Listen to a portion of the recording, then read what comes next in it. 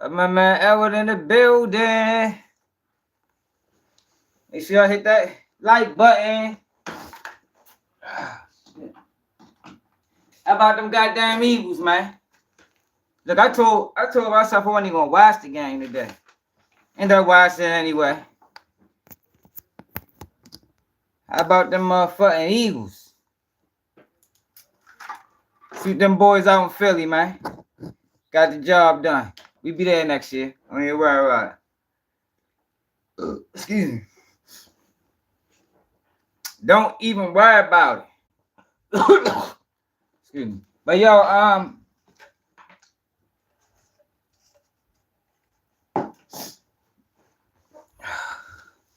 Max, what it do? I know we got a good one today, man. We got some answers. Yeah, one of the biggest misconceptions, right, with this whole big Meech thing is that Tammy Cowins was working as an informant before she met Big Meech. But I don't know if that's true. I'm just saying, I don't know. We got more paperwork on Tery White in his case. More information on CS1. And man, Big Meech out here is yo crazy. Yeah, I ain't gonna lie, yo. This might be the worst ever. Like, I don't know who worse, Big Meech or Ralo. Motherfuckers coming home and going out sad immediately. You hear me? Like, it's like nothing like something I ain't never seen before. I'm sorry, what it is. It would probably have to be Meech though, because he the bigger, the bigger name. But he out here suing bloggers or cease and desist. I don't know what he doing. I didn't even read the paperwork. I'm ready to check it out though. Then we got fuck else we got. Oh, Geto had responded to Ralo. Yeah, he is. He going out lame as a motherfucker. Yeah, but salute the Eagles, man. Hey, I told my man that be betting. I said, yo, Philly gonna beat them boys. You know why? I bet too though, y'all. I had 11 leg, only got 9. All I needed was Kareem Hunt to get 9 more yards, and I needed I needed Kelsey to get 40 more yards. $12 would have got me $168, man. It couldn't do it. All my bets on Philly went good. I lost the bets on the Chiefs. But y'all, I told my man, right? He bet a week. I said, yo, Philly gonna beat them boys, man. He like, I'm saying, yo, but you don't bet against Pat Mahomes. I said, yo, Pat Mahomes ain't supposed to be there. Like, yo, do people not realize, yo, that wasn't a good Chief. Yo, that Chief team was a 6-win team at best. The refs got won them 11 games. I knew all it was going to take was for the refs to let it, and they tried. I don't know. I can say they tried, because if they wanted them win, they would have won. But early on in the first quarter, they were still cheating for them. But that wasn't a good team, man. Like, they didn't have a good season at all. All the games they won was close. I mean, all close games, and it was all by the refs. So my theory is, because based off the announcements at the end of the game, or not the announcements, but the breakdown of the game at the end of the game, they was talking about how hard it is to win 3 championships. Then they go into Vince Lombardi. I said, all right, so they set them up to fail. That's what they did. They set the Chiefs up for this storyline of a 3-peat to fail, because they wasn't good. They didn't belong there. Man, straight cash homie. Let me show you something. Chiefs was terrible this year, man.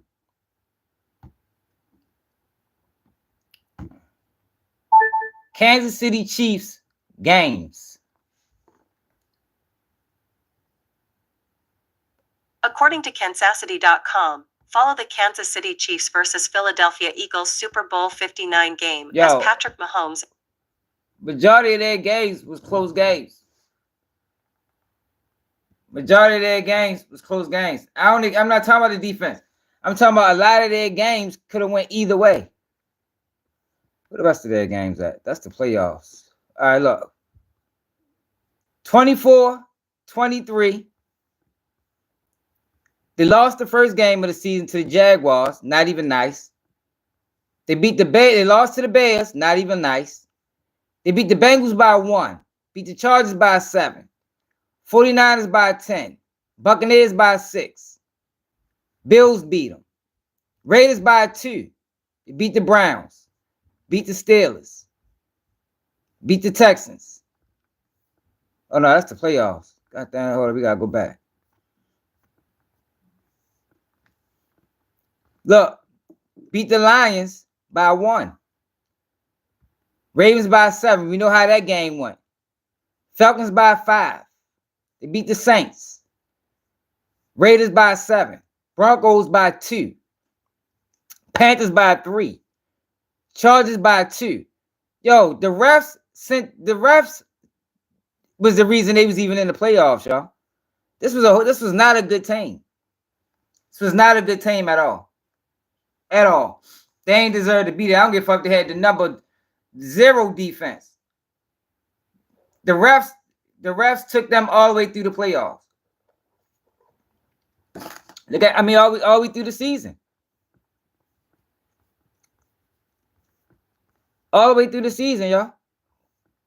If you take away, let's take away every game that they won by 3. Let's see how many games they won. That's preseason. Oh, no, they preseason. So it's week 1. Why the fuck they doing it like this? All right, so you got, that's preseason. Week 1. You know they cheated the shit out of us that game. Couldn't get no calls. Let's go a touchdown. How many games did they win by more than 1 touchdown? Let's see. You got 1. Why they do it like that? All right, anyway, 1.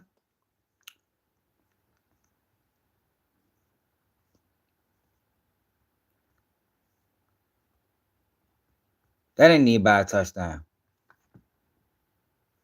2, 3.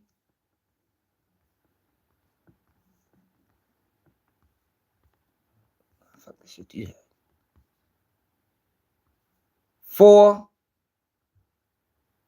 5.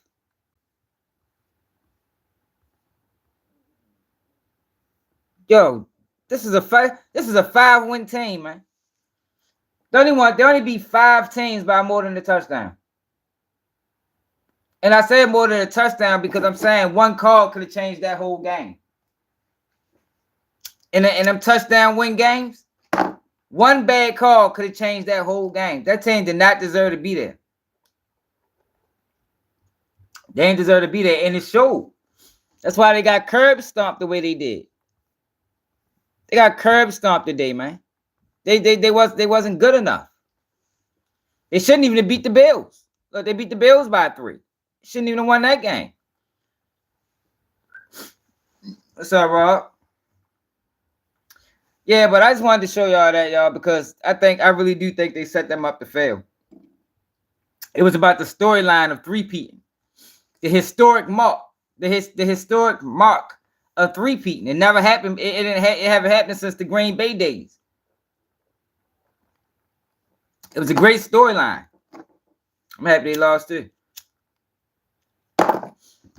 If y'all can go back, if y'all can remember, at the end of that game, they started talking about how hard it is to three-peat.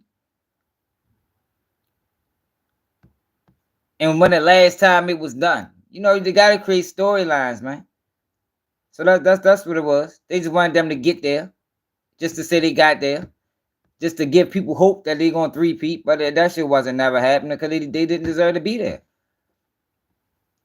They didn't, I mean, it is what it is. Not a good team.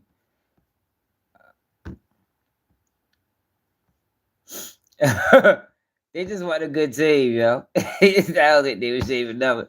They just want a good team. Hey, y'all. Say, Drake, I heard you like him young. You better never go to Cell Block 1. Hey, yo, hold up, yo. My man, Kendrick. Hold up.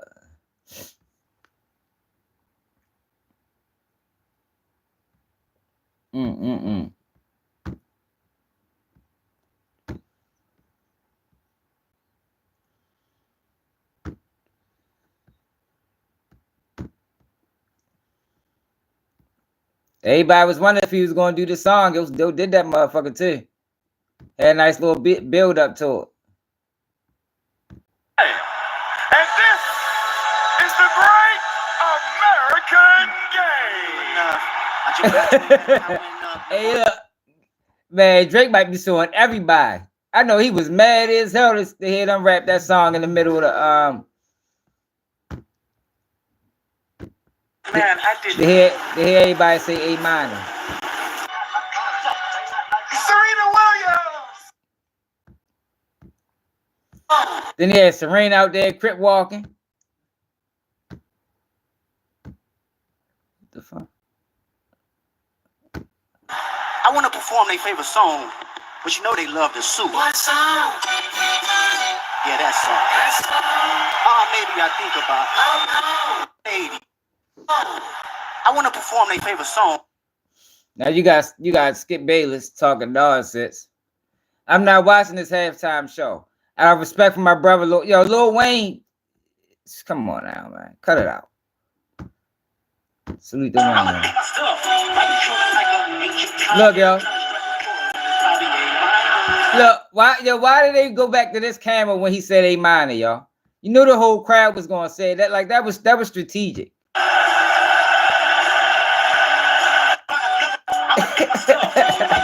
Yo, everybody in the stadium gonna wake up the motherfucking lawsuits from R.B. Graham.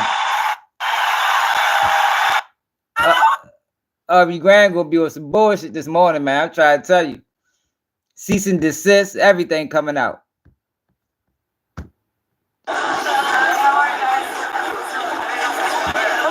Taylor Swift got booed.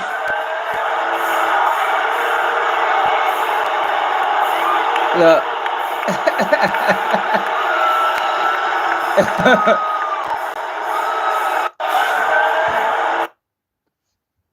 Her and Ice Spice cool. Yeah, I think that's what it was though, y'all. I just think they set them up to fail. They didn't deserve to be on the same field as them boys, man.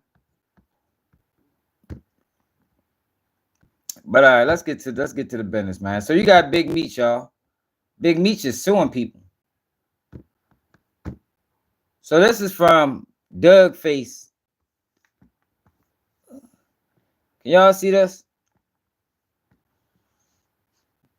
Doug Face got a lawsuit by Big Meech. Oh shit. I don't understand how he's suing people. Ain't nobody lying on him.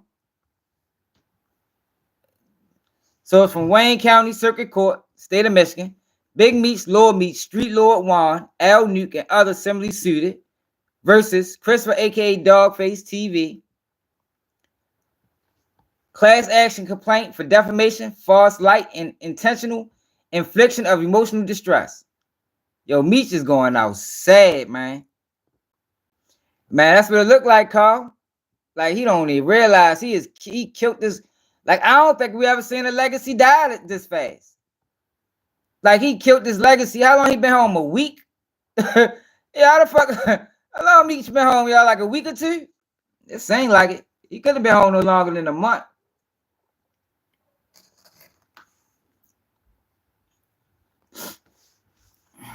So it said the lawsuit arises from defendants' deliberate and malicious campaign of false, defamatory, and misleading statements made via podcast interviews, social media platforms, and other digital media, including YouTube, Instagram, and word of mouth, with intent to harm plaintiff's reputation, mislead the public, and damage their standing in the business, entertainment, and community sectors Defendant, under the guise of reporting, has engaged in a reckless and systematic effort to tarnish plaintiff's name, fabricating stories, misrepresenting events, and falsely attributing criminal activity, dishonesty, and other harmful traits to plaintiff.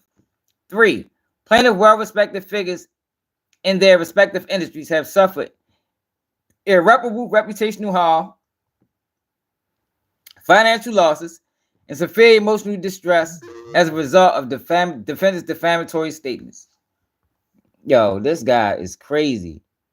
So when Tammy, so if 50 do this thing with Tammy and she come out and she stamp it, then what? Is the lawsuit done after that? It definitely do, Big Law. He don't realize this validating everything. Like, you going this route, my nigga? You ain't even spoke on it yet. Like, goddamn, why don't you speak on it? He ain't even spoke on this shit yet. He out here sending out lawsuits. Nah, Big Meech, wow. What is this? So it's a, all right. Factual allegations. Beginning on or about July 15th, 2024, defendant began publishing a series of statements, videos, and social media posts falsely alleging that plaintiffs engaged in criminal activity, fraudulent dealings, and other damaging conduct. Won't they just say snitching? They can't say snitching won't be the politically correct term to use. Defendant falsely portrayed plaintiffs as criminals, frauds, and untrustworthy individuals with clear intent to destroy their reputation and generate social media engagement. Defendant's defamatory statements have been widely disseminated across social media platforms, including YouTube and Instagram, where he has amassed a significant following. Defendant's YouTube channel has been a primary medium for publishing and monetizing defamatory content, profiting from false narratives about plaintiff. On Instagram, defendant has further circulated false and misleading claims, leveraging social media algorithms to maximize engagement while knowingly spreading defamatory statements. So beyond digital platforms, defendant has engaged in word-of-mouth defamation, speaking directly to audience in podcasts, interviews, and private conversations. Damn. Private conversations too, Meech? The fuck? Further spreading harmful falsehoods. So we stick to the paperwork. That's what we do over here. You can't, the paperwork is the paperwork. Defendant statements were made with actual malice, knowing they were false or reckless with this. I don't know what he said over there. As demonstrated by his platform of making unfounded accusations without credible sources. As a result, defendant's actions, plaintiff has suffered loss of business opportunity and endorsements, public ridicule and harm to personal relationships, emotional distress, anxiety, and reputational damage, a loss of potential earnings due to damaged public perception, increased security concerns due to misleading narratives portraying plaintiffs as dangerous or criminal figures. Slander.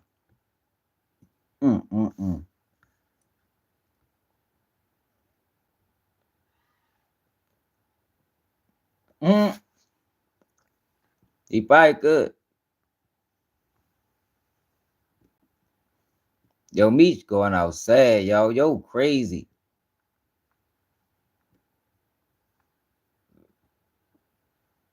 Yo, crazy, y'all. Damn, y'all. Who knew Meech got down like this? Extreme outrage and beyond the bounds of decency in a civilized society. Defendant acted with intent to cause plaintiff severe emotional distress. Man.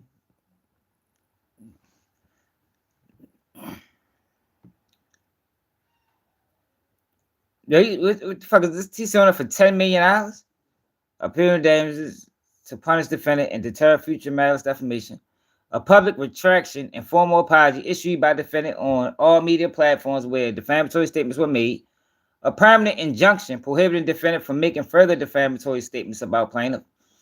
Attorney fees costs incurred in bringing this action. Any further relief as the court deemed just and proper. Yo, Meech, wow. Well, he gonna hate what the fuck we ready to do over this bitch. Because we ready to go into Tery White case. But before we go into Tery White case, y'all know we gotta scroll through social media. See what the fuck going on in the world.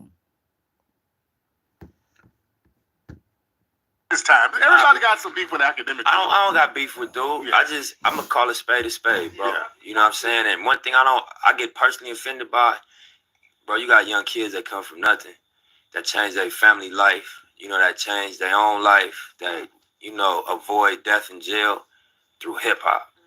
So I don't like people playing with it. You know what I'm saying? I don't like, you know, I had an issue with Complex that I was very vocal about because I felt that was taking a bougie approach. I'm gonna go in on it to artists.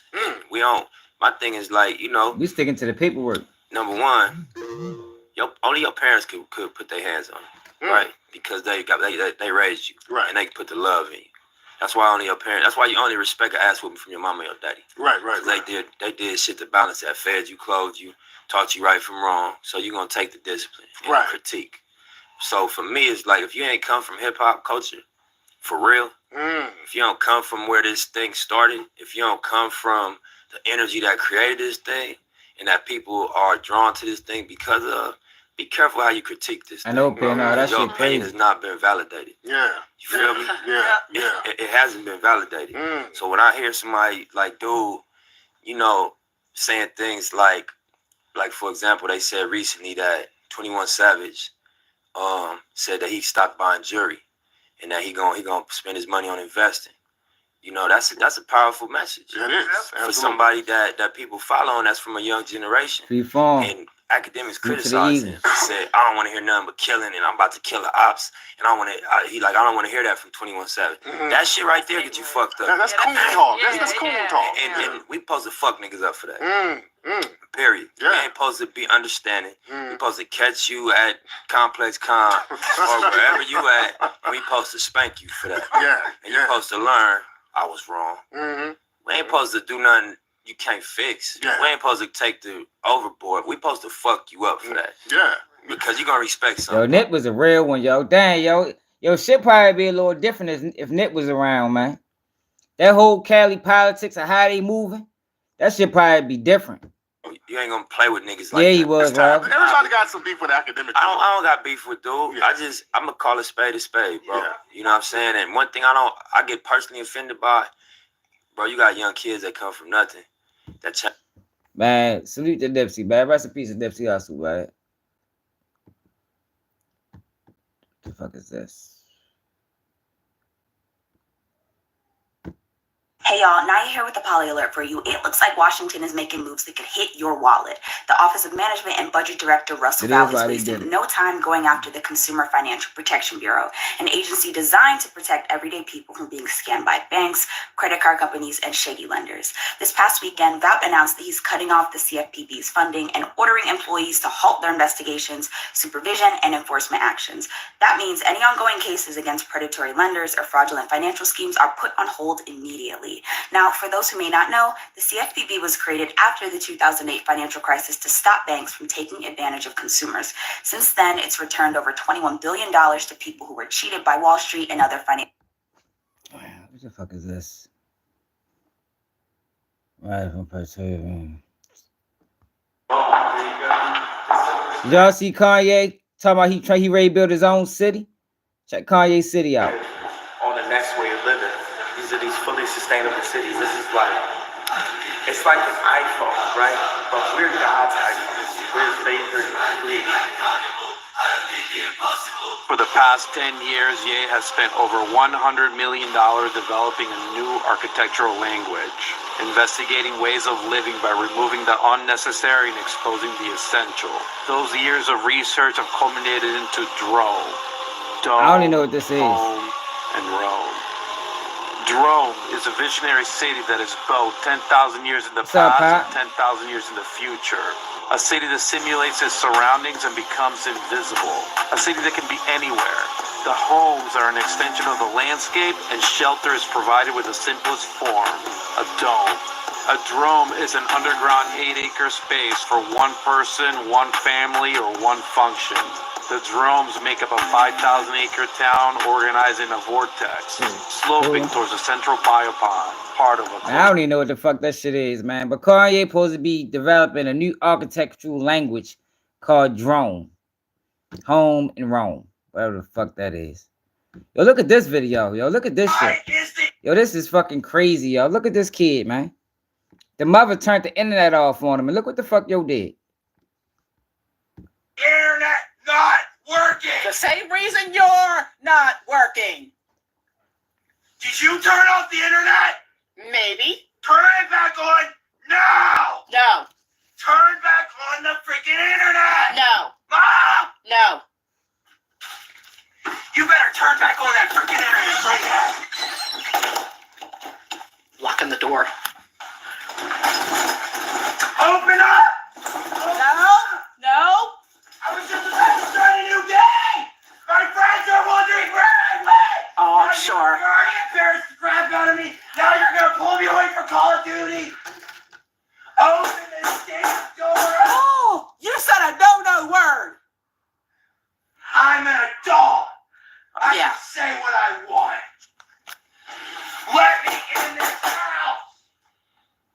Let me in! Oh my God! Woo! Yeah, this is shit. Here's William! What did you just do to my door? You're gonna fix that! William! Them white kids is crazy.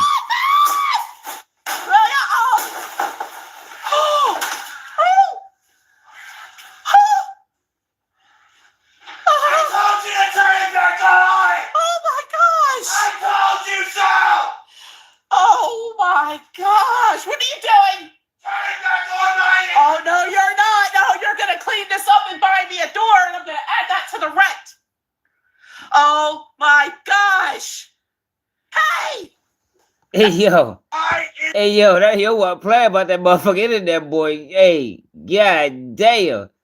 Hey yo, he chopped the door down, man. Yeah, man chopped the door down, man. Kanye crazy tweets again.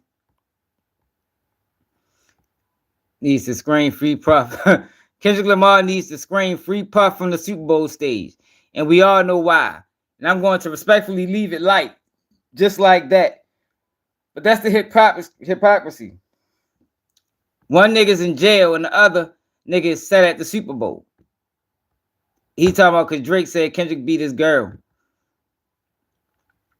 But here go, Kanye. Here go. I know y'all thinking I'm going through something right now, and I got bags under my eyes and shit. But I just saw a video of Kodak, and I wouldn't want nobody to like do an intervention on me. That's why I want to put this video up, because y'all might think, oh man, yeah, he really going through right now. Somebody need to go get him, or yo, go take his Twitter and stuff like that. But I'm just telling you calmly that I am in a good space. I'm really in a positive space. It's cathartic. I got my ideas out. That's all that happened. And that was very freeing for me, and it's worth everything. It was worth everything to do that. So let's start there. Now, I've seen this video of my brother Kodak, and I feel a call, and he's actually wearing this Donda chain. And it's not just because he's wearing a chain, but it's like, how he's sitting here wearing this chain unless something's saying to go and get my brother. And I thought about it before. I was like, man, I should go down to Miami. Maybe I could be the person that could make a difference. And that's what I'm about to do right now. Okay, so I thought Kodak was in Miami. I see he's in Atlanta. So I'm going to fly down to Atlanta right now and do something. So anybody that's already down in Atlanta that knows him and knows anything about him, I know I said fuck rappers and all that, but right now I need y'all, man, to like really go and do something. Like we can't. I know y'all think I'm crashing out and shit, but y'all, you see me talking, I'm expressing myself, I'm cathartic and shit. And look, man, please don't. I know I said a lot of shit, man. Just let me go down there and go help this man out. You know what I'm saying? So I'm gonna be down there. I'm about to get my flight right now. I know y'all. Yeah, so he talking about Kodak. Kodak, this is a video shoot. But even with it being a video shoot, he obviously has all outdoors. Take a seat next to him. Enjoy that food. Enjoy that. Take a seat next to him, brother.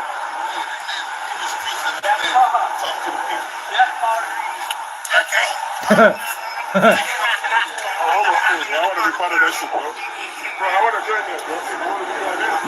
this for a video, but you see he has a bitch.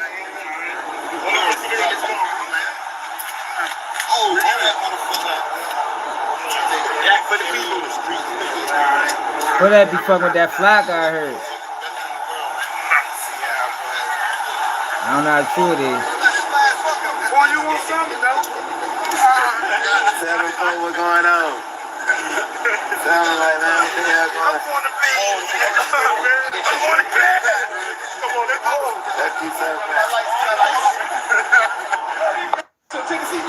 So that's what Kanye was talking about. Hold up, y'all. Did y'all see this video of the dude getting robbed in the store? Look at this shit.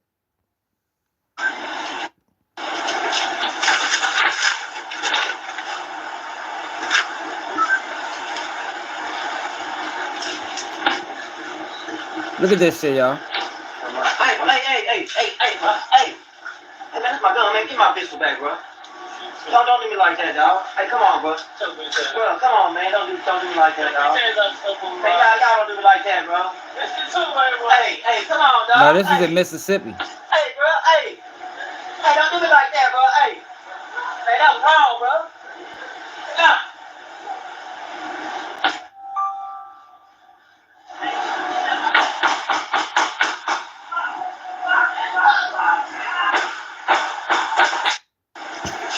Now he ended up getting killed. I don't know what possessed him to follow him out that door, but he ended up getting killed, and the two of them kids got locked up for that shit. That's crazy. I looked into it. It was in Jackson, Mississippi. It was 2 years ago. I was trying to see if they caught time yet, but I don't think they did. What is this? You know, just like the Craig Petties do, man. Come on, man. How can you? So look, people trying to post this, right? And basically making it seem like this is Meech replying to Cuffy. But it's not. I don't know who the fuck Meech is talking about right here. But it ain't Cuffy. Put me with this dude. I'm bigger than any plug I ever had, man. I never messed with this dude ever in life, man. I don't know him. We might have ran across each other's paths. I'm not saying that we maybe didn't run across each other's paths, but I don't remember it. You know what I'm saying? But we definitely never did no business illegally together. You know what I'm saying? We never done no business. I never shot with this man out of Memphis, Tennessee. I never went to Memphis for a plug. You know what I mean? You know, I never done that, man. I don't even know where they come up with that, man. And then the guy's a rat, man. He been working for the feds for 2 years now. You know what I'm saying? Cooperate. How the fuck he know? You can look at my paperwork, man. My paperwork. If I was ratting, it'd be on CNN. You know what I mean? You better believe it, my nigga. Yeah, it'd be on CNN. You know, you got some people insinuate a whole big Meech telling on Mexican time. Look on Wikipedia. It'll tell you Daniel Correa out of LA. He telling on me. If I had went to trial, he said what it is. About 500 at a time from me. You go on Wikipedia and pull it up. It got his face on there. Don't only look at the black rats like Doc and Blanco and all that. Look at the connect telling on one plug telling on me. You know, just like the Craig Pettis do, man. Come on, man. So, Craig Pettis called him a rat? Where that's at? It's a video of him saying that?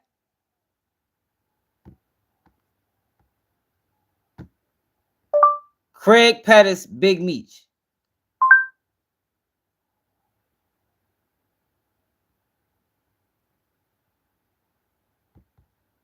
So Craig Pettis called him a match. I mean, a rat.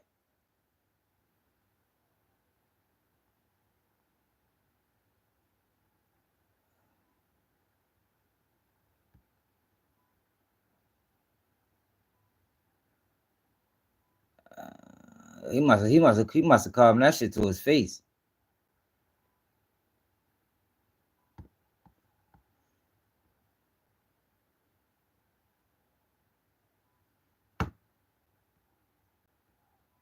Building your online business? Yeah, but when did he call Meech a rat? Go to Wix.com. When he called Meech a rat? For the first time, members of the DEA task force are speaking about the investigation and capture of one of the most dangerous men Memphis has ever known. This man, a drug dealer with ties to Mexican cartels. His name is Craig Petties. A lot of you are going, oh yeah. He's serving 9 life sentences in the federal pen for murder, conspiracy, drug trafficking, bunch of charges. Fox 13's Jeremy Pierre joining us live this morning, and you talked to the leader of the DEA task force who finally apprehended this guy's, what would you say, after 13 years?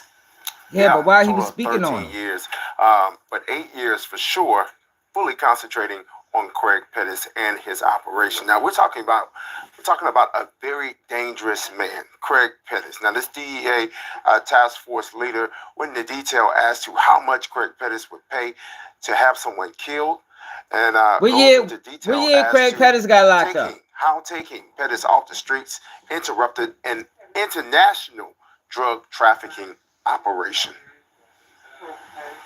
For those who don't know, many remember this man as the biggest drug lord in America at one time.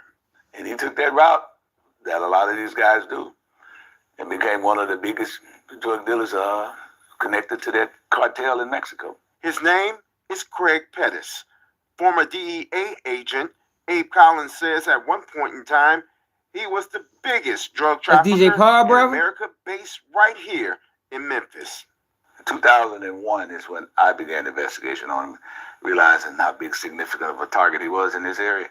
From all the intel that we was getting, I initiated the investigation on it. And DEA, you initiate stuff. Nobody just assign you anything. It's up to you to take initiative on investigations. And sometimes that's what's missing in law enforcement. Collins explained it took a lot of help investigating Pettis, both federal and local law enforcement, on a task. See, but this is how they normally get niggas though. They get a man 9 life sentences. Meech scored 30. But it was murders involved in Craig Pettis' case though. Memphis Police Department joined that task force. He said we're gonna go look for Craig Pettis. He got our free time. On our free time in Vegas, because Craig had a house in Vegas. Collins told me Craig Pettis first got on the radar of federal law enforcement as a teenager in 1995. It wasn't until the 2000s when the DEA really started looking into his dealings with drugs. By that time, Richardson says Pettis' connections became powerful.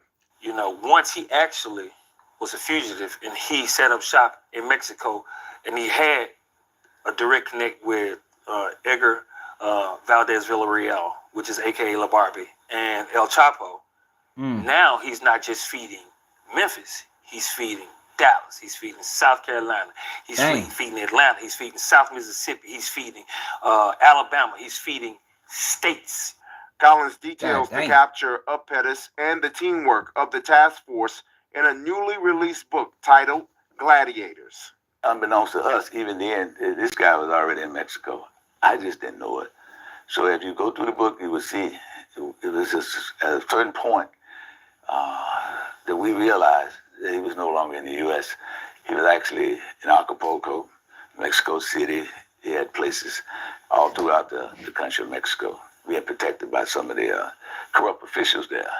Pettis is currently serving 9 life sentences in federal prison for murder, conspiracy, and drug trafficking. But he had hired killers. And a couple of them we went to trial on. At least 2 of them we did. But he had others. There's so many people out here would take you out for less than what he would pay. They would take you out for $10,000. Yeah, so tonight, Abe Cowins, the author of Gladiators, will be holding a... Damn. So I don't understand, why was Meech speaking on y'all? Because they put this out like he's referencing Cuffy, but he's talking about somebody in Memphis. How can you put me with this dude? I'm bigger than any plug I ever had, man. Oh, they comparing them. They comparing them to each other. He been down since 08, so he got locked up around the same time as Meech. Meech got booked in 05. Never mess with this dude ever in life, man. I don't know him. We might have ran across each other's paths. I'm not saying that we maybe didn't run across each other's paths, but I don't remember it. You know what I'm saying? But we definitely never did no business illegally together. You know what I'm saying? We never done no business. Yeah, make sure y'all tap in the Raw Dope podcast too, man. Make sure y'all subscribe to the channel. I never went to Memphis for a plug. You know what I mean? You I never done that, man. I don't even know where they come up with that, man. And then the guy's a rat, man. He's been working for the feds for 2 years now. You know what I'm saying? Cooperate. So you can look at my paperwork, man. He told him for 9 life sentences. To be on CNN, you know what I mean? You better believe it, my nigga. I don't think nigga told him caught 9 life sentences, Meech. I ain't gonna lie. That shit don't really make sense. You know what I'm saying? You got some people insinuate a whole big Meech telling on Mexicans. How? Look on Wikipedia. It'll tell you. Daniel Correa. See, so Craig Pettis must have called him. Somebody called him out about telling on the Mexicans. And he was. Yo, that's crazy, right? That he said this. And now, fast forward, years later, we find out that it's a possibility, for legal purposes, where it says it's a possibility because he tried to set Suarez up, allegedly. Out of LA, he's telling on me. If I went to trial, he's saying I used about 500 at a time from me. You go on Wikipedia and pull it up. It got his face on there. Don't only look at the black rats like Doc and Blanco and all that. Look at the Connect telling on one plug telling on me. That's what this dude ever in life, man. I'm glad we watched that, yo, because now that might go into some of his thinking as to why he tried the moves that he tried. It's ironic. Y'all, but y'all know we've been talking about Ralo for the last couple days. And y'all remember this? Ralo, make it juicy for him. Y'all remember this? My man Geto. Now, I was in contact with Geto for a while when all this stuff happened. And people been wondering why Geto ain't been around. Y'all remember this? Check it out, TV. They're implementing another work platform. Yo, can we get the likes up? Yo, we only got 30 likes. Can we get to 100? So this was Geto when he first started speaking on Ralo. Alright, so I'm gonna let this be the last time I address this shit on my page. Y'all gonna believe who y'all wanna believe. Y'all gonna believe what y'all wanna believe. Then we gonna get into Tery White. Regardless. And you know what I'm saying? And I'm alright with that. It's cool. But what I'm not gonna do is have motherfuckers questioning my character and my integrity like I'm just a lying ass nigga or even a... And that's the thing, yo. Like, Shorty, this is a man of integrity, yo. So when he released that stuff on Ralo, that shit wasn't with malice. You understand what I'm saying? This was Ralo's real friend. This was somebody this was somebody that looked at Ralo as a stand-up guy. So when that paperwork dropped, I think that shit hurt him. He like, yo, I gotta let people know what the fuck going on with y'all. And that's what he did. Hating ass nigga, because everybody that know me know I done supported this nigga to the fullest. Damn near a decade now. You dig what I'm saying? So that's what we ain't gonna do. I ain't gonna let y'all play with my top like that. I'm gonna let y'all hear it from the horse's mouth. What he told, why he told, and what his reasons behind it was. And you know, whatever he might say. Now all this shit about this person in the shadows pulling strings for him, all this shit new information to me. I ain't find none of this shit out until yesterday. So y'all remember Ralo, what he references is when Ralo was talking about he got some mail and the person was talking about, yo, you send me this money, I take the case. He was talking about a Mexican. Like Ralo, if y'all remember, yo, Ralo, before he came home, he was giving wild stories about this whole situation. That's what he's talking about now. Or was it the day before yesterday when we talked on the phone? That was the first time I talked to him in about 5-6 months. Cause I cut him off as soon as I read the paperwork. As soon as I seen it with my own eyes, I cut him off. I ain't say shit. I quietly removed every post that got to do with him off my page. I changed my name from Fair America John Doe. He did get the lawyer jammed up. He got everybody jammed up. Removed anything. And that's the thing. And that's the thing. That's the thing, y'all. A lot of people's getting the story mixed up. People thinking that the lawyer got Ralo jammed up because that's what he said on the interview, but it's really vice versa. Ralo got the lawyer jammed up. He got Manny Jones jammed up. He got the flight attendants fired. He got the pilots. Like Ralo in that phone extraction, caused a lot of damage. And I think that's why it's hard for him to live with himself.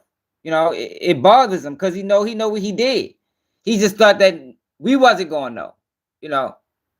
It'd have been fine if nobody else knew. He would have been able to live with himself as long as we didn't know. But once the people found out, it's bothering him. He probably toss and turn every night.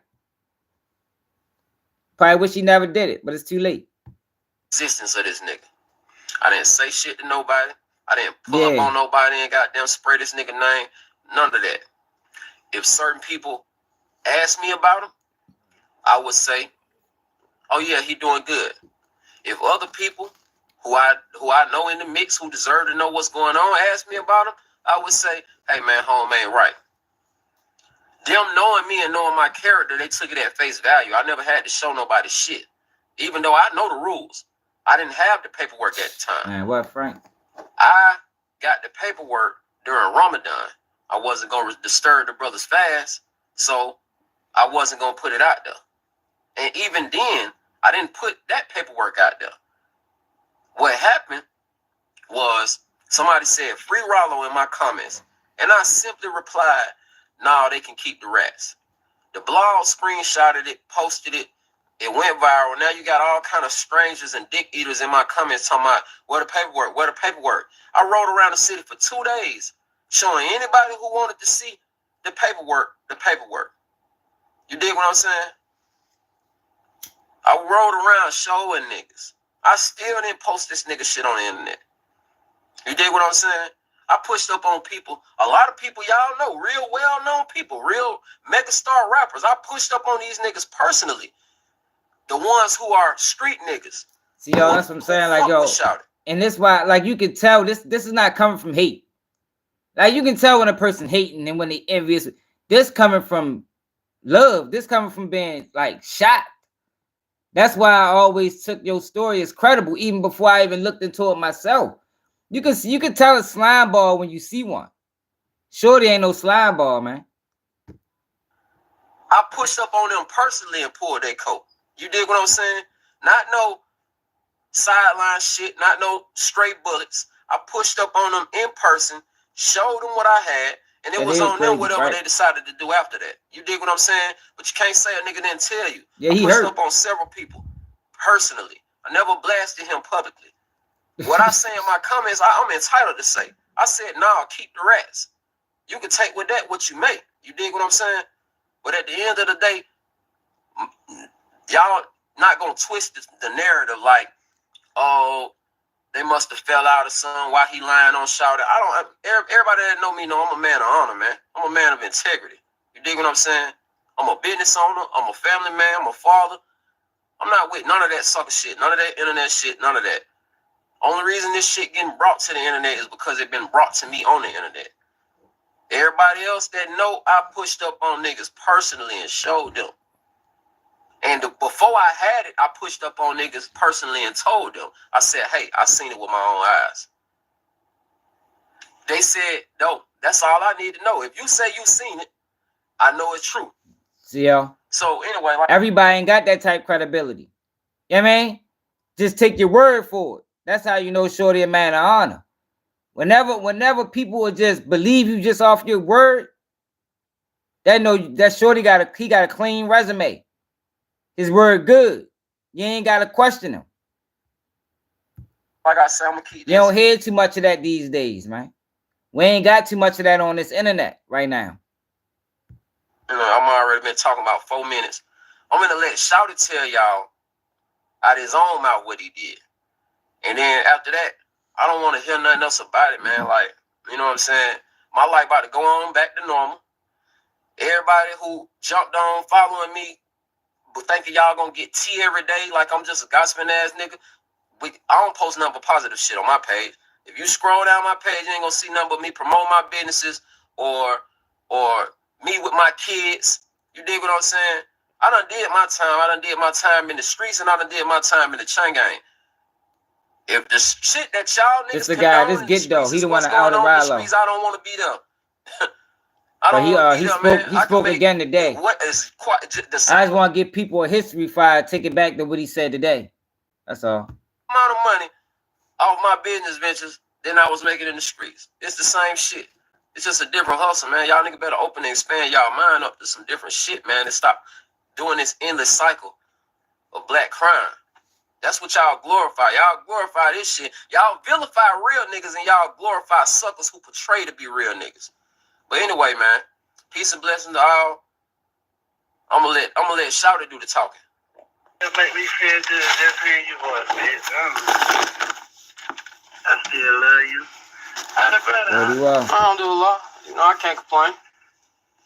So, I'm out here still deaning, still keeping it solid, you know.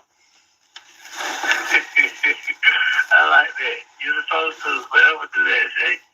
So, if I was to take acceptance of responsibility for the accusations that hold on, let me stop you right there. It ain't an accusation. It's in black and white, bro. I'm reading your lawyer pleading on your behalf, trying to get this record sealed because of this information that you gave. You saying that you never said that you didn't do it, but you had me believing for 5 years that you kept it solid, dog. And in the paperwork, it say that in 2 months, y'all got locked up in April. In June 6th, you gave a proffer and you gave up information. You gave them folk the code to your phone and let them review it in your presence. That's what the paperwork say. I ain't opposed to that, sir. Belong to him. The documents that you is from a prosecution misconduct. But hearing. Okay, but so if you saying that you gave them just the phone information because you knew nothing was in the phone, what about this shit on page 12, line 12 and 13, where it say he is cooperating against heroin, methamphetamine, he knows about shootings, and the marijuana, where it say he is cooperating against heroin, methamphetamine, he knows about shootings, and the marijuana. That's what the transcript say. Okay, I'm not opposition to that. Listen, when you go in there, they ask you other questions. I made my presentation. They started asking other questions. See, that's what fucked up. See, after that, Ralo supposed to left, but that's not what he did. He made his presentation, and then that didn't work. And then he gave up his phone. He let me scratch that. He wasn't even ever supposed to be there. First and foremost, I don't know who told him he can run a play on the feds, but that was dumb as hell. To even think that something like that was even gonna fly with them people. Like it won't even fly with the state. Like I don't know, like this idea he had of paying somebody to take the case who the feds know nothing about. They ain't have no background information on this person. They ain't got no history of doing no investigation on this person. Like, I don't know what made him think it was going to be that easy to just say, yeah, this the guy, that was selling me the bud. Lock him up. Like, that was dumb as hell. Code, though. That's what I'm saying. You know the code. You ain't supposed to have no meeting with them folks in the first place. I was presented a situation that only reason why you know about this is because of the prosecution misconduct hearing. All these rap niggas pay their money to get out of jail. But we ain't these rap niggas though. Listen, please consider this. I got caught with this shit on the plane. Say, what the fuck you thought I was gonna do? Take your lick, Nick. Take your lick. Like shit, it's just some weed. That's what you supposed to do. Listen, remember when before you got locked up, I used to always tell you, hey, don't do this. Hey, don't do that. Hey, I agree with you, Shay. And you used to tell me, it's just some weed. So if it's just some weed, why you ain't just go in there and chin up? Guess what? Man, this shit say, this is what Brian Steele say. He said, if it comes out on June 6, 2018, that Mr. Davis gave information, and it says, that's a lot of information on a lot of people that are comes out on June 6, 2018, that Mr. Davis gave information, and it says, that's a lot of information on a lot of people that are well known in this community. That would not bode well for Mr. Davis or his security interests at all. Like, who they talking about, though? They said well-known people in the community, like...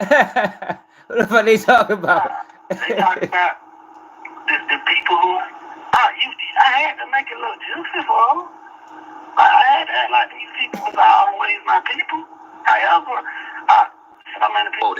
Yo, he crazy, yo. I mean, you told me your logic, you know what I'm saying, behind why you did what you did.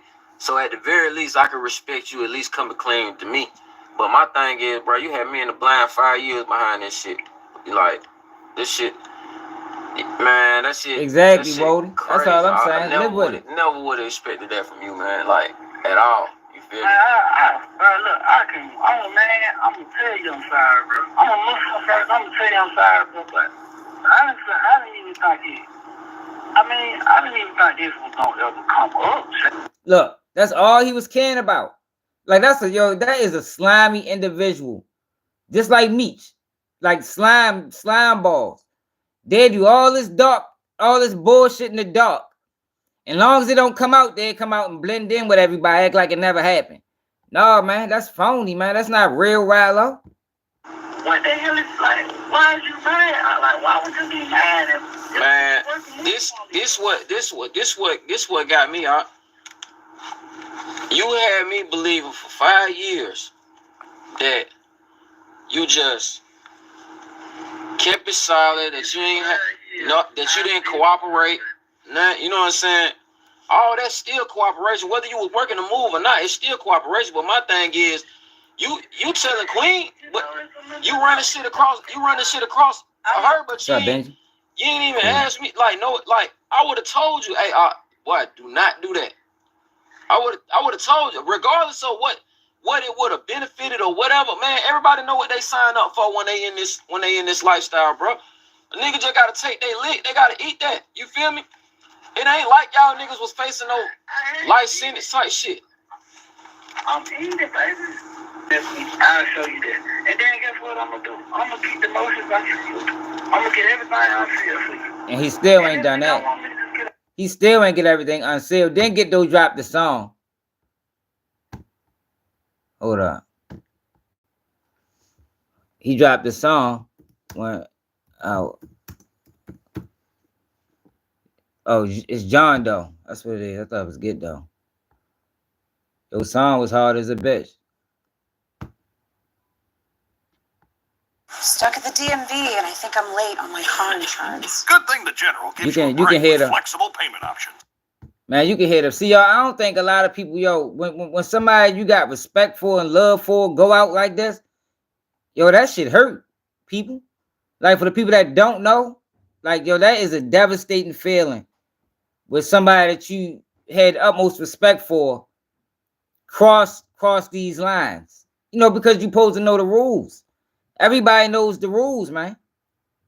So when you cross these lines, that shit like a smack in the face.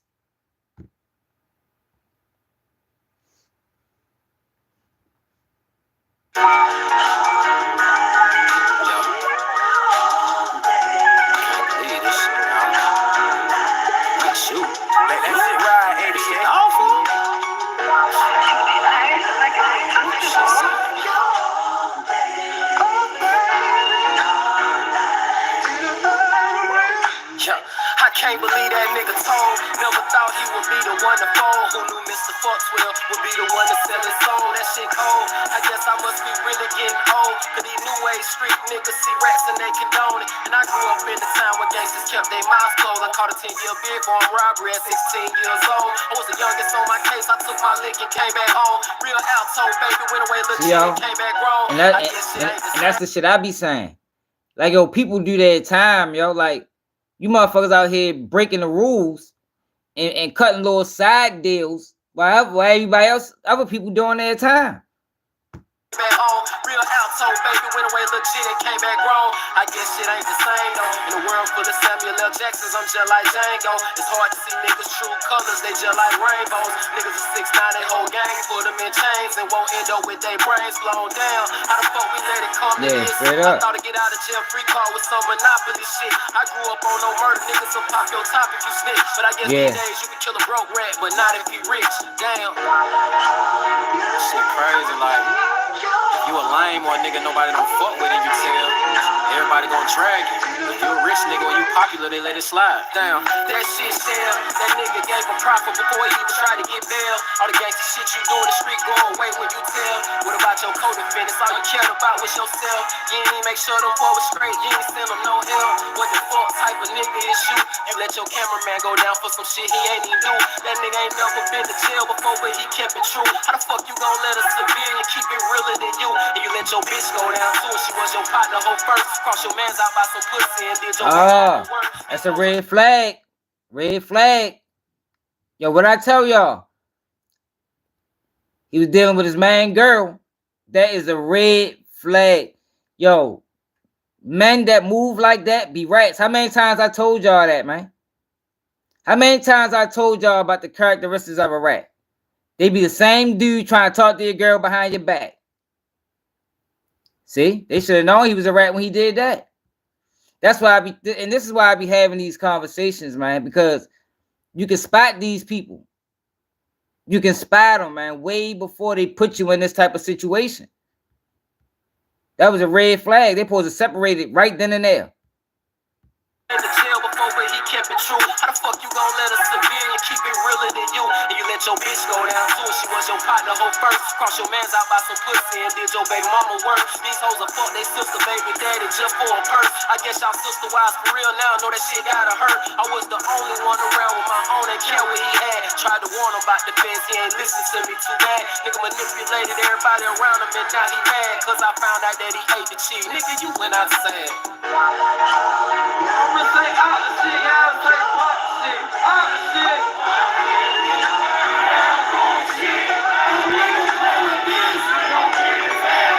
I'm not gonna say John Doe is wrong, but I would have liked to hear the conversation to hear what he was saying back.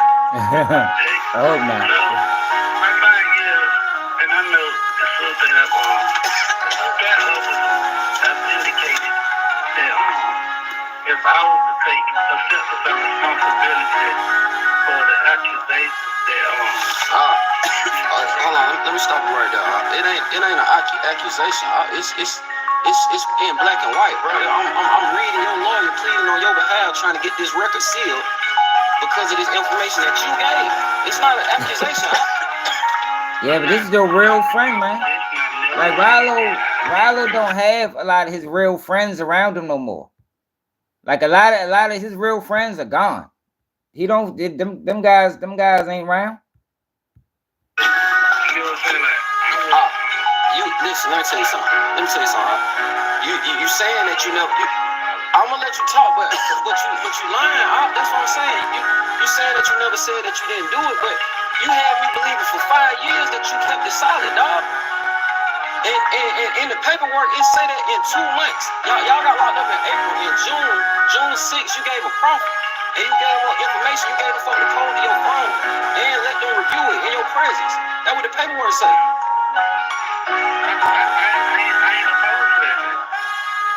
we had a good situation. However, they was never used to reveal information. They just let me fucking talk. And then they said, I ain't gonna lie, yo. When I first watched this video, I damn near cried, man. Like, yo, this video sad for real, man. Cause Shorty threw it all away, just like Meech. Yo, you threw it all away, bro. And all you had to do was take your time. The easiest thing in the world to do, yo, is take accountability. And it's like, yo, there's so many people out here nowadays, they want to involve themselves in criminal activity, but don't want to take accountability. If you don't want to go to jail, yo, don't commit crime. Simple and plain. Yeah, that's a red flag too. So what we was able to do after we were in the phone, however, Meech. Ash name was on the phone, and then they found out that the marijuana farms and shit belonged to him. However, after they found out that... Listen, hold up. I forgot he said this part in the video. Listen to what he said. And then they found out that the marijuana farms and shit really information. They just let me fucking talk. And then they said, oh, if you ain't got them to look at all these murders, then you got down, we don't want to keep you. So what we was able to do after we were in the phone, however, Ash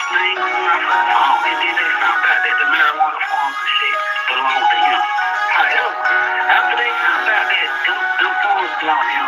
The documents that you see is from a prosecution misconduct. But okay, but so he said once they went through the phone, they found out that the marijuana farms belong to Ash. That's how the lawyer got disbarred. Like all of that shit was a domino effect from Ralo giving up his phone. The pilots got fired and everything. Like it was a lot of kickback behind him giving up his phone, man. You saying that you gave them just the phone information because you knew nothing was in the phone. What about this shit on page 12, line 12 and 13, where it say he is cooperating against heroin, methamphetamine, he knows about shootings and the marijuana. That's what the transcript say. I'm not opposition that listen, when you go in there, they ask you other questions. I made my presentation, they started asking other questions. Why the hell is we going here to talk about Ocho Rico and they want Robert De Niro? I want to never did. You know the code though. That's what I'm saying. You know the code. You ain't supposed to have no meeting with no folks in the first place. I was presented a situation that other I just only reason why you know that it's because of the prosecution misconduct. All these rap niggas pay this money to get out of jail. But we ain't these rap niggas though. That's what I know, yo, this shit sad. Yo, I think one of the reasons I go so hard on Ralo, because I was legitimately upset. Like, you know, Ralo didn't have a lot of fans rapping. Like, I fucked it with Shorty. I used to tell niggas about, yo, man, you gotta fuck with Lil Ralo. Shorty from out Pakistan, he be da-da-da-da-da-da-da-da. And then he turn around and do this shit. Take your lick. Like, shit, it's just a week. Okay, listen, remember when, before you got locked up, I used to always tell you, hey, don't do this, hey, don't do that. He was doing too much. The signs was there. It's just a weed. So if it's just a weed, why you ain't just go in there and chin up? I didn't even know I didn't even know these folks talk about the murder. I read all 106 days. Look, Geto right there in almost every video. That was your man. And then that's another thing. That was your peoples. He ain't ready to just lie on you like that. He damn near in every video. Why the hell when you could have came to me and I would have told you this shit? My thing is, why I had to find... I don't know. It was only weed. It was only weed. What do you call it? 6 years, 8 years? That shit was only weed, man. Like, come on, bro. That shit was weed, bro. How much? They couldn't give him but so much time. Out 5 years later, you know what I'm saying? Me and you been talking, me and you, I didn't know that shit didn't even that shit wasn't even a factor. I didn't even know that man outside the jail talking about free Ralo. Like this is how you know, like this was coming from somebody that cared about you. That man sit outside the jail when he caught his time talking about free Ralo, man. How many friends did do that? Yeah, exactly. That's what I forgot too. I asked you when the rumor first hit the streets. You called me and I asked you straight up.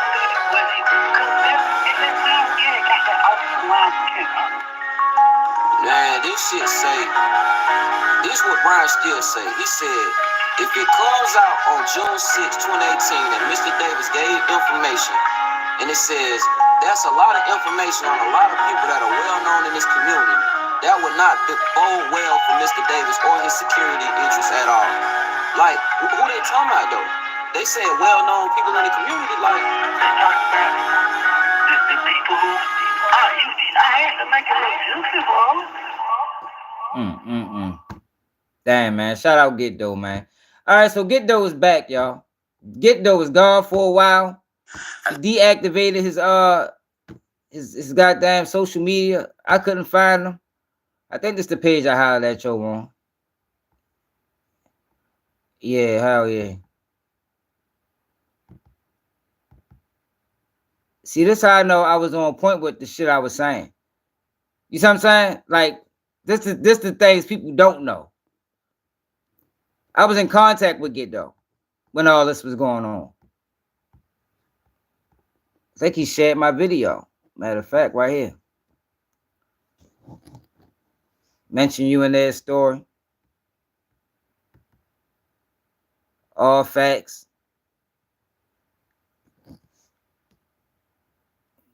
But he been gone for a minute. I ain't know where the fuck yo was at. But he put out a video today. Alhamdulillah. Addressing the Ralo situation. And it looked like he changed his life, man. Keep it all the way real. But I'll let him tell you, because I don't know what he got going on.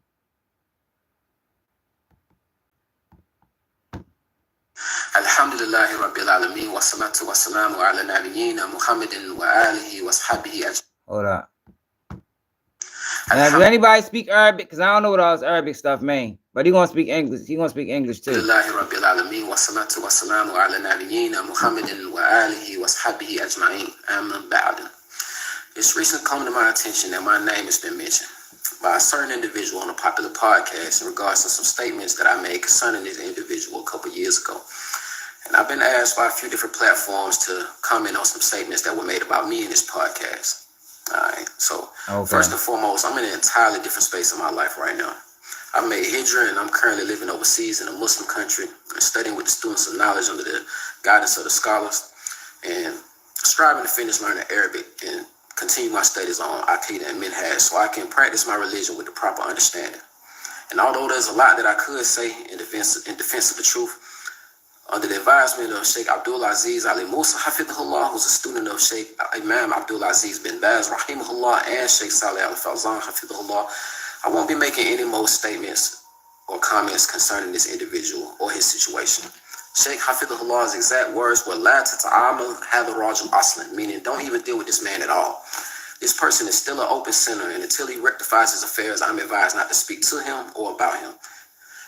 This entire situation has caused a divide in the Muslim Ummah in certain parts of America, and it directly stems from Muslims in America engaging in haram dealings and mixing the streets with the religion of Islam. And because of that, we put ourselves in questionable situations. And I myself was guilty of this in the past and have made tawbah to Allah and worked to rectify my affairs, and may Allah accept my efforts. My sincere advice to all the striving Muslims who still fall short in regards to dealing with the streets or even the music industry as a whole is for you to connect yourself with a scholar of Ahl Sunnah and learn the religion based on the Quran and the Sunnah of the Prophet Muhammad sallallahu alaihi wasallam with the understanding of his righteous companions who strove hard with him in the path of Allah. Radiyallahu anhum, and may Allah be pleased with them all. The streets are dead, y'all. That mentality is a danger to our people, and the only code that we should be following as Muslims is the methodology of the Prophet sallallahu alaihi wasallam. May Allah guide us and rectify the affairs of the Muslims. Ameen. Subhanaka Allahumma wa bihamdika. Ashhadu an la ilaha illa anta astaghfiruka wa atubu ilayk. Yeah, so Geto getting his life on track, man. He ain't even living in America right now. But the truth is the truth, man. Ralo just need to accept it and move on with his life. I mean, you did what you did. You did what you did, yo. If you weren't comfortable with the decisions he made, he shouldn't have made them. Like that's really the bottom line. Like, you did that shit, bro. Accept it. Move on. I would say that Meech knew that she was a government informant. He knew that. You know what I'm saying? And like I was saying earlier, is that if he was just doing square business with her, I can almost understand that. Like, all right, Meech, you out the way. You done been here 20 years. The bitch used to be a government informant, but I don't fuck with her on no government informant shit. She's just helping with me with my BMF entertainment type shit. I can kind of understand that. You know what I'm saying? I'm a player, so I'm gonna play every motherfucker that I come in contact with. I play the police. I done played the police before, so I can dig that. But on the other shit, far as him setting the motherfucker up and talking about the dude Cuffy out of St. Louis, no, we ain't respecting that, man. We ain't respecting that down. Right. So you think Cuffy won't just drop no bone on him like that? Man, what do Cuffy have to gain with that? We got a man that's sitting in prison. I don't even know Cuffy. Shout out to Cuffy, free Cuffy. We got a man that's sitting in prison, bro, with 27 years, right? He already done got convicted and everything. Probably papered up like a motherfucker. You know he got money. He gonna live like a fat fat rat in motherfucking prison. No, without a fat rat, I don't mean that way. But he don't live, he don't live good. He don't live good as a bitch in prison. What do he have to gain, Cuffy? What do Cuffy have to gain by lying on Meech, bro? He's gaining nothing by that. Everything he built all them years, because all I heard is G shit about the nigga. I ain't never heard no fuck shit about it. I heard just straight G shit. What do he have to gain by lying on Big Meech, bro? Nothing. I mean, I really don't think nothing. Nothing. He has nothing to gain by it. He already got 27 years. It ain't like he ain't got it and then he just lying on this man to try to pull this man in. The nigga already been convicted, man. He already been convicted, bro. All right, so look. So let's get to Tery White. So one of the biggest misconceptions about this Meech thing is that Tery White was Tammy Cowins was already a Fed informant before Meech. What's this? A high-profile capital murder case expected to pick a jury this week has now been put on hold. Tamor McIntyre is accused of attempted robbery and the murder of a man outside of a Northside Chick-fil-A in 2017. Today, the defense told the judge they got more evidence from the state last month and are also awaiting some final expert reports. As Erica Hernandez explains, the judge laid out some final instructions to both sides and set a new trial date. I'm only giving you all 30 days because let me just tell you, I don't know if you all remember, but this case has been on the docket since 2019. Judge Stephanie Boyd is giving both the state and... Yeah, I ain't gonna lie, this TK situation is crazy, right? Because Shorty is not... Like, his family is from California. I did a video on TK. And in that video, I learned about Shorty that probably most people didn't know. They did know if they was into his story. But he from Cali. You know, his family, I think, is Crips or Bloods or whatever they was. But he grew up in foster care out in Texas. Like, his whole situation, you had to watch the whole video because I really don't remember. I'm just telling you what I remember off my head, off top of the head. But Shorty upbringing was fucked up. You know, and that led to him making these bad decisions. And now at what, 16? What was it, 15 at the time? 17? He just threw his whole life away before it even started. Defense one final opportunity to get ready for trial. Tamor McIntyre has already been convicted of murder in Tarrant County and sentenced to 55 years in prison. Now he has been awaiting trial in Bexar County for the April 2017 capital murder of Mark Anthony Saldivar. According to an arrest affidavit, Saldivar was robbed of his camera equipment and fatally shot in the Chick-fil-A parking lot across from North Star Mall. At the time, McIntyre was on the run after cutting his GPS monitor while out on bond awaiting trial for the Tarrant County murder. McIntyre, known for his stage name TK47, created a music video called The Race while on the run that went viral. His trial was expected to begin last... Man, that song looked like somebody cut Shorty too right there on his neck. That song marked him up. But what you expect from a 17-year-old that don't, you know what I mean? That ain't grow up right. Fall, but the defense said back then they were awaiting a final ballistics report from their expert concerning a gun possibly involved in the case. Jump ahead to today, and that report still not available. Were to be identified as the firearm, or if it could not be ruled out as the firearm, that would be a material aspect of Mr. McIntyre's defense, and an essential one. Not only was final report not ready, but also the defense just got more evidence from the state in January. This wasn't evidence that the prosecutor just had in hand and it was in his file and he just hadn't given it to us. Now, law enforcement involved in the case may have, but it hadn't made its way over to the DA's office with the rest of the discovery. In the end, Judge Boyd granted the reset, but made it clear this was not to happen again. There will be no further continuances without good cause. So for this case, both sides will return to the 187th on March 31st for jury selection and then testimony to now begin on April 1st. Now, if found guilty, McIntyre would automatically be sentenced to life in prison without the possibility of parole. At the Kennedy Reeves Justice Center, Erica Hernandez, KSAT 12 News. Yeah, a high-profile capital... I seen that video. I ain't watch it, though. Yeah, I ain't watch it. All right, yo, so let's get to Tery White. Remember yesterday, y'all, we was trying to see if there's anything else I wanted to show y'all.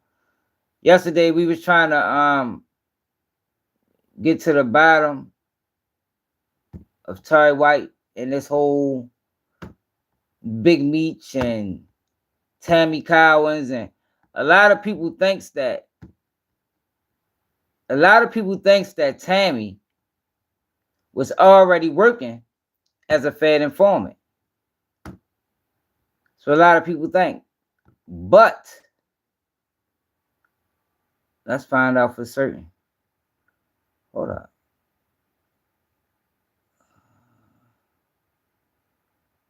Is this the... All right, here we go, right here. Where I start at? All right, here we go.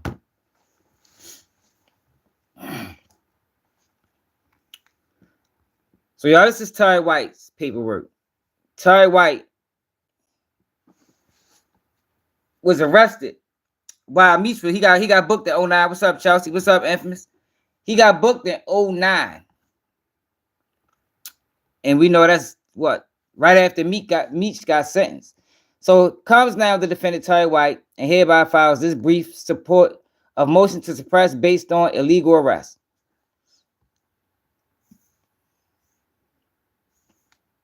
All right. On August 25th, 2009, Tery White filed his motion to suppress based on illegal arrest and authority therefore. The essence of the motion was that at the time Mr. White was arrested, the authorities did not have sufficient probable cause to make such an arrest. On October 28th, 2009, this court held a hearing on the motion.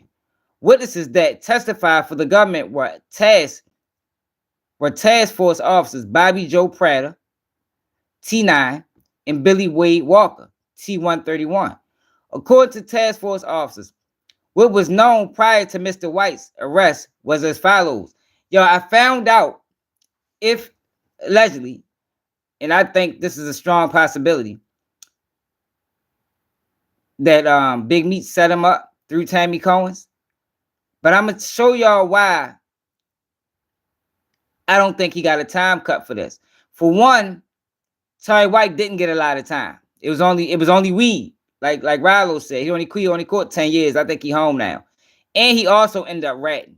So we gotta make that clear. But you're gonna find out in this paperwork something crazy happened with this whole arrest. And we're gonna get to it. Bobby Joe Prater, an officer with Cobb County Sheriff's Office, assigned to MCS Narcotics and presently attached as the task force officer to the DEA Task Force Group 3 in reference to suspicious package they had at a freight center in Marietta, Georgia. The package in question was a blue air compressor mounted on a pallet. YRC advised TFO Prater that the reason for their concern for the package was the amount of money that was paid to ship it and the manner in which it was shipped. The blue compressor had discoloration of the paint and appeared to be dented. The fitting looked odd on the side of the container. The compressor had a Lowe's sticker. Lowe's could ship anywhere. Exhibit 1 showed the freight for the shipment was $285.95. Prior to the delivery of the compressor, agents and security personnel at YRC opened the valve and saw white bundles inside the hull, and also they smelled the odor of raw marijuana. Agent Billy Walker conducted a K9 free air inspection with his K9 gunner and advised that the dog alerted to the compressor. Exhibit 1 showed the shipper's name was Louis Garcia and that it was being shipped from Brownsville, Texas. According to TFO Prater's experience, Brownsville, Texas is a source city for illegal narcotics. There was no shipping information for the shipper other than care of YRC. Exhibit 1 showed the name of the recipient of the compressor was Charles Revere. Remember Charles Revere, y'all. The address shown for Mr. Revere was the address of YRC at Airport Industrial in Cobb County, Marietta. It also had a phone number with a 956 area code. Prior to the takedown, a GGIC or NCIC was run on Charles Revere. The truck that arrived to pick up the compressor was driven by Mr. Rivera. Is that a V at there? Oh, Rivera. The truck was owned by Mr. Rivera. Mr. Rivera entered the YRC office and signed for the shipment. Mind you, this is a shipment of bud. Rivera told TFO Prater that the compressor was his. Rivera showed TFO Prater the billing slip. After TFO Prater was shown the billing slip by Revere. Revere ordered Mr. White to move the truck to the loading dock. So pay attention to what's going on, y'all. This is two separate investigations. Now, you got what you're going to find out in the next paperwork I'm going to read is Revere is already under investigation by TFO Prater. Then you got Mr. White, who's under investigation, and Tammy is on Mr. White. Like, it's a crazy situation. To move the truck to the loading dock, Tery White's name did not appear anywhere on the shipping labels, and his name had not been raised in this investigation. So this is lawyers saying that this evidence should be suppressed because this investigation didn't involve him. But watch. While TFO Prater loaded the compressor, White got out of the driver's side of the vehicle. White was entering the passenger side of the vehicle when he was arrested by TFO Walker. Hold up, y'all. Is this the paperwork I wanted to read first?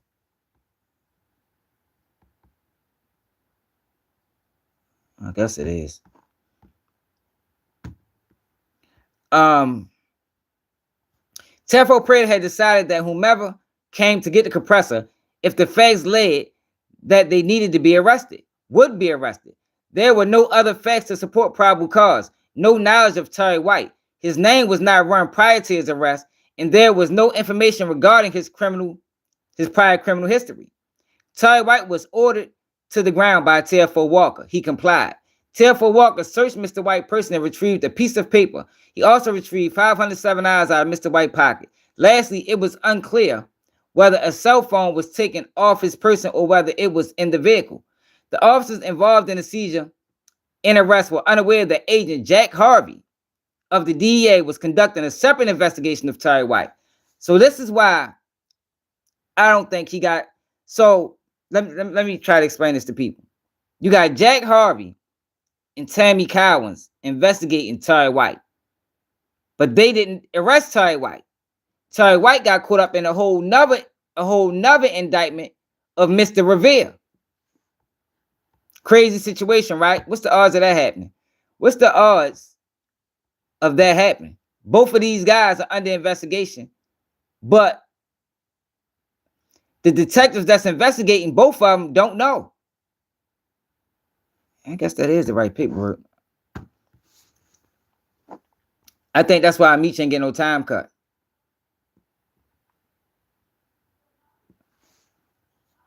Did that make sense to people? Y'all following me?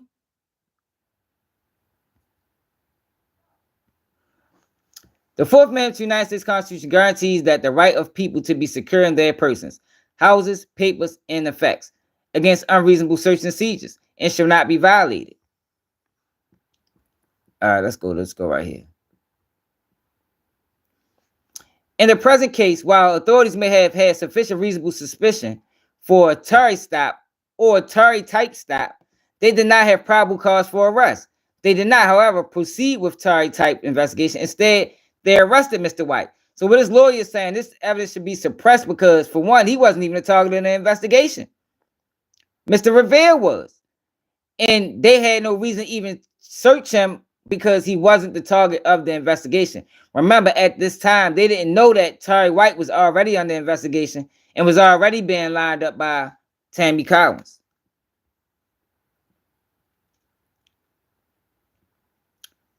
All right. Hold on.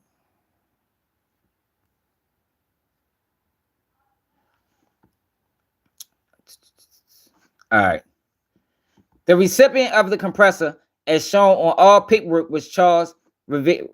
I don't know. I'm going to say Revere. Charles Revere drove the vehicles into the location. Charles Revere signed the bill of lading. Charles Revere told TFO Prater the compressor was his. Charles Revere directed Pastor Tery White to back up the truck.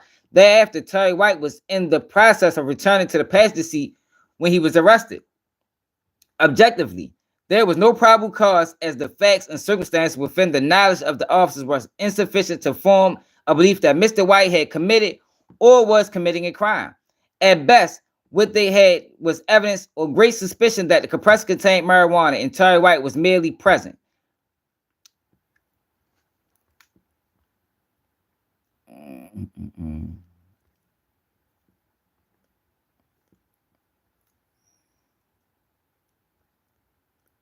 All right.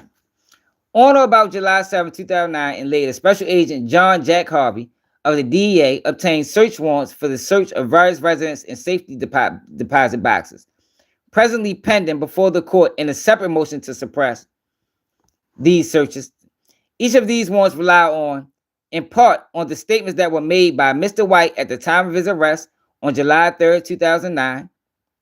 Specifically, according to the affidavit, after TFO Prater read Mr. White his Miranda rights, he agreed to waive them. Mr. White initially claimed that he had been paid $500 to help pick up the air compressor and had no knowledge of its contents. Upon further questioning, according to the affidavit, White admitted that he knew of the marijuana inside the air compressor and that the YRC shipment was a trial with the expectation of larger marijuana shipments to be sent in the future. So he got caught during the trial run. The affidavit further asserts that White advised that the shipment came from a Mexican source of supply. So he get the telling. Contemporaneous with the filing of this brief, White is filing a supplement to his motion to suppress the evidence obtained from the searches conducted pursuant to the federal search warrants and request for Frank's hearing. The question of Mr. White was caught on audio tape. Nowhere on the audio tape was there any statement by Mr. White that this was a trial run in the expectation of a larger marijuana shipment to be sent in the future, or anything quite as specific as set forth on page 46. This is yet another reason for the court to conduct a Frank's hearing. All right, so look. I think I supposed to read that paperwork second. But listen to this paperwork. And this paperwork is all about Tammy.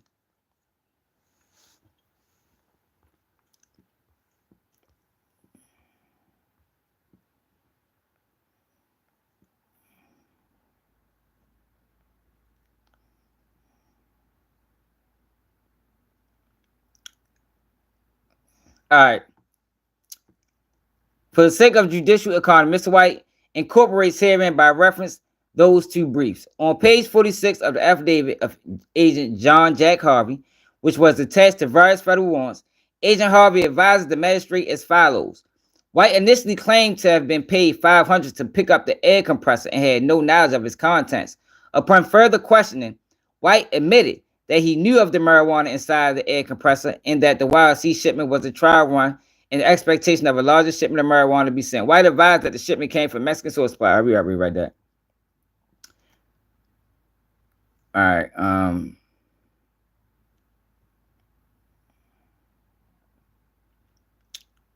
Let's start right here. The court can redact the information which was obtained as a result of an illegal search from the warrant affidavit and determine if probable cause exists in the remaining portion of the affidavit. Moreover, now that this court has heard the actual statements and conversation between TFO Prater and Mr. White, it is clear that Agent Harvey misrepresented to the court Mr. White's statements and further intentionally omitted that the statements in question were made only after a promise to release Mr. White. Mr. White has already requested a Frank's hearing from the other purposeful and material omissions by Agent Harvey.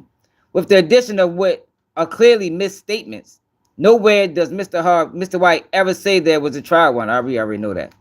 This court ordered a Frank's hearing so that a proper determination may be made as to purposeful omission and misrepresentation thereafter. Once this is determined, the court must view the federal warrants with the information in question deleted and see whether probable cause remains.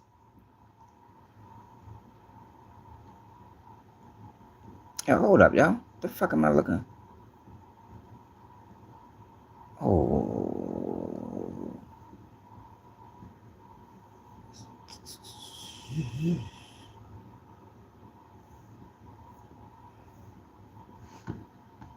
Yo, what the fuck?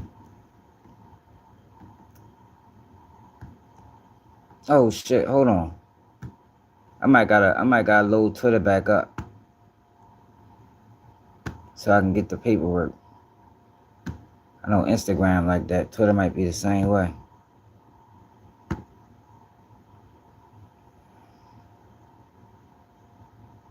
I sent the link.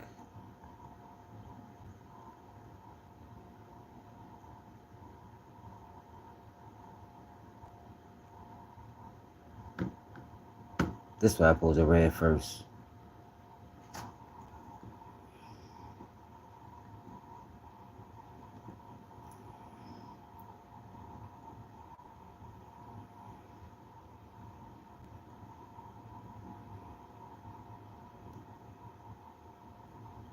Common ground. All right, here we go.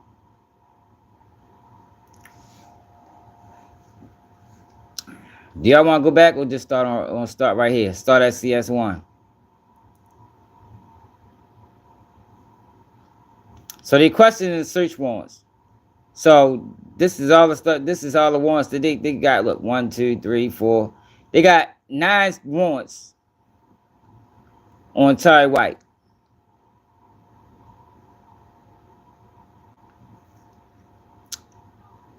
The Four Seasons, Atlanta, Georgia. Wachovia Bank. Another Wachovia Bank account. In the name of Janelle Linton. A safety deposit box. Another safety deposit box. A whole bunch of safety deposit boxes. All right. Listen to this, y'all. CS1 provided the lion's share of the information for the finding of probable cause, as will be discussed below. The affidavit, however, was suspiciously silent as to how and under what circumstances this plethora of information was obtained. Further, to find probable cause, CS1 had to be believed. The defendant believes CS1. The defendant believes Tammy Cowins is CS1. Ms. Cowens had been a steady girlfriend of Mr. White, even after Mr. White began seeing Miss Linton. He continued to have a sexual relationship with Ms. Cowens, despite breaking their principal relationship, all while she was taping Mr. White for the government and acting as an informant for them from 2008 to June 2009. So this how long. Listen to this. This is not a girl that walked in on him cheating and decided to become a federal informant. This is a girl that was a federal informant the whole fucking time. She went into the relationship as an informant. Let me read this again. The defendant believes Tammy Cowens is CS1. Ms. Cowens had been a steady girlfriend of Mr. White. Even after Mr. White began seeing Miss Linton, he continued to have a sexual relationship with Ms. Cowens despite breaking their principal relationship, all while she was taping Mr. White for the government and acting as an informant for them from 2008 to June 2009. She continued to have a sexual relationship with Mr. White, and she used her sexual relationship as a device to get him to talk on the phone, etc. None of this information, however, was included in the affidavit. Her motive to lie, Mr. White had chosen Ms. Linton over her, and her use of improper methods while acting as an informant were not disclosed to the magistrate. However, Ms. Cowens had and continues to have strong ties to former BMF leader Demetrius Flannery. Why is he in everybody's paperwork?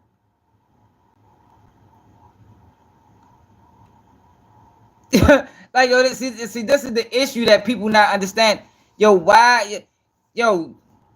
Just because this is his girl or whoever the fuck she is to him, why are their names always together? It don't make sense.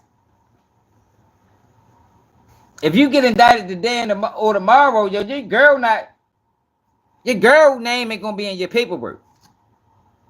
Your best friend that's a female name ain't gonna be in your paperwork. But whenever they mention her, mysteriously his name always right behind it. Have y'all noticed that?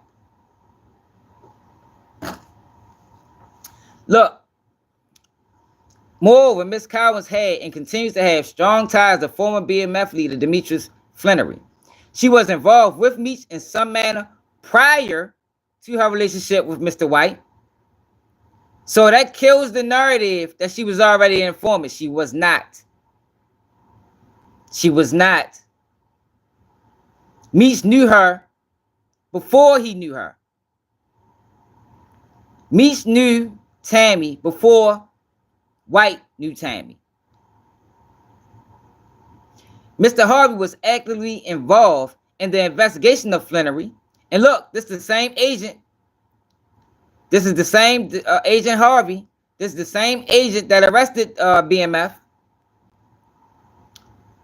Like, yo, it's too many smoking guns, like my man Big Low said, man. It's too many coincidences. So you got this girl that's connected to Meech. You got this agent that's connected to Meech. And they working on Tery White case too. Come on now. But let me continue. Mr. Harvey was actively involved in the investigation of Flannery, and it is inconceivable that if Miss Cowens had not told him, he did not already know of the relationship. So what inconceivable mean, y'all?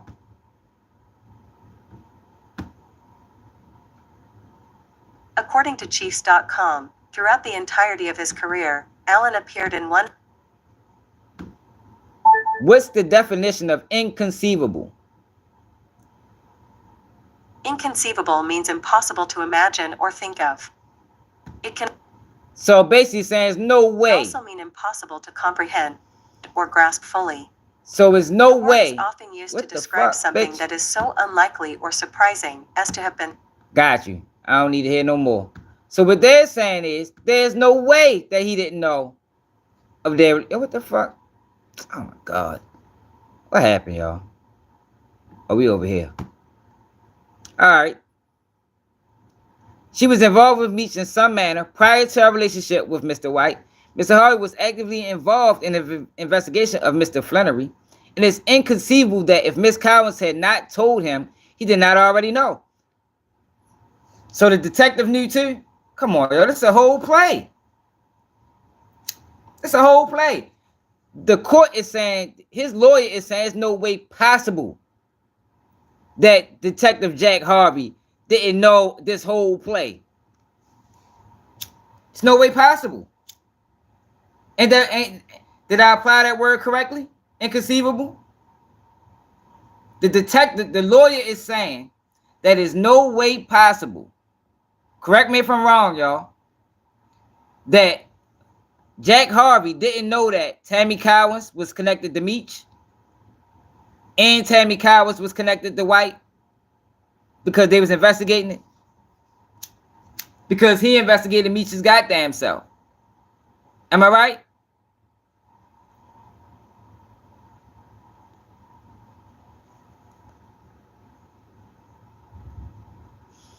Mr. Harvey was actively involved in the investigation of Mr. Flannery, and it is inconceivable that if Miss Cowens had not told him, he did not already know of the relationship.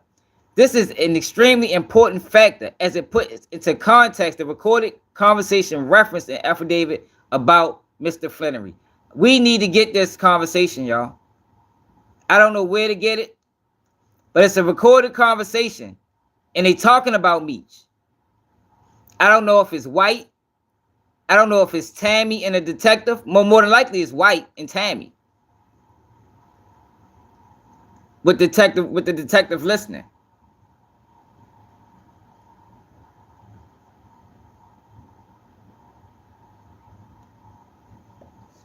We gotta find that conversation. I'm dying to know what was said.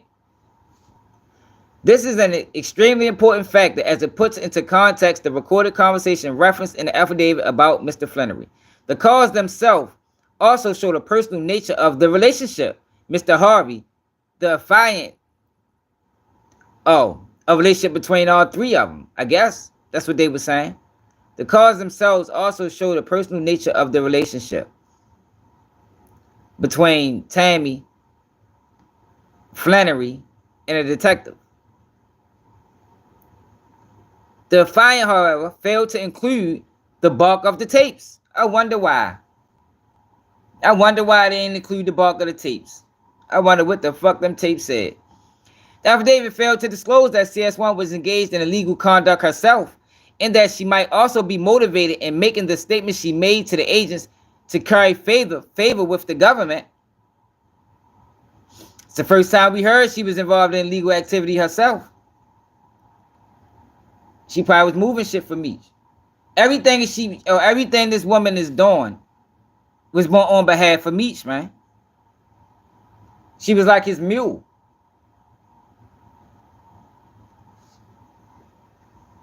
She was like his mule.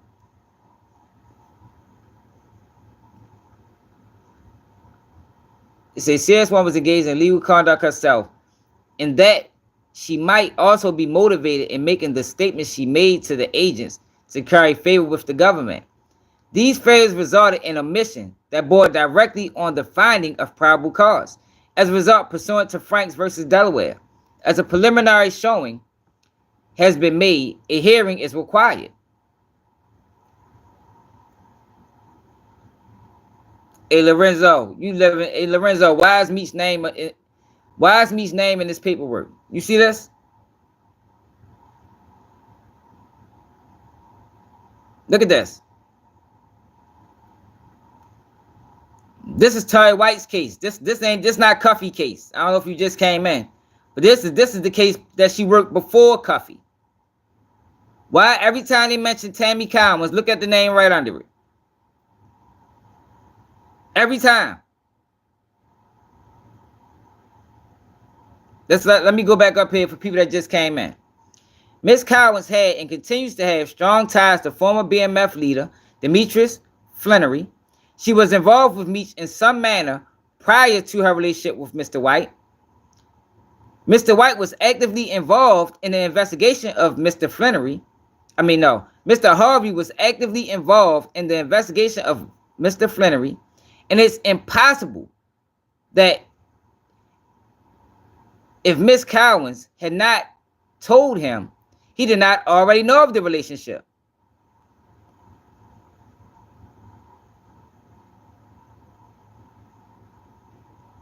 Nah, High Boy 23. Hell no.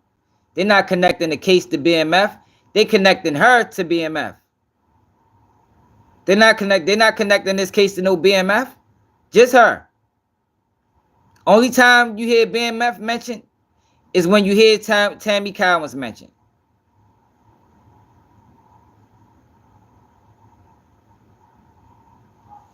There might not be no video. See, this the thing, y'all. People gotta understand, y'all. Let me say, like I said yesterday, yo. Before 2000 and before 2006, right? Yo, when people read it, yo, they will put you on the news. They will put you in the newspaper. Now, after that, and all these guys caught time after that. They changed things. So you're not gonna when people rat, it's not gonna be just like plain and simple. So if you think you're gonna find that, you're not. Like you said, unless you see a video, unless a video come out, a recorded like the interrogation videos we seen. But that's not how it's gonna be written in paperwork. Those days been long gone. Like when I was out there running around and a lot of people our age, the 39 and up, man, you snitch, you'll be on the news. They will say your name on the news. This person told us this information. That's how it was back then. But what happened was people started getting killed. So they start being more discreet about it. They start releasing witnesses' names 2 days before trial and things like that. So yo, for people that think you're gonna find in bold letters, this is when Meech snitch, you're not. You gotta use common sense. You gotta use common sense. You gotta use what you know about the law. I just told you why. Because in this case, what happened was, so in Tery White case, right, you had Detective Jack Harvey and Tammy Cowens teaming up to try to lock up Tery White, but they didn't make the arrest. Tery White plug was getting investigated by a whole nother department. They made the arrest. So I think it might have killed the deal for him. You know, these people, they're not trying to give you no deal. Look how they did Ralo. Ralo didn't get no deal. They ain't trying to give you no deal. They trying to pimp you. You understand what I'm saying? They trying to pimp you, man.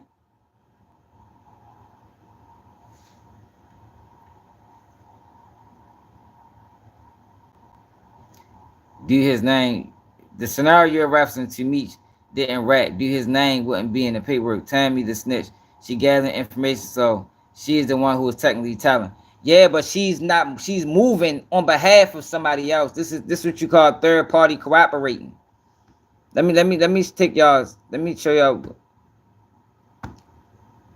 What is third party cooperating? According to legalclarity.org, third-party contact is a key element in legal cases, designed to facilitate indirect communication through an intermediary when direct interaction is restricted. It ensures compliance with court orders while maintaining necessary boundaries.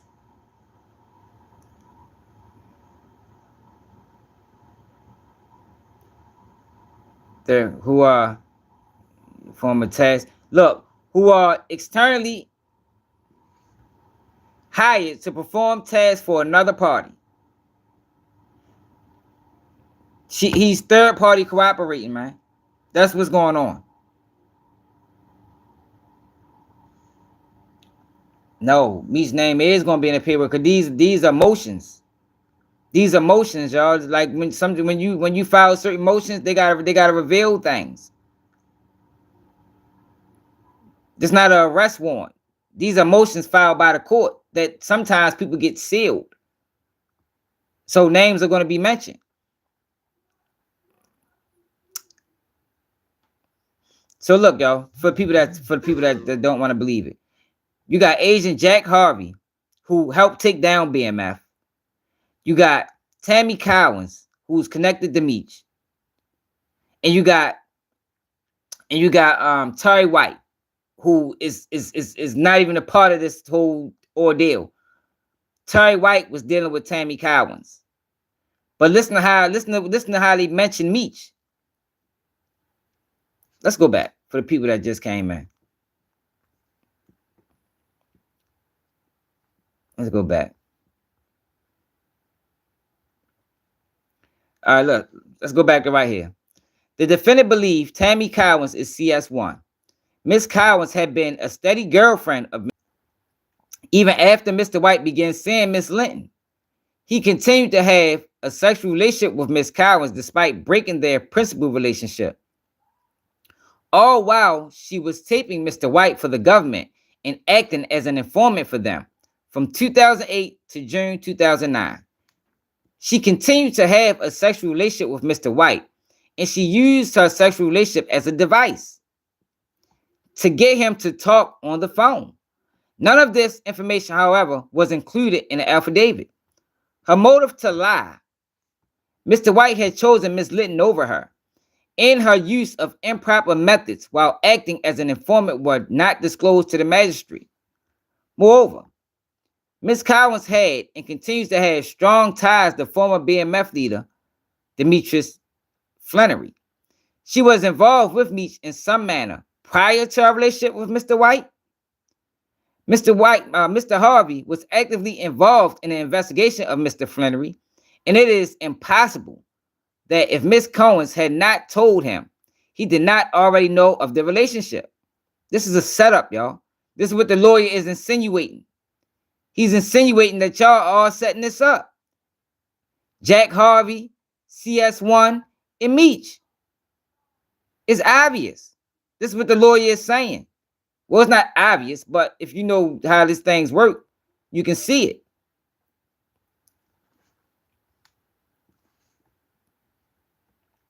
This is an extremely important factor as it puts into context the recorded conversation referenced in the affidavit about Mr. Flannery. The calls themselves also show the personal nature of the relationship. Mr. Harvey, the affiant, however, failed to include the bulk of the tapes. The affidavit failed to disclose that CS1 was engaged in illegal conduct herself and that she might also be motivated in making the statements she made to the agents to curry favor with the agents. These failures resulted in a mission that bore directly on the finding of probable cause. As a result, pursuant to Frank versus Delaware, as a preliminary showing has been made, a hearing is required. Other omissions or misstatements must also be examined. If Dexter Williams debriefed in making case and advised that Mr. White was not the person present at the drug deal at issue and if the affiant in this case reviewed any such statements before the affidavit was completed. Failure to advise the magistrate that Mr. White's supervised release was revoked in 1999 for buying a new Mercedes, showing wealth which he possessed upon his release from jail, countering that his money must be from marijuana transactions. Another common basis for the failure of the warrants and thus the illegality of the resulting search is the failure of the affidavit.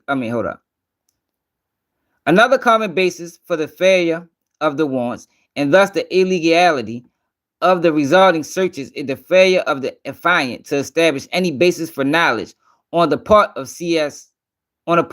the CIs referenced in said affidavit or their respective veracity.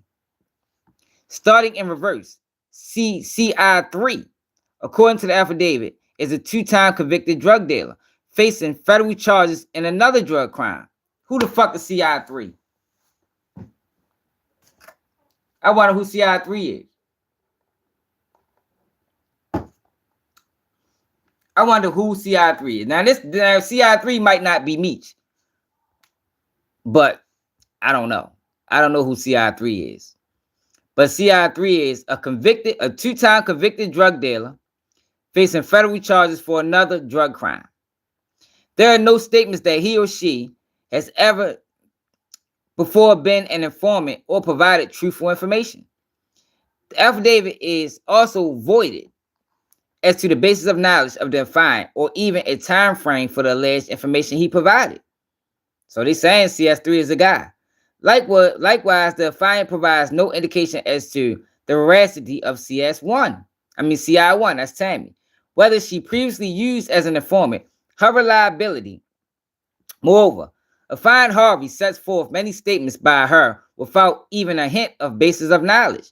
Weapons at the Mayfair residence. Her bare assertions are set forth as fact without any basis provided. Now, this is not the guy that was having sex with her. Y'all got to remember that. Agent Jack Harvey is not the guy that was having sex with Tammy Cowins. It was Agent Cromer. This is a whole different case. Remember, she was dealing with Jack Harvey first, and when he retired, he handed her down to Agent Cromer. Even when information has a bias noted, there is no time frame. Was this 2005, 2007, 2008, if ever? While she claims to have been at the Mayfair residence and seen money, there is no corroboration. And again, her veracity and basis of knowledge was never established. As the warrants were used based on statements made by individuals with no showing of reliability, basis of knowledge, or past performance, there was no probable cause, and all the warrants must fail, and the evidence obtained under the warrants must be suppressed. Now, I'm sure he lost this motion because he ended up catching 10 years. Virtually all information provided in the affidavit to the warrants was either undated or the time frame, if noted, was old. The information, therefore, at best was stale to establish probable cause to believe any items would be located in the various places to be searched. As a result, the evidence must be suppressed. Evidence garnered from the search of the safety deposit boxes in the name of Tery White must be suppressed for additional reasons. First, there was no probable cause linking the safety deposit boxes to the evidence sought by the respective warrants for the safety deposit boxes. There was a call or two with Ms. Linton referencing her access to keys, but other than that, there were no indications, certainly nothing even current, that any evidence or fruits of a crime would be located in said boxes. Remember yesterday, y'all, we was reading about fruit from a poisonous tree. That was in yesterday's paperwork. Yo, paperwork is, you guys, I mean, I don't know if CS3 is Meech or not. You know, that was just me speculating. You know. But sometimes, like, I think they doing that with Dirt case. You know, I think they saying CS1s and CS2s, and then I think they mention their names. That's just my personal belief. I don't think it's that many people involved like they making it seem.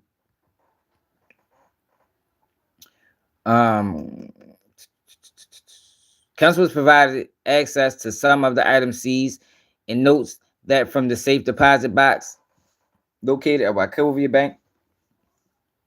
Now, I don't think her name is mentioned in any of this. There are no other statements other than the statement that Mr. White owns the apartment, which relates to the Four Seasons. None of the CIs professed to having been there. Nothing to indicate evidence of criminal conduct took place at the apartment or contain evidence of a crime. There was no connection to the place.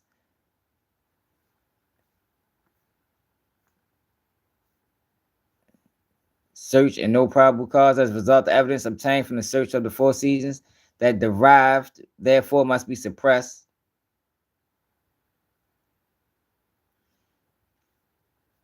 Yeah, I'm just saying, y'all. His name is mentioned in a lot of work. Like, yo, I don't know how y'all feel about that, yo, but that is mighty strange to me.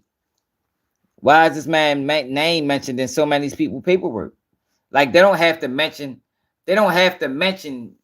him or mention her and then mention him. They don't have to do that. Like, that don't make the case any more credible. And how ironic is the same detective that worked Meech case working with Tammy. It's a lot of detectives everywhere. So like how like it's too many coincidences, yo, for it to be a coincidence. It's too many. This is a whole nother case. We probably can go back to 2005. Yo, you never know, like, yo, look at how he moving now. You probably can go back to 2000. That's probably how he caught 30 years. You never know. Never know. I'm just, it's my opinion on the 2005 shit. This ain't my opinion. I think this right here is obvious.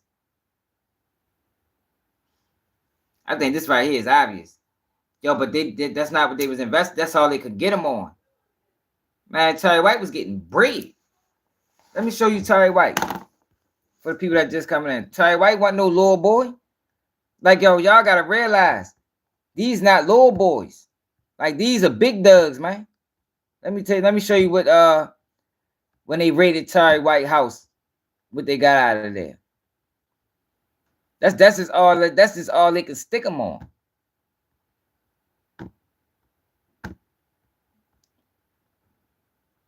They got him on weed and money laundering, and he ratted too. See, but that's what I'm saying. When you go to the other paperwork, and that's why I don't think he benefited from this, because you go to the other paperwork, you go to this paperwork, it says that Tery White didn't get arrested by Agent Jack Harvey.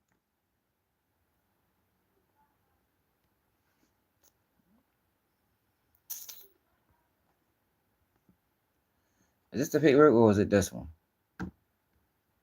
Where the paperwork at? Hold on, let me do it from here.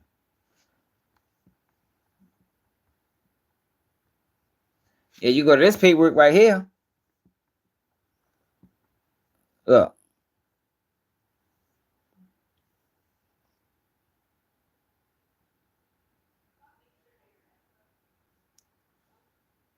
I was saying at the time.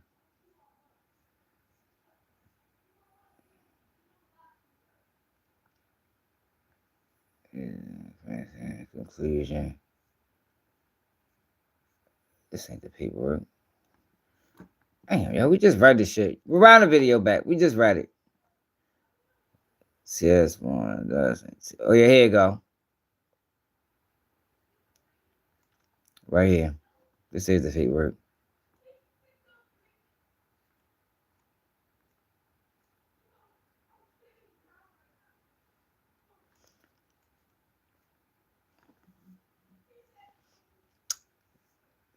He was trying to suppress the evidence because he wasn't the target of this investigation. Somebody else was. So you had two investigations moving at the same time.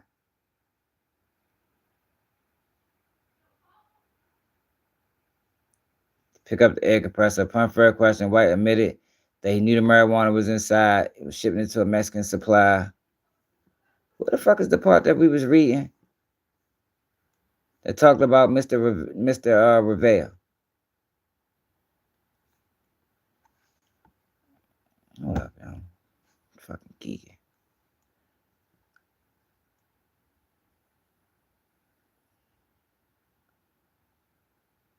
It's this right here.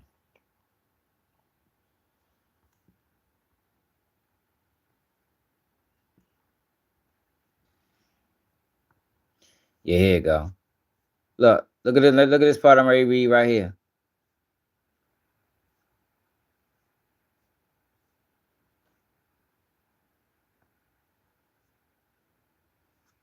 Compressor.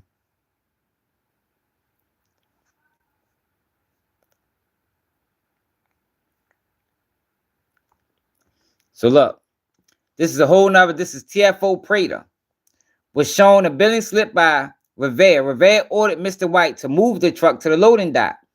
Tery White's name did not appear anywhere on the shipping labels, and his name had not been raised in this investigation. So you had two investigations going on. You had the investigation of Tery White, and you had the investigation of this guy, Revere, however you want to pronounce it. While TFO Prater loaded the compressor, White got out the driver's side of the vehicle. White was entering the passenger side of the vehicle when he was arrested by TFO Walker. TFO Prater had decided that whomever came to get the compressor, if the facts led that they needed to be arrested, would be arrested. There were no other facts to support probable cause, no knowledge of Tery White. His name was not run prior to his arrest, and there was no information regarding his prior criminal history. Tery White was ordered to the ground by TFO Walker. He complied. TFO Walker searched Mr. White's person and retrieved a piece of paper. He also retrieved $507 out of Mr. White's pocket. Lastly, it is unclear whether a cell phone was taken off his person or whether it was in the vehicle. The officers involved in the seizure and arrest were unaware that Agent Jack Harvey of DEA was conducting a separate investigation of Tery White.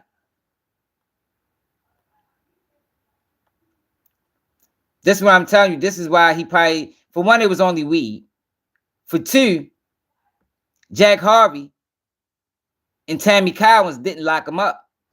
TFO Prater did. A whole separate investigation. TFO Walker and TFO Prater was investigating Revere. This guy right here. They locked him up. So I'm sure, look, Charles Revere. So I'm sure the feds probably used that to weasel their way out of giving them anything. Well, you know, yeah, y'all investigation did turn up, but you know, y'all wasn't even arresting officers. But let me show you Tery White for people that think he's a little boy. Tery White was a big dog, man. Probably one of the biggest. You heard me. I'm surprised people think people lie. People are lie. I don't lie on people. This Cuffy daughter right here. This Cuffy daughter right here in Meech.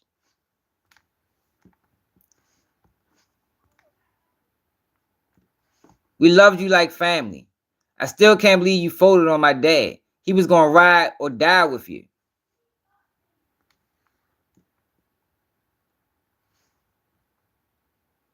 Yo, that's a hot boy. That makes sense to you, yo. That makes sense to you, hot boy. That this girl was that heartbroken. She became a federal agent. Like, oh, come on, bro. We can't be that naive. I just showed you in paperwork that she was with Meech before she was with this guy. No, how am I reaching? A lot of people think that she was already working. She wasn't.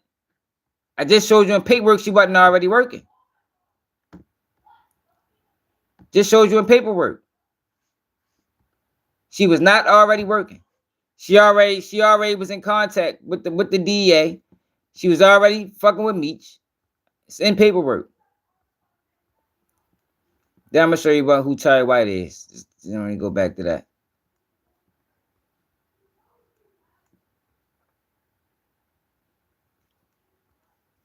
Hold on.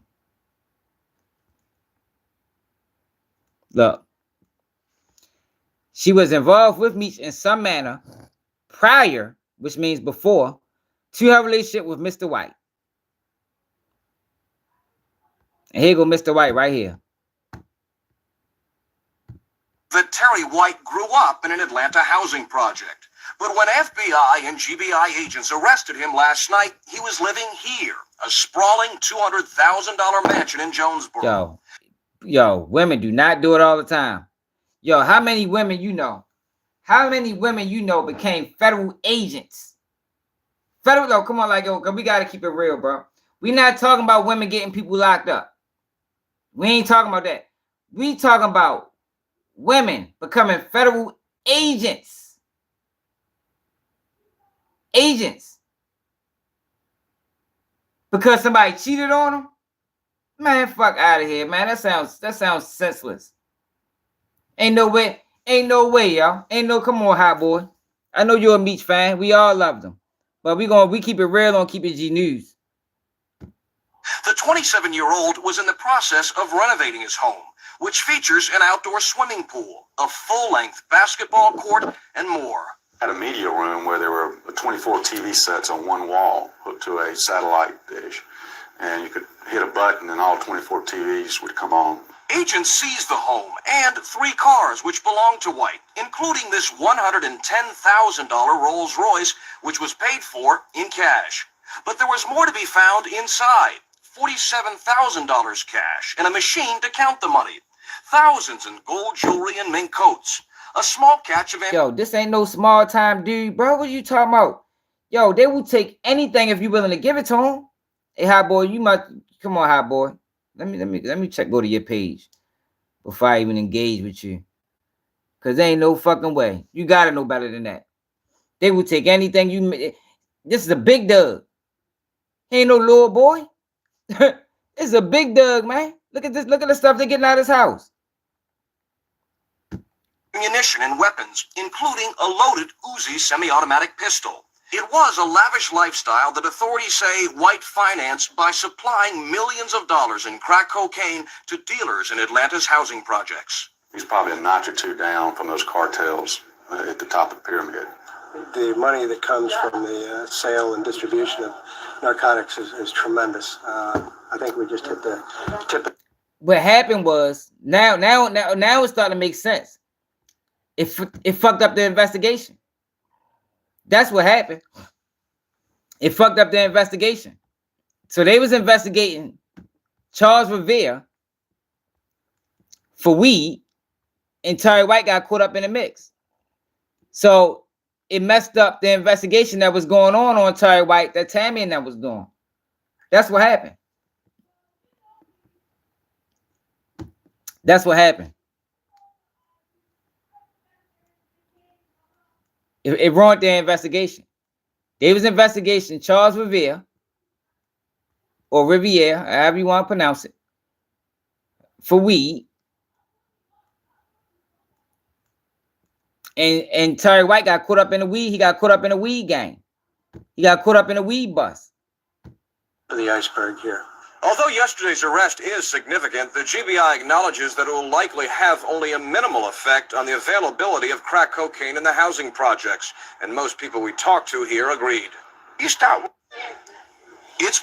that Terry White grew up in an Atlanta housing project, but when FBI and GBI agents arrested him last night, he was living here, a sprawling $200,000 mansion in Jonesboro.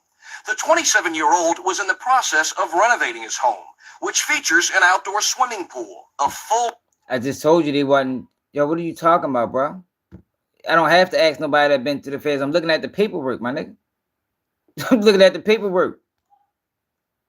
They was investigating Charles Revere, and Tery White got caught up in it. Look at what his lawyer is saying. The essence of the motion was that at the time Mr. White was arrested, the authorities did not have sufficient probable cause to make such an arrest. He got caught up in another indictment. But that don't mean that's what they was investigating him for with this. This is totally different.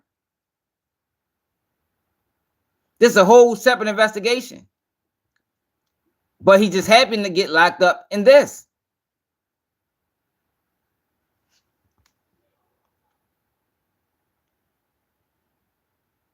They calling it a legal arrest because he wasn't the target of this investigation, but he got caught in it. And we talking about we talking about 350 pounds of weed, bro.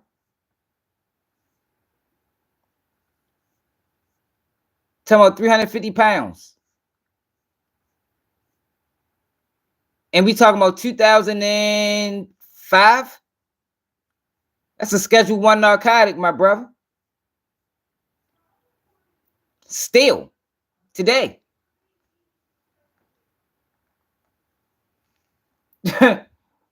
Still today. Man, I remember they used to lock you up for a fucking empty bag of weed back in the day.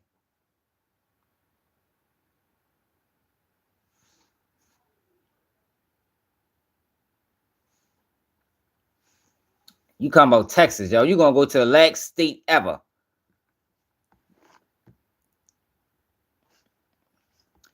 We talking about a loaded compressor.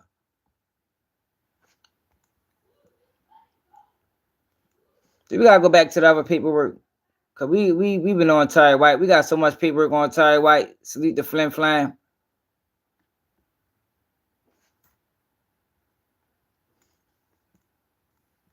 Is this the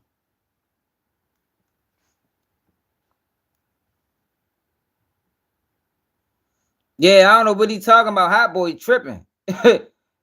Hot boy tripping. Boy, back in the day, they'd tear your ass up for some weed. What's this? All right, so this is all the bank accounts they seized. Look what they got from Tery White. 1, 2, 3, 4. They got 5 Benzes. But this wasn't the investigation. This just what he got. He got tied up in it.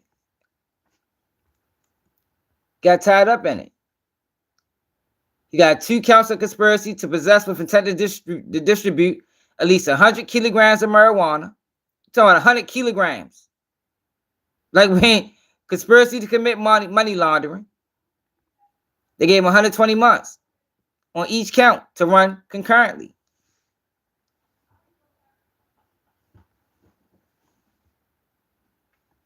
Yeah, hot boy tripping. I ain't ready to go back and forth with him. He want to support the rat. Let him support him. You know, we just doing real work over here. Look, his name in this paperwork. Look at this. Referencing initial warrants by which the computer was originally seized, though not searched, the illegality of White's arrest, suppression of statements, and suppression of evidence obtained as fruits of a poisonous tree. C1 was wholly unreliable. Moreover, continued utilization of C1 and affidavit and the failure to fully inform the court of the misconduct of C1, her relationship with another drug dealer, offers not to prosecute C1 in return for cooperation, as well as the fact that while she was working for the government and tapping White, and with the government's knowledge, she was sleeping with White, makes C1 information unusable and unreliable. Come on, man.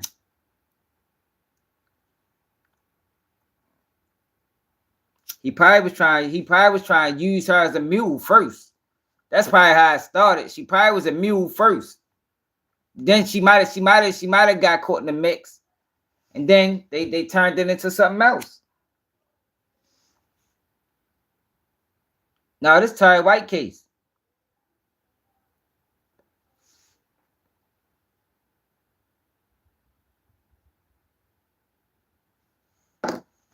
Yo, what you mean we tripping? Yo, you act like these people ain't go to prison. Like, how boy, you talk like they didn't go to prison? Like, you talk about the feds. These people went to prison.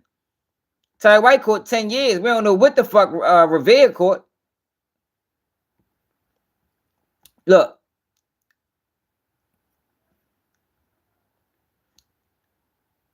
Why is he in this paperwork? What the fuck? Fuck is he in this paperwork? That man, all three people's paperwork. As initial warrants in July were not based on probable cause or were obtained with information that was illegally obtained. i.e. through the illegal arrest or illegal obtained statements of Mr. White, the computer must be suppressed.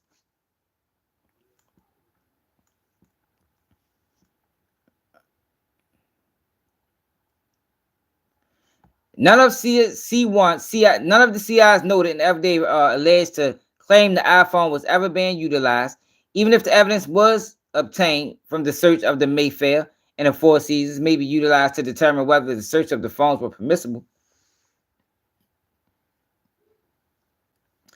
Man, I think it's obvious. I think it is obvious what the fuck was going on.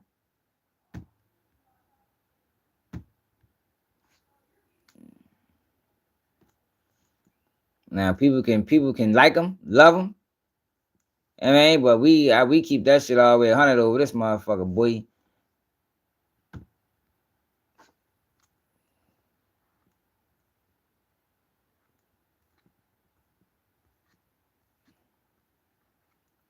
A lot of people that's locked up for weed, they probably let them out because it was only weed.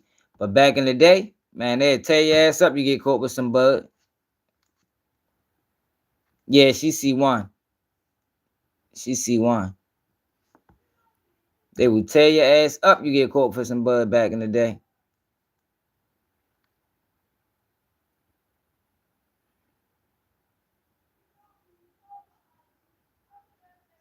Search for probable cause.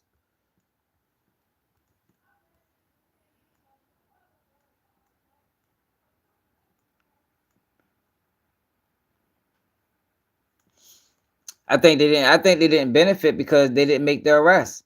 Somebody else, these other agents made the arrest. You know, that's ways for the feds to fuck you. I could see them fucking them over. When they come back, like, look, well, we did this, that, and the third. They be like, well, shit, y'all didn't even make the arrest. These other officers did. He got caught in a whole separate indictment. Surgeon General, what it is. He got caught in a whole separate indictment.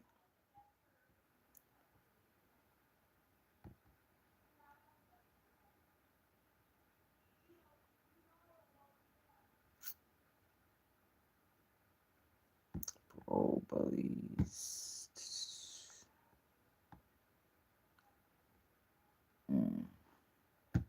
I wanted to show y'all something. Yo, I be tripping off this younger generation.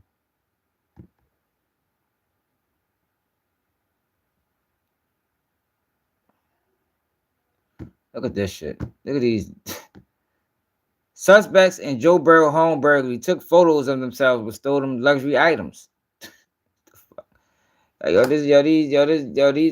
these criminals nowadays are different. Like, I don't know what the fuck.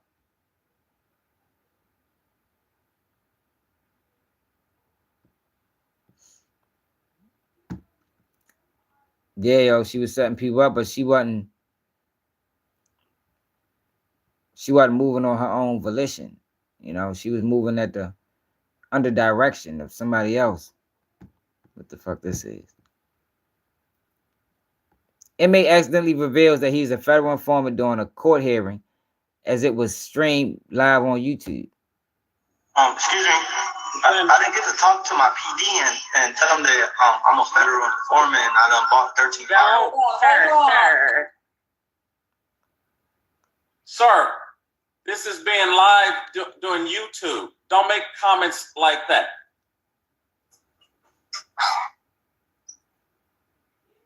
Defense. Judge, my client is 25 years old. Oh, shit. Excuse me.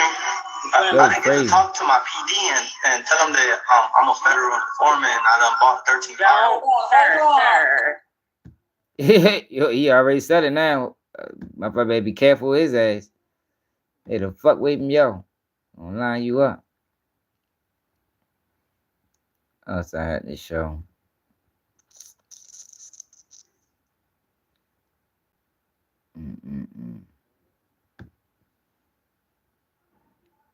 Yeah, I mean, I don't think I need to see anything else. Oh shit. What the fuck I wanted to see it? Did I say that? Must didn't. Oh yeah, fucking die with Trump ass. In And we're flying right over it right now. So we thought this would be appropriate. Yo, now the Gulf of Mexico, y'all, is now called the Gulf of the United States. Even bigger than the Super Bowl. This is a big thing. And almost everybody now has assented to that. Yes, on board. Ladies and gentlemen, if you could please direct your attention out the right side of the aircraft. Air Force One is currently in international waters for the first time in history, flying over the recently renamed Gulf of America. Please enjoy the flight, and we are now about to head westbound to Super Bowl 59. Wow, you did that well.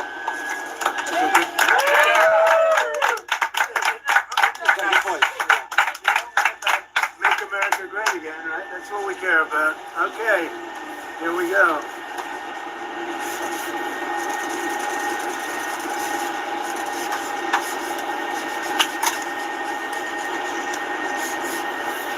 So this is a famous pen now, and we're flying. All right, so there's no more Gulf of Mexico. And we're going to be. It's the Gulf of America now, y'all. Everybody got to update their globes. God, you got to update your globe to the Gulf of. Look at this shit. This shit funny as shit.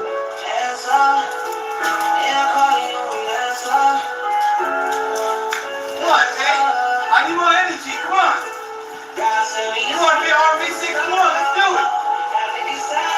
What? Cut.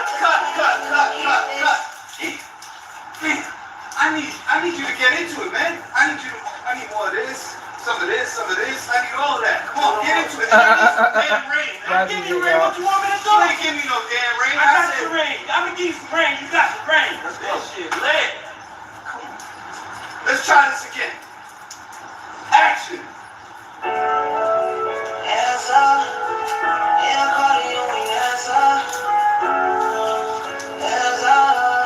There you go.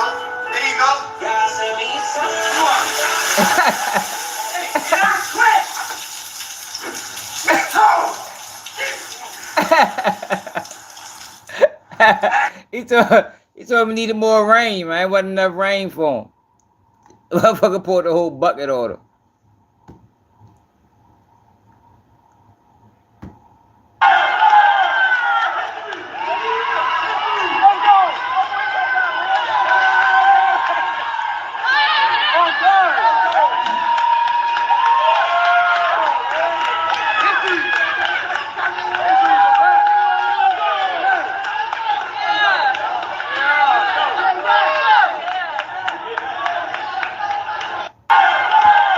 Yo, it's crazy how many people sit back and act like that Meech shit ain't real. Like, yo, the girl testified under oath.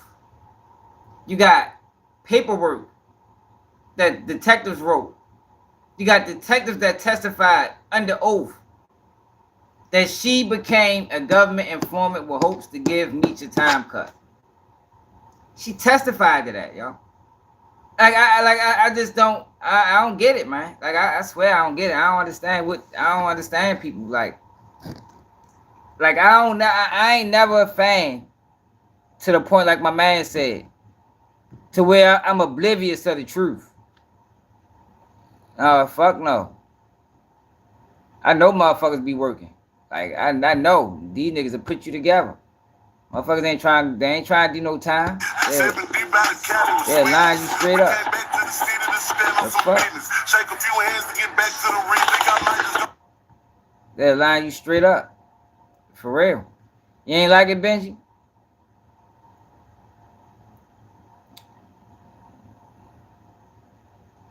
Pop Smoke murder suspect makes shocking deal. What happened? Ever wondered why you should get an LLC with a third party when you can do it all by yourself? Yeah, I know of course. the daughter in that case where he get life. This is the beauty of Taylor Brands. He was a rising star in the rap industry. At just 20 years old, he already collaborated with some of the biggest names in the game. Nicki Minaj, Travis Scott, Lil Baby, Gunna, Quavo, and Dua Lipa. He was on his way to the top.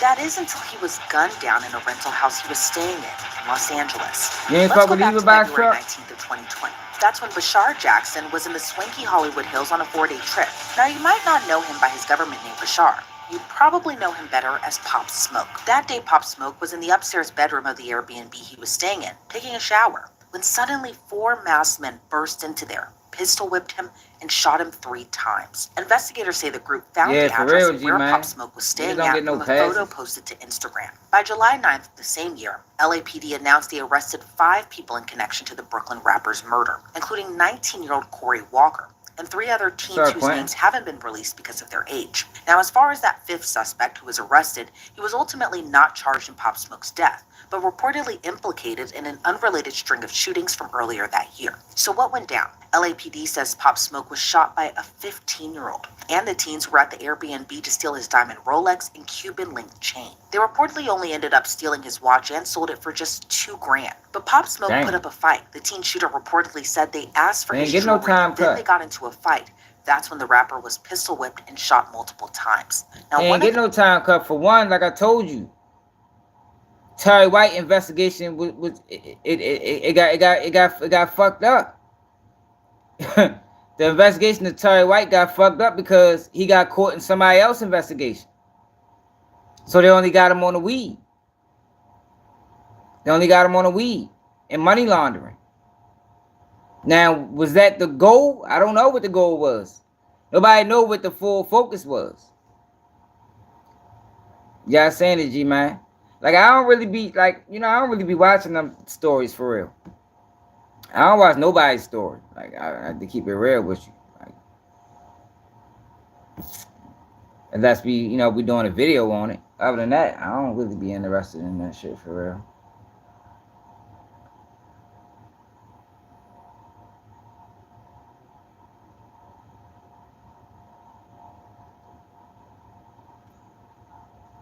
Yo, what are you talking about? Hot boy, how did Tery White go to the feds? How did Tery White catch 10 years with the feds? Can you explain that? You keep talking about weed. How did he go? He caught 10 years with the feds, bro. Like, you keep talking about Cap like the man ain't go to prison. The man went to prison with the feds for weed. So what is Cap about that? Like, please explain what is Cap about that?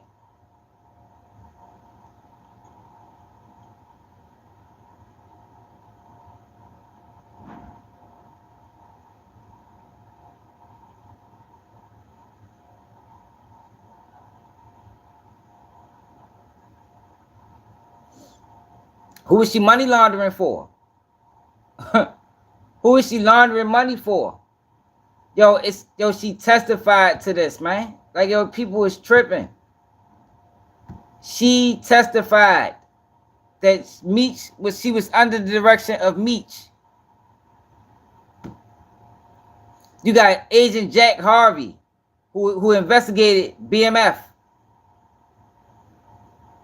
Also is involved in Tery White's investigation.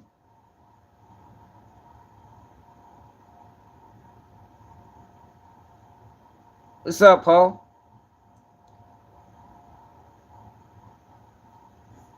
What you mean that's her words? It's in paperwork, Lorenzo. What the fuck y'all talk about? What you mean that's her words? Her words are in paperwork. She said that under perjury laws, which means if she was lying, she could have got in trouble. She didn't start lying until the Franks motion, until her name got exposed. Then it was, oh no, Meech ain't telling me to do this. Like, oh, yo, people is tripping. Yo, just say you like rats. Like, stop trying to make excuses for motherfuckers, man. It's not, it don't say that in Tery White paperwork. But it does say that she was involved with Meech in some manner prior, which means before her relationship with Mr. White. Ms. White was actively involved in the investigation. I mean, Mr. Harvey was actively involved in the investigation of Mr. Flannery. Yeah, they all testified. Three agents testified that she said that. 3 agents. Now, in this paperwork, this is by the defense that he's insinuating. How is that hearsay if she testified to it, Lorenzo? What are you talking about?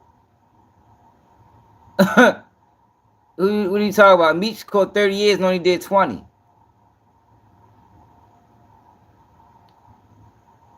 Hey, yo. Hey, hot boy. Then y'all gonna have a hard time. You gonna be surrounded by a lot of rats. In this day and age, like, oh, this is not 2000. This is not 95. You know, things change. I'm saying what she testified to. What goes in the paperwork, Lorenzo? Like, how do things, appreciate it, Jeff, how do things get put into paperwork? They gotta be somebody's words, right? Like, what are you talking about? Like, what the fuck is this paperwork? Like, what do you mean? Paperwork have to be somebody's words, don't they? Don't paperwork have to be somebody's words in order for it to be in paperwork?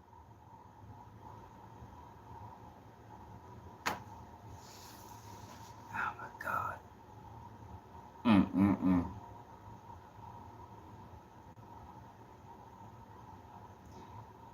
Yeah, y'all is crazy, man. Let me go to that video. I ain't watch it yesterday. Because I don't really be, they say Blue a rat, so I don't really be trying to hear nothing he had to say. But Bullfrog side should check it out. So let's check out what Blue had to say to defend himself. Or what about the snitching shit. Let's see what Blue had to say. I'm just let it play because I ain't, you know what I mean?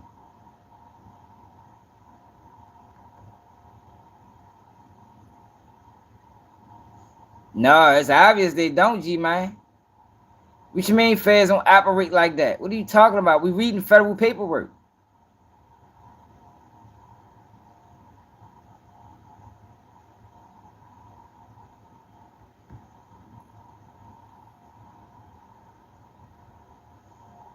No, it's not. Not if you third party cooperating, bro. What are you talking about? We talking about third party cooperation. That's what we're talking about. Third party cooperation.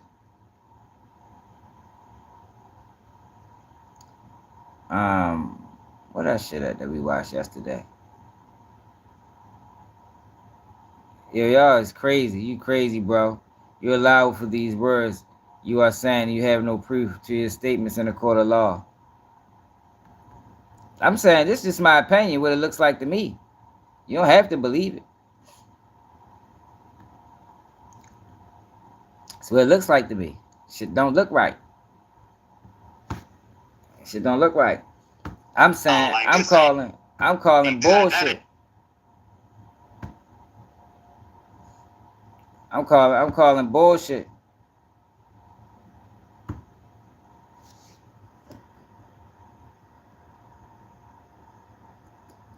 You trying to get somebody to believe that this girl was so upset at this guy that she became a federal agent.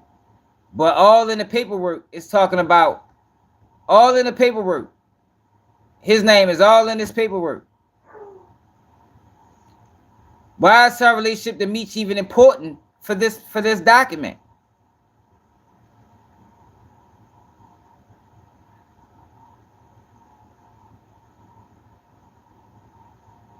Her name, his name shouldn't even be in this document at all.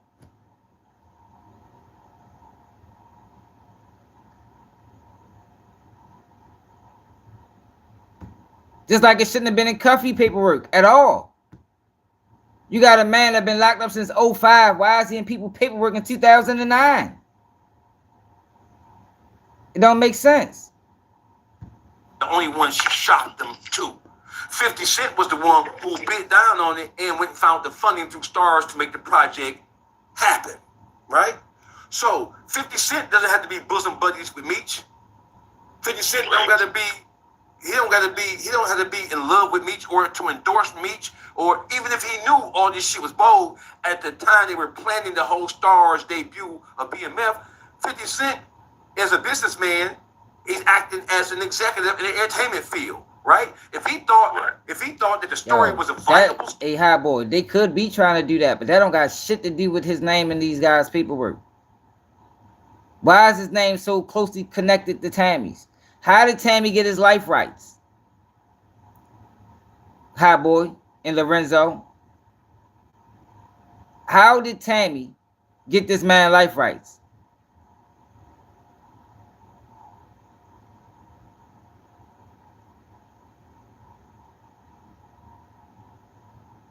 Can y'all answer that? Y'all got all other answers. How did Tammy get, and why he hasn't spoke on it? Like, yo, y'all, it's like, yo, y'all doing more speaking. He home now. He can speak. You know what he's doing? Let me show you. Let me show what y'all guys doing. This is what he's doing. He doing shit like this. This is what he's doing. Suing motherfuckers. This is how he's operating. Why he can't come out and do an interview?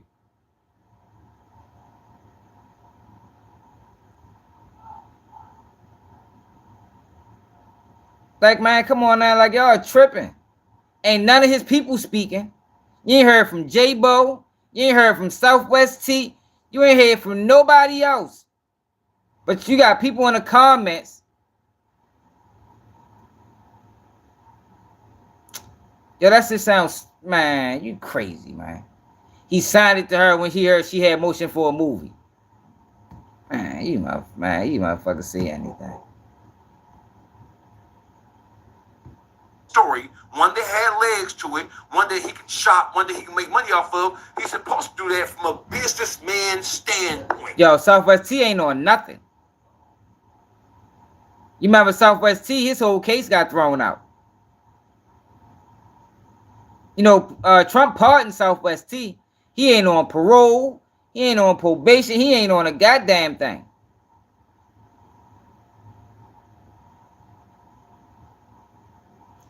Yeah, but what is your opinion based in?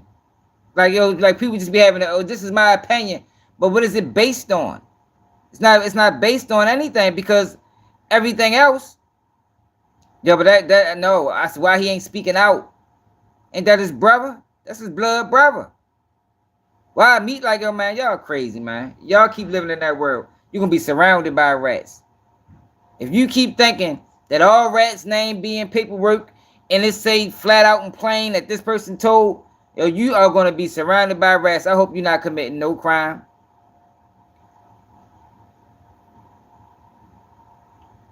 Hope you're not committing no crime. Because you're going down like the Titanic. Right? Right. Yeah, but watch this though, Face. Because so this is Blue Da Vinci explaining this snitching shit. Now I'm gonna let it run. Cause I ain't really no fan of Blue Da Vinci. You know, because from what I was told and from what I heard, he got a lot of paperwork sealed. They say he ain't right.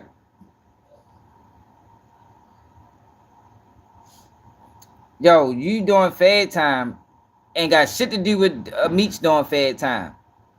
Like, how you basing it on you doing Fed time? We got paperwork that we reading. You sitting there saying his name gonna be in paperwork when they doing he third party cooperated.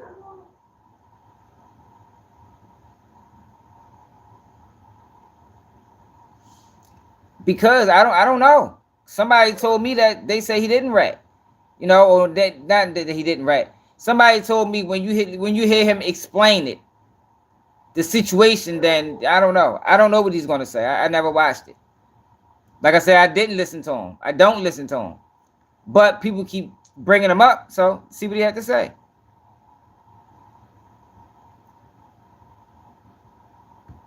he ain't know back then when that was happening. See, all this shit was unfolding in like 2000 and I would say with 50, it came about, I believe, like around 2012, the first introductions. Okay, so people gotta understand the origins of the people and how everybody came into contact, and then that'll explain everything. So this is what the deal was.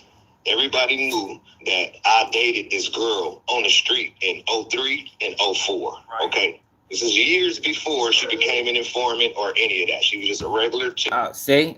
So he dated her in 03 and 04. That's why we played this, because people try to say Blue, like Blue set Meech up and Blue is involved with Tam. Like, this ain't that. I'm letting him continue. My older chick or whatever, okay? I would not have her around the guys. I would not have her around the guys. Like, yo, I read in paperwork, in this paperwork right here, talk about a conversation. Not this paperwork. It talks about a conversation that was had, and it speaks to their relationship.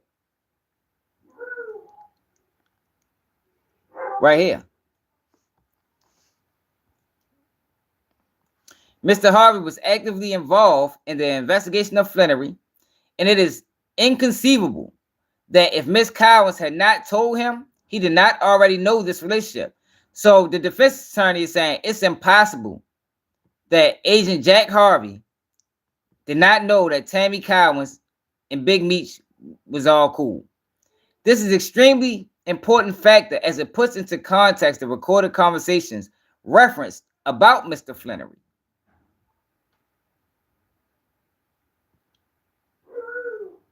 So it was conversations had about him throughout this investigation. In the clubs and stuff while we was out active, I treated her as like, man, this is my older joint. She be looking out for me, buying me Kawasaki 900 motorcycles and shit like that. I don't want her around all this shit. I got all these girls outside in the streets. I deal it all in while we clubbing, and when I'm ready to go home, I'll call Tammy and have her pull up at the crib, and then she'll come spend the night and be at the crib.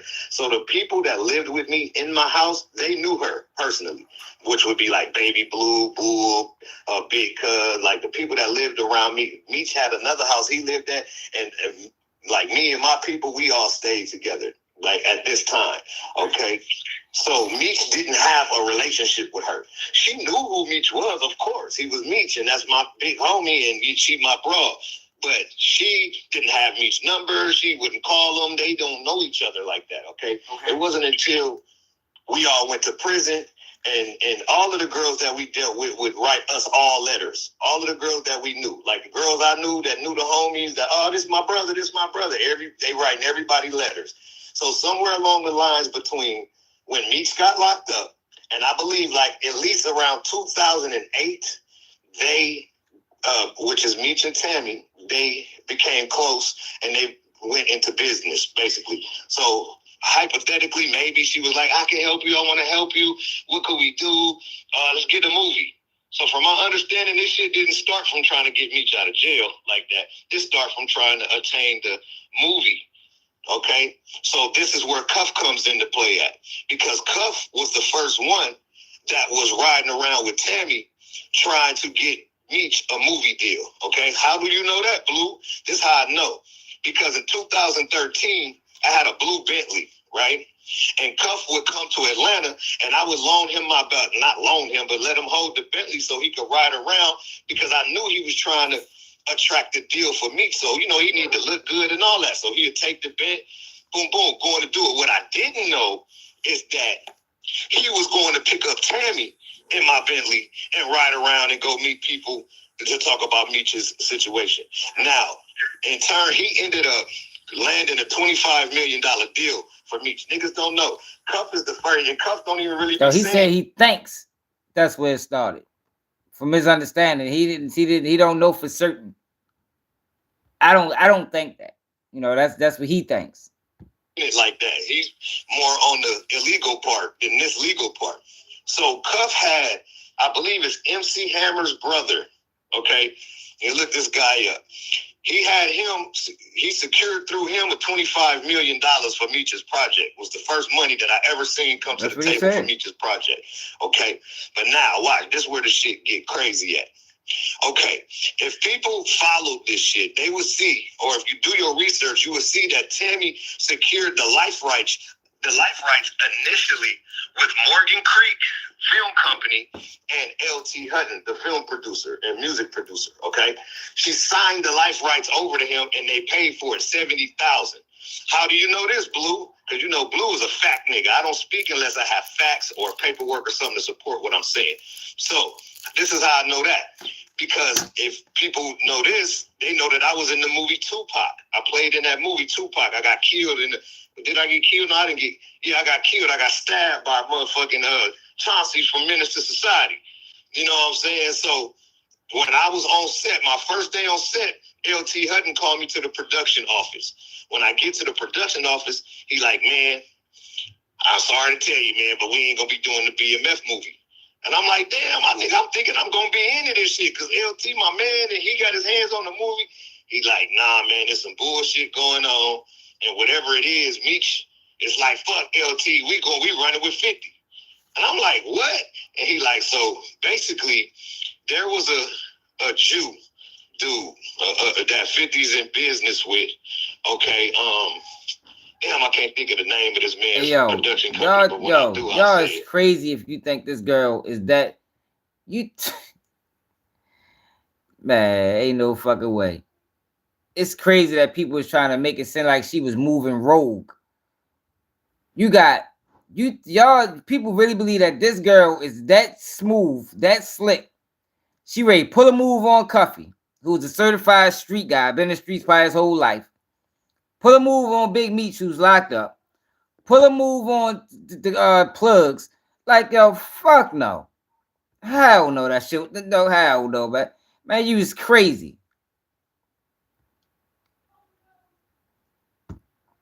Okay, but anyway, it was a Jew that was at the table for the Tupac movie as an investor, part of the movie. Man, y'all crazy. Well, they were losing their life. Y'all think that girl that goddamn slick. Y'all think that girl that slick. Man, y'all tripping, man. I don't know a girl in America that can pull a move like that on me. And fuck, and we just talking about me. Fuck me, we talking about 3 people. 4 people. Cuffy, White, Suarez, well, 3 people, and Meech. Man, shit, you crazy. Y'all believe that shit if y'all want. That shit sound foolish to me. Past, bless her soul, was threatening to take the life rights back and produce the movie on her own. So that's why they hurry up and rushed into the production on that Tupac movie. Like, niggas didn't even know that the movie was getting filmed, and one day they just start saying, oh, we filming a Tupac movie, and then it just came out. It happened real quick because they had to rush it. What they said. When they rushed it, the Jew right that was at the table with him didn't have his $15 million to put in right, Lloyd. With the film company. You know what I'm saying? Like, oh, she gotta have some type of serious street smarts or street awareness to pull some shit like this off. Like, oh, come on, man. Like, y'all is tripping. Y'all think she pulled some. Like, man, hell no. I don't even think that's even feasible. Like, man, y'all giving her way too much credit. They had to cut him out, and they had to go find somebody else to put the movie in. Man, to put the money she in. couldn't pull that on me. Tammy and him and Morgan Creek, LT Hutton was already at the table trying to get the BMF shit done. Let's Meech grain his grass. And I can't believe he grained his grass with all that he went through. So based off this story, Meech is locked up. He don't even know this girl. Listen to this story. He don't know this girl. He met her while he was locked up. And she was able to talk him out of his life rights. Think about that, y'all.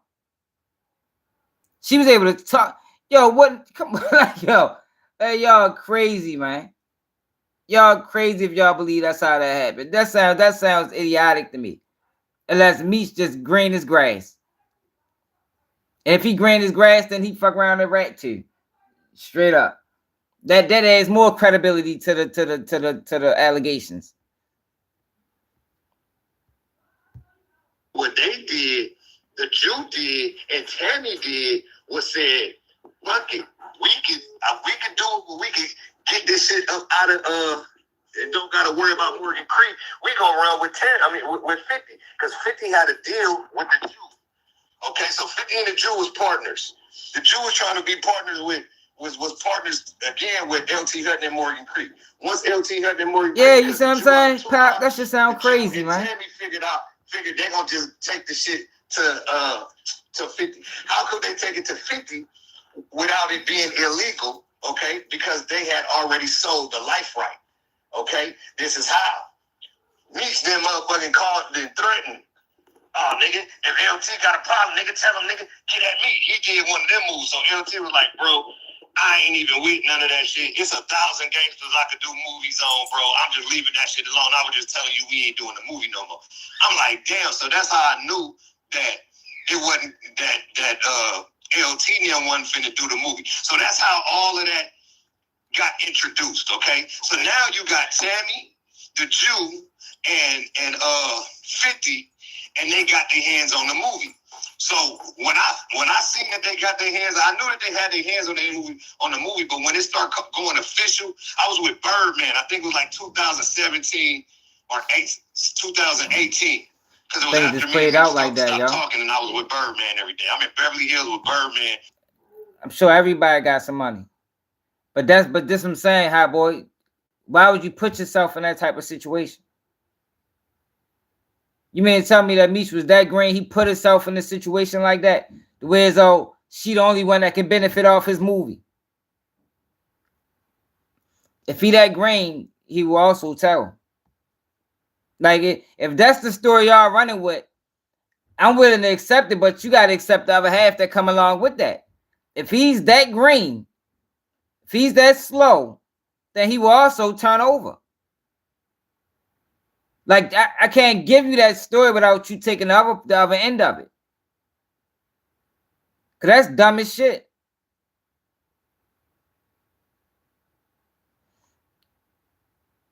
Yo. That's dumb as shit, yo.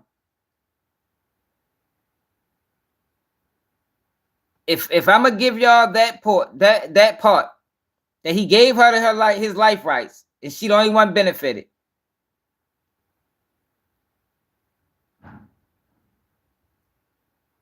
Yeah, but I'm saying she did this. She did this is all this. She did this with this was a play from the beginning. This sounds like a play from the beginning. Y'all trying to make it seem like Tammy was moving rogue. And she just fucking over everybody. She fucked over Meech. She fucked over Cuffy. She just fucked over everybody. Yeah, like, yo, it's no, like, yo, that sounds crazy. I just want y'all to hear y'all narrative. Back to, and that sounds feasible to y'all. That's, yo, that is crazy. I am risen, but hold up. I gotta stop it, yo. You gotta stop other people's stuff. You can't just let it play. That sounds feasible to y'all. That's not what Blue just said. But Blue don't even know. He's speculating the part of it started with the movie. The part where Blue said he met her. Well, hold up. The part where Blue said that all their girls knew each other, and she had to start contacting Meech while he was locked up. He speculated that part. Like he's not stamping that for certain. Yo, Lorenzo. Yo, by the way I talk, do you think I know what power of attorney means? Like, why are you asking me a dumbass question, yo? What I'm saying is, if Meech was dumb enough to just hand her his life rights over without getting anything in return,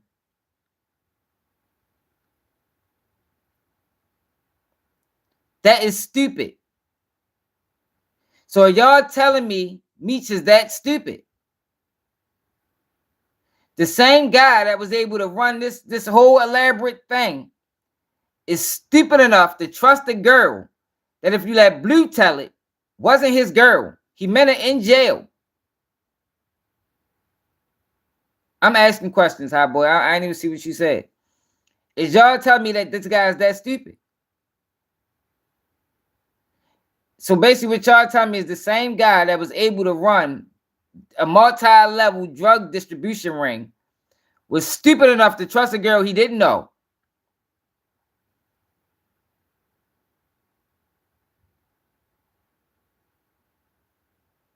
Just off good faith. Yo, you talking about what Meech said? Yo, Lil Meech could be lying. Like, yo, y'all is tripping, man. Lil Meech could be lying. He just told 50 that to make it make sense. Oh no, man, my fault. He just was fucking with Meech. You know, he just had that. You know, he need money to pay his bills, so he hired that Rick Ross. Yo, we don't know if that shit true or not.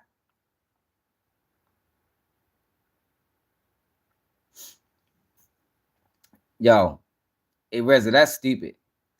To trust a person you don't know. That ain't desperate. He could have went to anybody.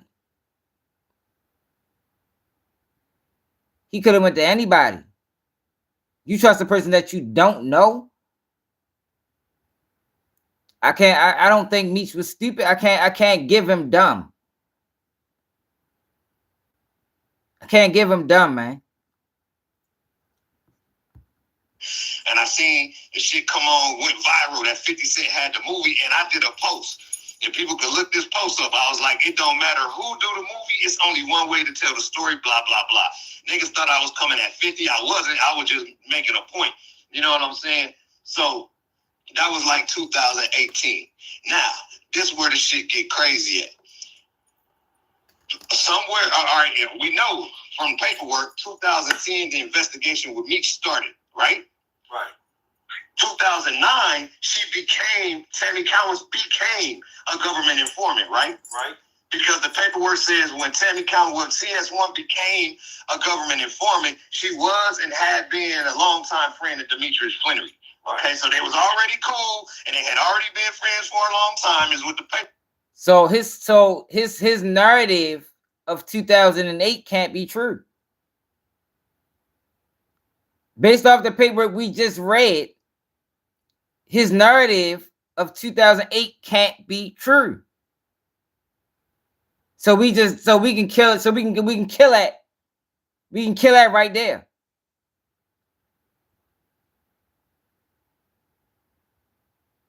Can we kill that narrative that he met her in 2008? Because I don't think from 2008 to 2009 that would qualify as a long friend, a long time relationship. Because this investigation into Tery White started in 2008, but they don't give a date. They say from 2008 to June 2009. Let me see. Look, it started in 2008 until June 2009. So she was tapping Mr. White from 2008 to June 2009.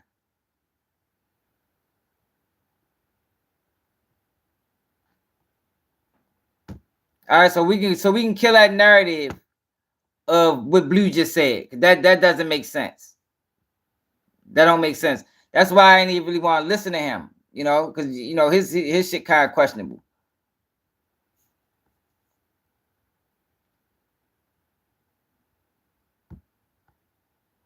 Work 2010, the investigation with Meech started, right?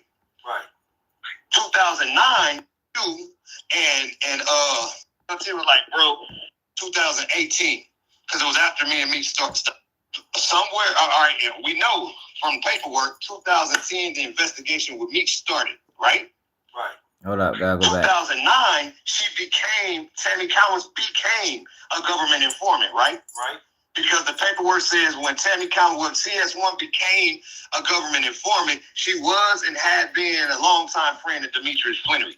No, yo, what I'm trying to highlight is his narrative that Tammy met Meech while he was locked up can't be true.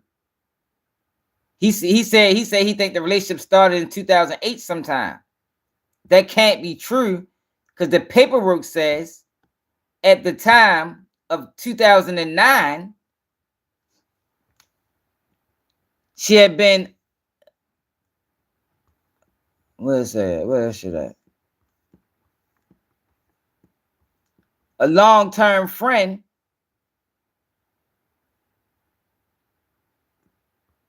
She was involved in Meech sometime, or say sometime prior. Where the fuck he get that? Mr. was actively involved. Oh, that's the other paperwork.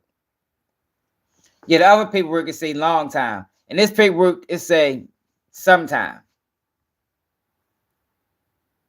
She was involved with Meech in some manner prior to her relationship with Mr. White. So it had to been before 2008.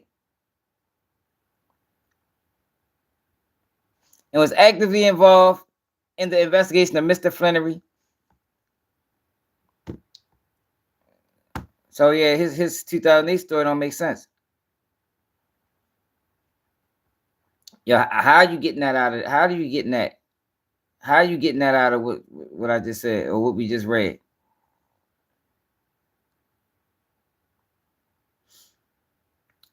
Yeah, but I know that's what he said, Reza.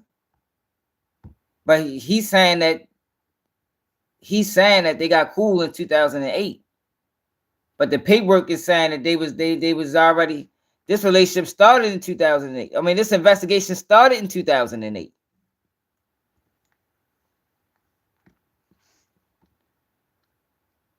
She start tapping Mr. White's phone as an acting as an informant for them from 2008 to June 2009.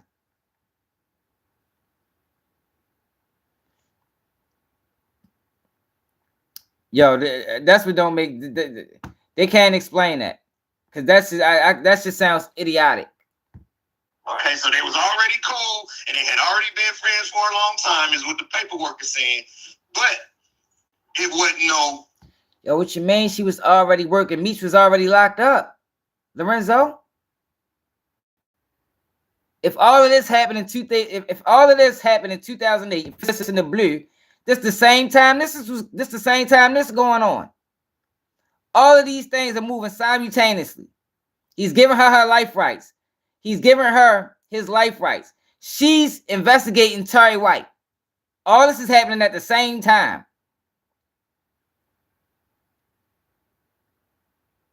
It wasn't before Meech. She already knew Meech. She already knew Meech. Send the paperwork.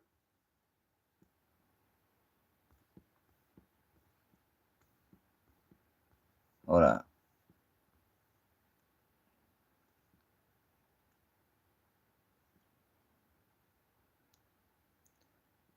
She was taken in 2018. Had sex relationship with Mr. White.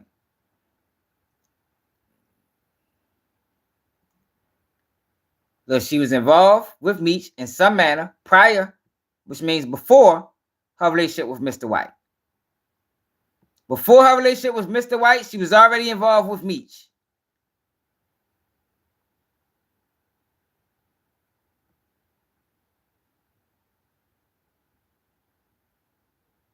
Yo, that man got family members, man. Yo, you cannot explain giving your life rights to a stranger, yo. Can't explain that. Can't explain that. I don't give a fuck what y'all saying. You can't explain giving your life rights to a stranger. I don't give. That's not desperation. That's stupidity. You didn't. If you listen to, if we taking Blue's story, right, and we're applying Blue's story to the paperwork. Blue's story is that they connected. Meech and Tammy connected around 2008. At the same time, and he said it was centered around the movie originally. But I'm gonna let him continue because I think Reza right. I'm gonna let him finish. I'm gonna let him get further into the story. She wasn't no informant yet. She didn't become an informant until 2009. Some people be like, "Oh, Blue, they said that was your girl." Yeah, but that's not true. See, that's not true. She was an informant in 2008. That's what I'm saying. Blue don't know what he's talking about, man. This paperwork says she was an informant in 2008. Around the same time, Meech caught his time, 2008. She didn't become an informant in 2009. I don't think these guys looked at this paperwork. They didn't die. See, I don't think nobody have done this. Nobody went into Tery White's case For real.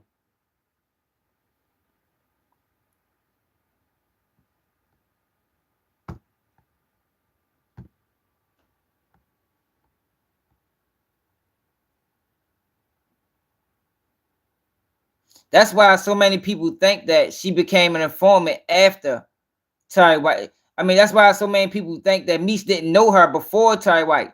This paperwork says that she knew Meech before Tery White. She was already involved with Meech before Tery White.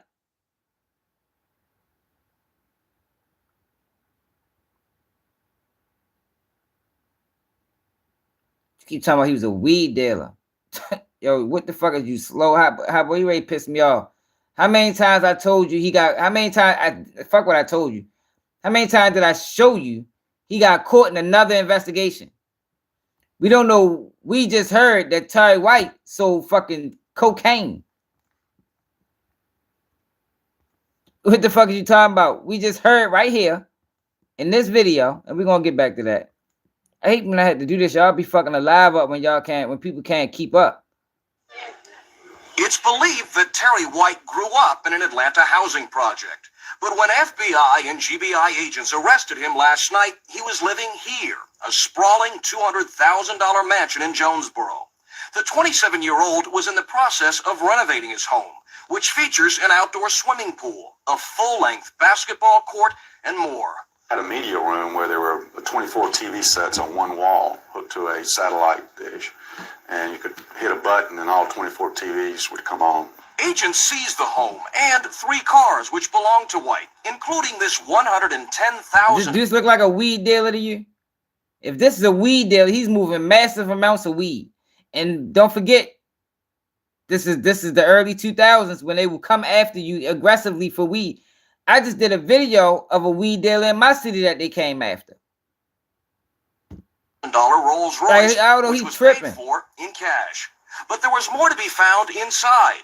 $47,000 cash and a machine to count the money. Thousands in gold jewelry and mink coats. A small catch of ammunition and weapons, including a loaded Uzi semi-automatic pistol. It was a lavish lifestyle that authorities say White financed by supplying millions of dollars in crack cocaine to dealers in Atlanta's housing projects. Well, what happened was the case got ruined because he got caught in the weed case. That's what happened. The case got ruined because he got caught in the weed case. It was two investigations going on. Yo, you got to keep up, hot boy. Stop stalling the conversation. Yo, we trying to move the conversation forward. Keep having to go back because you lagging. She was a rat when she was younger. No, the fuck she wasn't. She was regular. She didn't become an informant until 2009. I fucked with her in 2003. Barely a little bit of 2004. That was fine. He keeps saying 2009. She became a rat in 2008. Not 2009, Blue. That's what I said, yo. This is kind of going to fuck up where we at. You know, he bringing us back. Yeah, Draco. Yeah, he fucking up the live.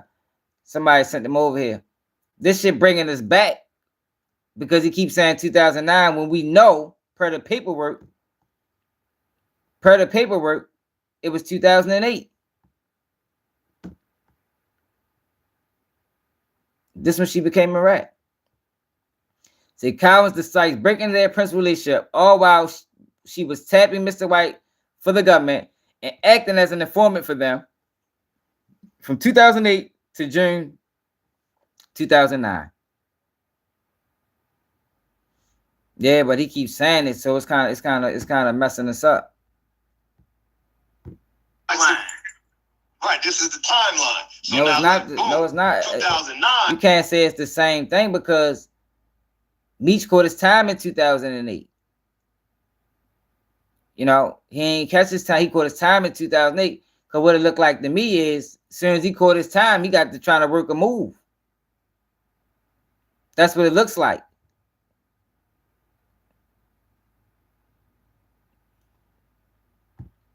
She signed up to do the first case with Tery White. Why does she do the first case with Tery White? Because she came to them people with that information to work I don't know why he doing that, Reggie. Was Meech's controlling officer. See, this is the fine points that people don't look at. When you look at the person that was her controlling officer on the Tery White case, his name was Special Agent Jack Harvey. Okay, Special Agent Jack Harvey is the fucking special agent that locked us all up, bro. Look, he's the one that was. That's what I was saying. Like, yo, it's too many coincidences, man. It's too many coincidences. The same agent that locked them up somehow get in contact with Tammy. Who connected them to? Who connected Jack Harvey with Tammy? How did they link? You probably got 100 federal agents in Atlanta. He just happened to meet with the same agent that locked up BMF. Let him continue. Was on airplanes with us, following Meech around since '89 all through Atlanta and all that shit. Meech had been telling us about this boy because Meech knew that the man was on him. Okay, so Special Agent Jack Harvey jumps in the for her what's the name? They bam Tery White up. Now, mind you, Jack Harvey then got Meech 30 years. He didn't bam the BMF up. All of us. He gave us hard time. He had already lost his hair following Meech. Nigga had red hair and ended up bald headed when we all got in court. Okay, this is how long that this man was following Meech. He lost his hair. Now, boom. So that means nothing that they got one off. And then they said, okay, shit, now we'll do this. Like, she telling the truth about Meech, but what we got. And then in 2010. He retired, which being Special Agent Jack Harvey, and then a new task force leader came in, which was the one that she started having sex with. Okay? So 2010, this shit with the Mexican started because Meech met the Mexican in jail. And they came up with what they, the little move that they was going to do. And once the Mexican got out, it's time to put the play together. So niggas got to search, when did Suarez get released from prison?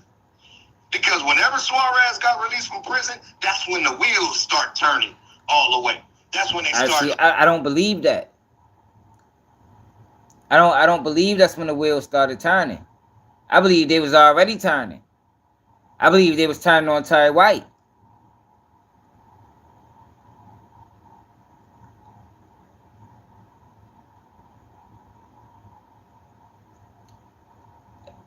Rizzo, how you saying that when he getting the years wrong?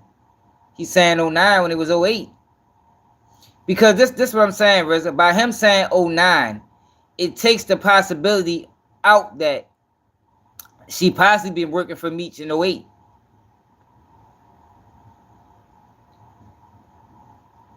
He keeps saying 09. Like they just jumping over this Tery White situation and moving straight to Cuffy. What I'm saying is, hold up. Yo, hold the fuck up. Yo, we moving too fast. This sounds like this was going on before Cuffy. This was a running play. Similar to like what Terrence did. Terrence cooperated several times. He ain't just cooperate once. Terrence cooperated on three different occasions to get time taken off his sentence. And I'm talking about Terrence Williams. That's what it looks like to me, Lloyd. Suarez ain't trying to get Suarez to do some investments or some shit like that, but him and Meech had already hollered. So now when the bitch is in the car with the agent, and then she get on the line with Suarez get to kicking. Man, somebody want to buy some pills, and then the agent is sitting next to her in the car. He like, yeah, tell him yeah. And then that's how they engulfed into the shit, okay? And then got it popping. So then once they, planned what they planned and did all that. Listen, and then look, listen to this though. Listen to this conversation with Meech. You go back to Meech. That's why. Listen to this. Listen to this conversation with Meech when he talking about the Mexicans. Well, he's talking about Craig Pettis, and then he go in about the Mexicans. And how some Mexicans was telling on him. Just like the Craig Pettis dude, man. Come on, man. How can you put me with this dude? I'm bigger than any plug I ever had, man. I never messed with this dude ever in life, man. I don't know him. We might have ran across each other's paths. I'm not saying that we maybe didn't run across each other's paths, but I don't remember it. You know what I'm saying? But we definitely never did no business illegally together. You know what I'm saying? We never done no business. I never shot with this man out of Memphis, Tennessee. I never went to Memphis for a club. You know what I mean? You know, I never done that, man. I don't even know where they come up with that, man. And then the guy's a rat, man. He's been working for the feds for 2 years now. You know what I'm saying? Cooperate. So you can look at my paperwork, man. My paperwork, if I was ratting, it'd be on CNN. You know what I mean? You better believe it, my nigga. Yeah, you know what I'm saying? You know, you got some people insinuate a whole big Meech telling on Mexicans. How? Look on Wikipedia. It'll tell you Daniel Correll out of LA. So in 2011, they were saying he was telling on the Mexicans. Now you go back to this. She had all the phones hooked up. It took years for the shit to happen. And then once it happened, they snatched cuffing all them niggas up. She was fucking the agents. When it came out in court and they put her and the agent on the stand and they discovered the infidelity, they had to throw that case out, bro. So that's why Meech didn't get out. If motherfuckers really pay attention, in 2018, my nigga, it went viral on the internet that Demetrius Flannery was coming home. He was supposed to be coming home in like March of 2018. It was all over the internet. It was everywhere. People be acting like they don't remember. I remember that. Shit. I do remember that. It already went viral that Meech was supposed to come home. They remember. That's why this conversation is so important. This is not a traditional Blue Da Vinci interview on this shit. This is a timeline fact-finding situation because there are not many people who know all these components because Tammy was your girl once upon a time in America. Not only was Tammy my chick, because that has no bearing over it, because she wasn't my chick when all this shit happened. Right. But not only that, bro, I was one of the closest niggas to Meech, bro. I lived with the nigga would, you couldn't say damn near nothing about me to that nigga, he'll get on your head. That's my man. You know what I'm saying? So I know all the shit I know the shit that his brother don't know. I know the shit that people don't know because I was there with them. Niggas and my friends, they know what I know because we was all there together. My friends just don't be on the internet talking. It's like I'm the one that speaks. I don't want to say it like this, but I speak for the other people that ain't even talking because everybody know what I'm saying is the truth. You don't see no actual official BMF niggas standing up going public saying Blue Lion. You will never hear that because all them niggas know that I am the truth in this situation. No matter if it's for good or bad, nigga, I got what happened and how it happened, nigga. Exactly, Reggie, and that's another thing.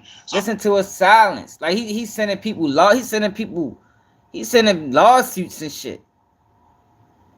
Like, yo, come on, bro. Like the man is moving wacky, man. Man is moving wacky. Understanding. And the nigga just was dead wrong, bro, at the end of the day. Okay. The nigga went and did like almost 3 years and then start trying to scratch out that motherfucker.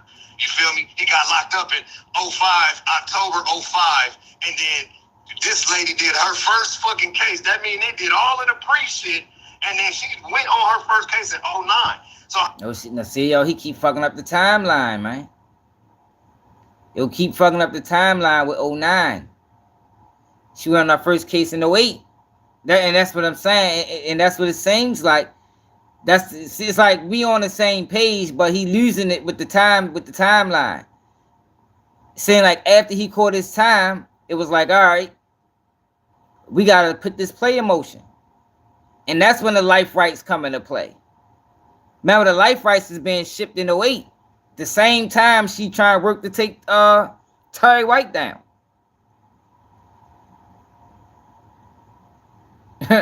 The same time she trying to take what's it calm down. How many years did he actually do before he started trying to scratch out that motherfucker with his rat claws? See, you understand what I'm trying to tell you? See, he was trying to get out that motherfucker. He couldn't stay in that bitch. He want to be lit. He want to be a celebrity. He want to be popular. He want to be sought after. And to be real, a lot of them super flashy guys turn sour. A lot of them guys that like to talk, like to be in the limelight, they don't want to go to jail. Look, Ralo was one of them. Always want to be seen. That's a red flag for real, if you want to really be honest about it. A lot of them super flashy dudes that want to be seen, that's getting money, those guys be the ones that turn sour. It's not 100% because nothing is 100%. But it's enough to watch them and be like, let me fall back from yo. Just to avoid, a disaster later on. I know him. You know what I'm saying? So then once he got out and he seen like, oh, they ain't on me like that. I can get this shit off. I got fans still saying my name. Oh, we do a concert. Everybody talking about. I got Rick Ross, all the rappers coming. He thought it was sweet. You feel me? But at the end of the day, bro, I put that paperwork out in 2021, knowing that I didn't have the popular word. I didn't have my main page no more. It was hacked, so my word could be strong. So I needed to saturate the paperwork. Yeah. So by the time that nigga got out, that wasn't super flashy. would have had it. Now he was cocky, like the top, but he wasn't super flashy. flashy. To say one thing, and everybody went to the internet and just started pulling everything that I had already put up 4 years ago. Okay, I got you. So I have 4 or 5 questions for you that are directly related to this, bro. So question number 1: what year? And you already answered this, but I need to answer it again. What year did Tammy Cowens work to line Tery from Atlanta up? What year was that? 2009. Okay. What year? See, he fucking the timeline up, yo. It wasn't. It was 2008. See, yo, I just think, yo, the big problem is, yo, like, yo, we got hella paperwork on all of this is Tery's case. I don't think people ever really went into Tery's case like that. All this is Tery's case. I don't think people really went into his case like that. So now really, you know, they just looking over it. Yo, but his case is suspect. And the reason I'm thinking that he probably didn't benefit from this case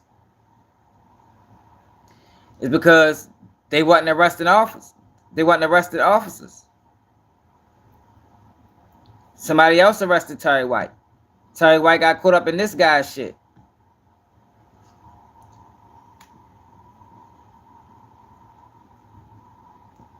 He got caught up in Charles Rivera's situation. Charles Rivera was a big time weed seller. Tery White got caught up in that. There's no telling what they was. There's no telling what Tammy in this whole situation was about. We'll never know. Because the investigation ended when they locked up Charles. Fucked up the whole investigation. Do you believe, to the best of your knowledge, that Tammy Cowens formed a pen pal relationship first with Big B? It does change it, y'all. Because, like you said, but it could be the end of 09. You understand? Like in these type of situations, where's the timeline matters. I mean, timeline definitely matters. Because if he's saying that the life rights was shipped in 08, or the life rights, the talks of the life rights begin in 08, well, that's the same time then the investigation of Tery White was going on. But by him keep saying 09, it seems as though she was moving on her own in 08. You understand what I'm saying?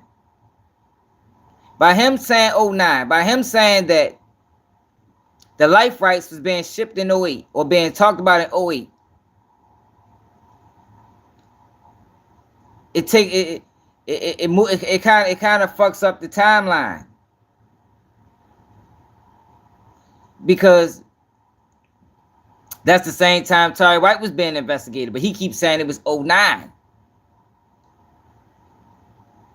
What I'm saying is, and what seems more likely to me is, she was moving in 08 off of Big Meech word as well.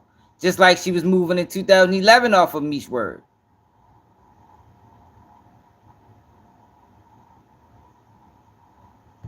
In between October.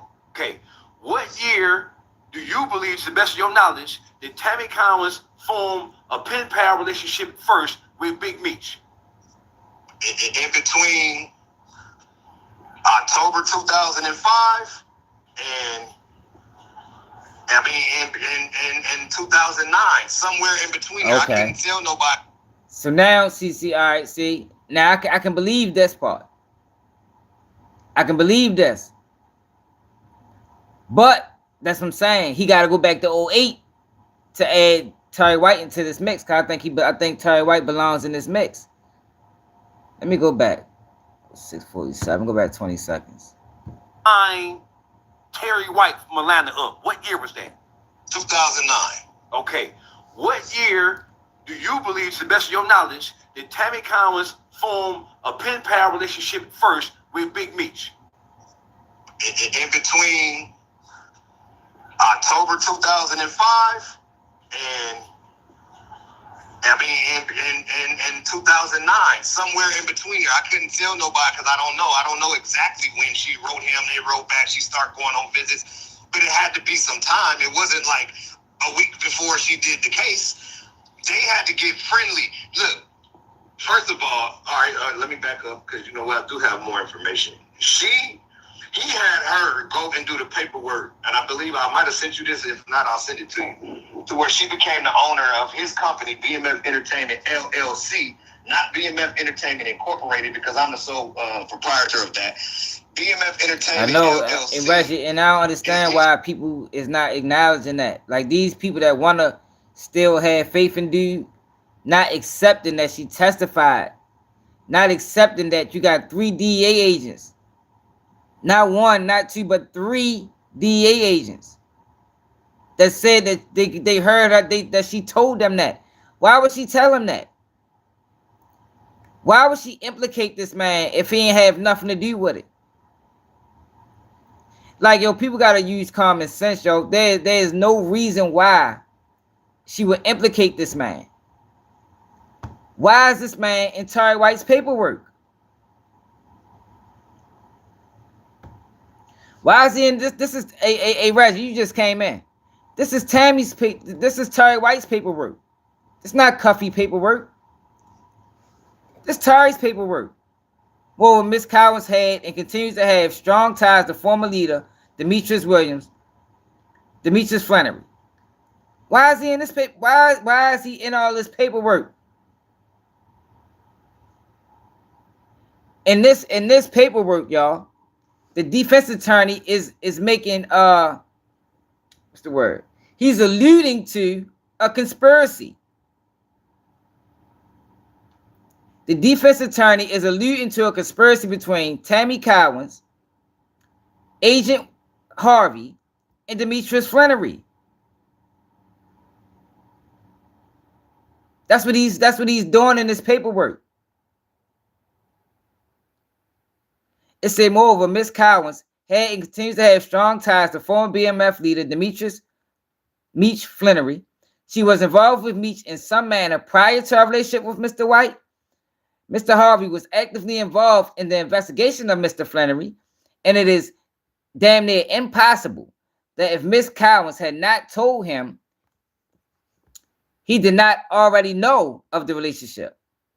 This is an extremely important factor as it puts into context the recorded conversation referenced in an affidavit about Flannery. Which means fucking mean. Which means his name. Yo, this is all fucking real paperwork, bro. Like, come on, I don't do fake paperwork over here, Champ. You must be new here. All this is coming straight from Pacer.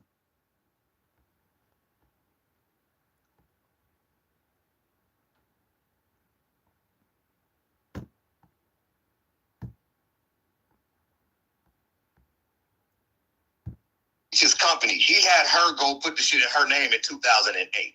Okay, so what does that mean, though? What does it mean? That means that prior to her working in 2009 with the government, she started personally working for Demetrius in 2008 officially. She could have been working for him just word of mouth and shit in 2007, but 2008 is the first piece of paper trail that I could see that she actually was involved legally with him by assuming his company in her name. Okay. 2008. So why did he form his own company outside of what you already had when everybody knows that you were the music person in BMF? So you had the entertainment component of BMF officially. Why did he go with her and form something different when you already had some established and you and him were still in good communication then? Still cool. So I'm gonna tell you why.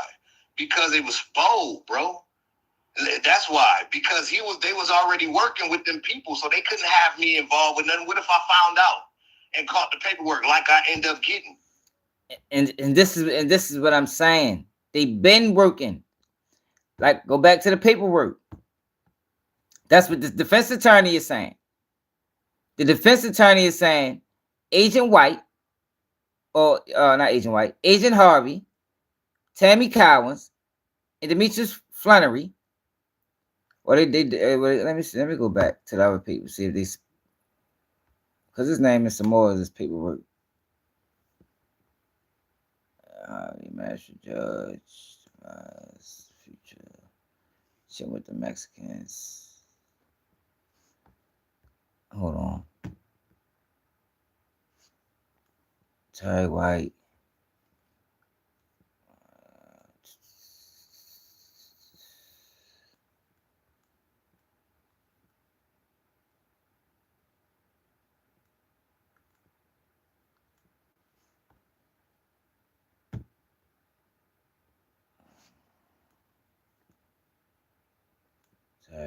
White.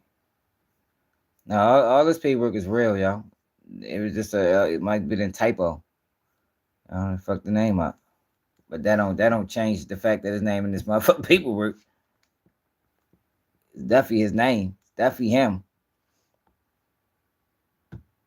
Man, none of this paperwork fake. I ain't never dealt with fake paperwork. Still right. Oh, computer receives CS1's information. Look, he brought up again right here. Moreover, utilization of CS1 and the affidavit in the failure to fully inform the court of the misconduct of CS1, her relationship with another drug dealer. Like, why they keep mentioning him when they mention her? They don't mention him by name right here, but you know who they talking about.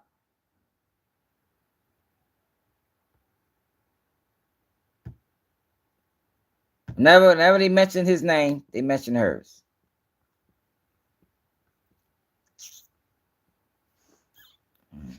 If his name in this paperwork too. I don't think his name in that paperwork.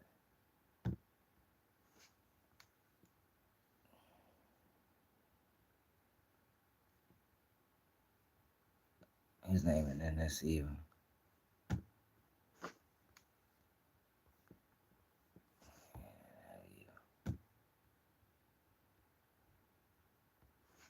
It is him. Whenever he mentioned another drug dealer, he talking about his motherfucking nose.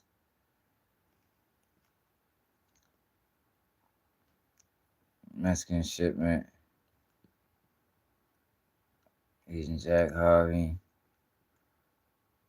Right statements.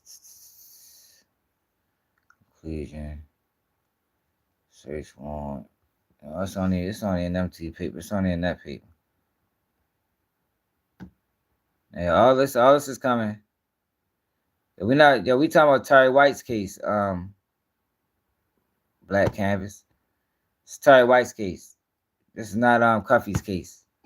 And then I chose to go against Meech and expose him in the middle while we doing business together. No. That's not what that says. That's a whole nother agent. I mean a whole nother that's a whole nother CI. CI3 is not, they're not connected to CI3.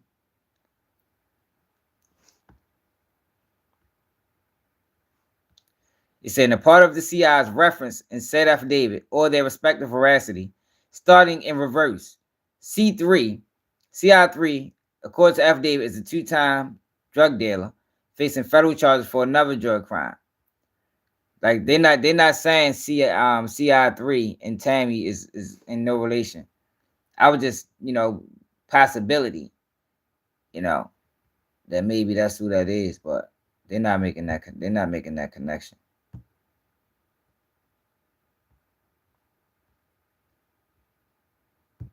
Who's better than the person you with every day doing business? I mean, fucking with every day doing business to expose you.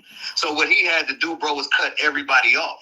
That's why no BMF members was involved with that TV show. On set, offset, All them people that was coming to that BMF premiere party and shit, 98% of them people, bro, was not actual fam that was with us out there. There's people that's connected to us, friends and family of actual members and shit like that, or homies that we know from the street that's not being affected by the sides that you got to choose. That's why he used But when you look at niggas like Blue Da Vinci, Bull, motherfucking Big Cuz, when Ill was locked up, Baby Blue was dead, Tito, D-Shot, none of these people was there. And these is all of Meech's crew. So none of Meech's crew was there. It was his mom, his family, his son, a bunch of niggas that we didn't put on that's not actually BMF was around that shit and doing that. You get what I'm saying? Okay. So my next question to you is this. This is most important. What year did you have a conversation, as you previously reported and told it in other interviews? What year did you inform Big Meech that Tammy Cowens was a snitch? 2017. So in 2017, I was on the phone with Deau. It's the last time I ever heard his voice personally. Okay. We on the phone, regular conversation, big homie, little homie shit. We just talking. And I had my man Tone with me over there, another dude. He from New York. He from BMF too. And he was like, man, ask me what's up with the TV show shit. And I was like, oh yeah, bro, what's up with that TV show shit? He like, oh nigga, we doing it. He like 50 doing it. He like, y'all don't be saying shit to 50. You get to have a nigga, you know what I'm saying, bothered and don't do the shit. He like, but I gotta wait to holler at Tammy to see where we actually at with the paperwork. And when he's mentioned her name, see, I had been talking to him and I had the paperwork, but he was on a jail phone for a long time, so I wasn't mentioning nothing. You feel me? He didn't have no private phone, so he was on the regular jail phone that's being recorded, so I wouldn't bring none of the shit up. But when he mentioned her name, I automatically just like, bro, you ain't heard what's going on with her, but she got your name fucked up in all this paperwork. And he was like, man, I heard some shit, but whatever it is, it ain't got shit to do with me. Stop right there. Stop right there. Right there. Right there. Right. So when you asked him what's up with the movie / series, whatever when it become, he told you, yeah, we doing it, 50 doing it. Y'all don't be sweating him. Don't be trying to press the nigga, let him go and do his thing. Because, you know, he temperamental, basically, and he might not, you know what I'm saying, don't fuck with him. Yeah, don't scare him off for fucking with it. Like, I got the shit, so, and let it happen. And then he said, yeah, on Tammy, but means Tammy is spearheading the shit for him. So did you know at that point in time in 2017, did you know that Tammy had LLC, the BMF? Yeah, I've known that since 2000. I've known that since 2014. Okay. That she owned the company, that she worked for him, that she owned the life rights, that she was shopping the deals. I remember I'm in the streets, I'm seeing everybody and talking to everybody. So yes, I knew everything, bro. Okay, so when I was talking to him, I knew he had worked. I knew everything already. I just was, you know, me as chestnut checkers. I'm trying to play the shit, see how the shit playing out, see what's really going on. But I ain't finna go. I'm one of them niggas, bro. I want to have all the information before I make a move, bro. Okay. I'm not a premature ejaculator. Okay. So watch this back up. So listen. So again, what year? Pardon me. What year did she pull Cuffy? This call will be recorded. My bad. No, that's all good. What year? This call is no longer being recorded. What year did she launch the conspiracy? Recording phone calls on the low. DEA agent to bang Cuffy. He told him. What year? 2010. The year after they gave Tery White the time. Oh. So 2010 is when they started the Big Meech investigation. Yeah, yo, come on now, yo. That shit don't make I'm a year later. So after Tery White gets his time. So from 2008 to 2009, she lining up Tery White. Tery White get his time. She jumped right next year, 2010. And man, y'all crazy, man. See, y'all, I just know. Yeah, I just know, y'all, that now in the time that we live in now, everything. What's up, homie? Everything is not gonna be like straight out in the open. Like it was some. What I ain't gonna say. With most situations nowadays, yo, you gotta use common sense. Like y'all, people that's trying to sell this narrative that she set everybody up, and man, I can't believe that. I I'm just thinking 3 of my homeboys or 4 of my homeboys. Yo, ain't no one girl gonna be able to trick all 4 of us. Like, man, fuck no, man. Somebody gonna catch on. You know what I mean? It's like, I can't think of a group of 4 people that, like, I can't even think of a group of 4 street guys that would go for that. Like, y'all really trying to sell this narrative that she was moving rogue. And she lined everybody up. I can't see that. I can't see that. I ain't gonna lie. And she testified. And it's in the DA notes that they testified to it. And motherfuckers still don't want to believe it. Hey, y'all crazy as hell, man.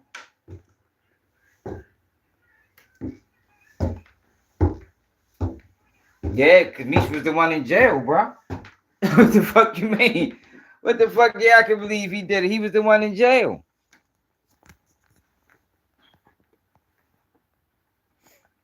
Right, it's in paperwork. She ain't have no criminal history, man. It's in paperwork.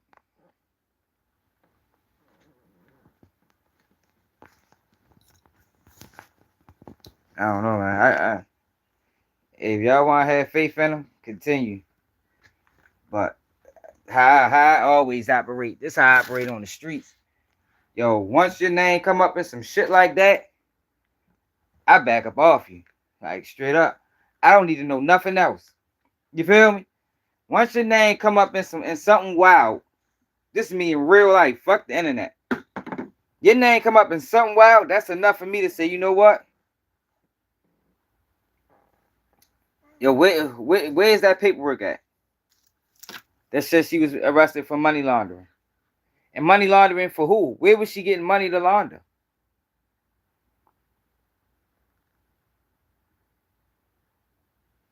Man, nah, man, it's getting late, yo. It's late as shit. We've been live for like 4 hours. Yo, plus, yo, he kind of, it's hard for me to listen to, but I mean, I really wasn't even trying to listen for that. I really was trying to listen to hear him explain, because I think he asked him about his cooperating. And that's what Boyfriend was telling me to listen to. I really want to listen to what I really was listening to see how he explained his situation. You know, because like I told you, I don't, man, you motherfucker say you ratted, okay. Stick fuck with me. I ain't got to hear nothing else. I ain't gonna give you the opportunity to tell on me. You feel me?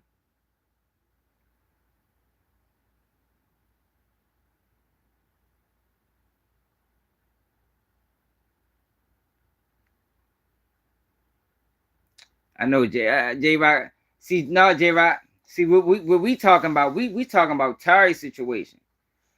Because I'm thinking, if he can't tell the truth about his situation, I mean, I don't know what he said about the situation. I didn't listen to it. Like I said, that's what I was listening for. But we talking about Tery. You know, people keep saying, because the narrative is, yo, she was working with the feds before she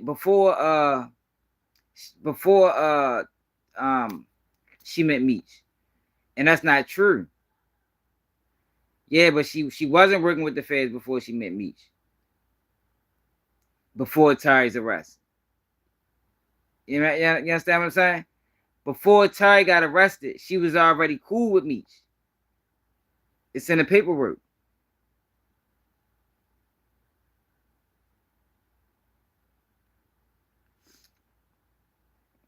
Yeah, I know it's doing.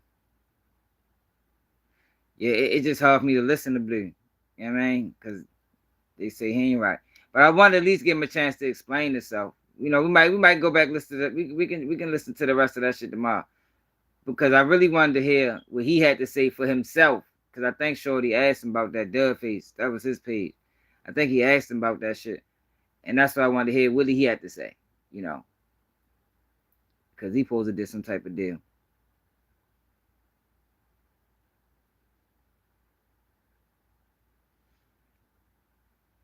Yeah, J-Rock, but the people in the comments is running with a narrative that Meech just gave her his life rights on good faith. Yeah, I cannot believe that. I can't believe he just gave this girl who he was writing for however many years his life rights on good faith. I can't run with that. Yo, Blue said he stopped fucking with her in 2004. So he said he stopped fucking with her before Meech even got booked.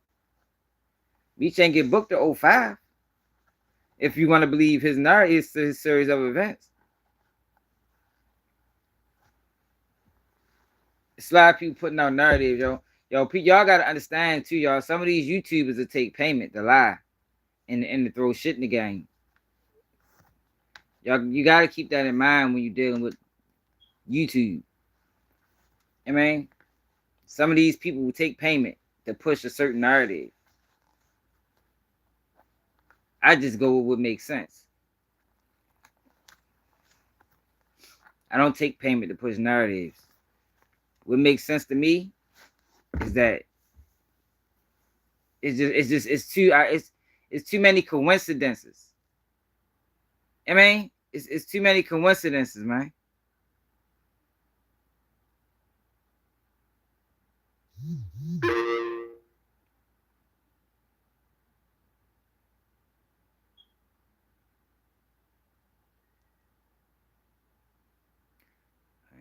Just don't leave him alone. Blue said Shorty was playing him. Just don't leave them alone like that. No, it was because she was working to get his time reduced. That's how he got out early. Yeah, then he getting all these motherfucking time cuts. That man caught 30 years and what? He did 19? He did 19. And that's people saying he didn't get a time cut. And I see, that's the thing too, yo, that people don't see. Yo, the court system is wild, man. Like on paper, it can be, he fit under this rule, but you don't know what the fuck happened on it. You don't know what really happened on the back end. Like the man did 19 on 30, then dropped it down to what, 27? Like, yo, you don't really know what went into, consideration. Because everybody don't be fitting under them guidelines. Just because you fit under those guidelines, that don't mean they're gonna cut your time. That shit don't always work that way, man. Gotta realize, we're dealing with a dirty system. You keep saying they changed the laws. You gotta realize you're dealing with a dirty system. They ain't letting. I guarantee you, it's some people that's still in prison who fell under them law changes.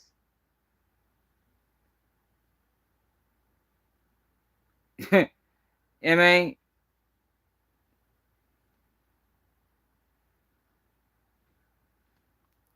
it is though, hot boy. If you know the system, you know it is. I ain't making it up. It's still some people in that system that fit on those law changes. They ain't get home yet. They ain't touched their sentence yet. And they fuck around don't. Just saying, you never know when it went into consideration. You know what I mean? Never know. That's all I'm saying. And if hot boy, if you familiar with the system, you say you've been to the feds, you know. Yeah, babe. Like, I don't know why you sit back acting like you don't know. Like, if you really been to the feds, if you really did time, you know how this shit works.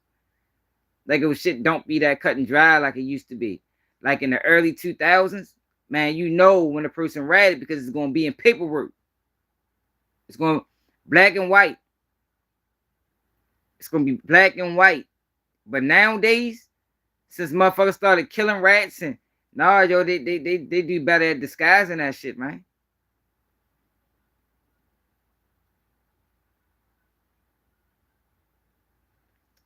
Yeah, but I don't even know if I necessarily believe Meech. I think he was just I think he just said that to save face. I mean, Rick Ross probably was sending the money. I don't think 50 was the only person sending him money. I mean, Rick Ross probably sent the money too while he was over there. He probably felt like, you know, that's my man. I don't know. But I think Lil Meech is a kid, man. Like I typically don't take what kids say as word of mouth. You know what I mean? I don't know. When Rick Ross say that? I ain't see Rick Ross say that. But I'm saying Rick Ross probably was sending money. Probably a whole bunch of people sending money. Boosie probably sent him some money. Lil Baby might have sent him some money. You know, I don't fucking know. A lot of people probably sent him some money.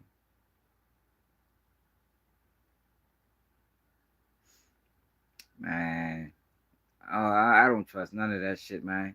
Yo, for the amount of drugs that them boys were selling, man, people get life in prison for that shit, man. People get life in prison for that shit. Every day in the federal system. You talking about metrotons across state lines. Man, they don't be giving people breaks for that. Man, life plus 199 years. You'll never see the streets again. They get to talking about all the lives you affected. You feel me? Like, yo, this is the shit that they do. You know what I mean? They fuck around, blame every overdose death in that part of town on you. We done had 85 overdose deaths in the last 10 years. You are 80% responsible for that, for the amount of drug traffic that you sent through your. You understand?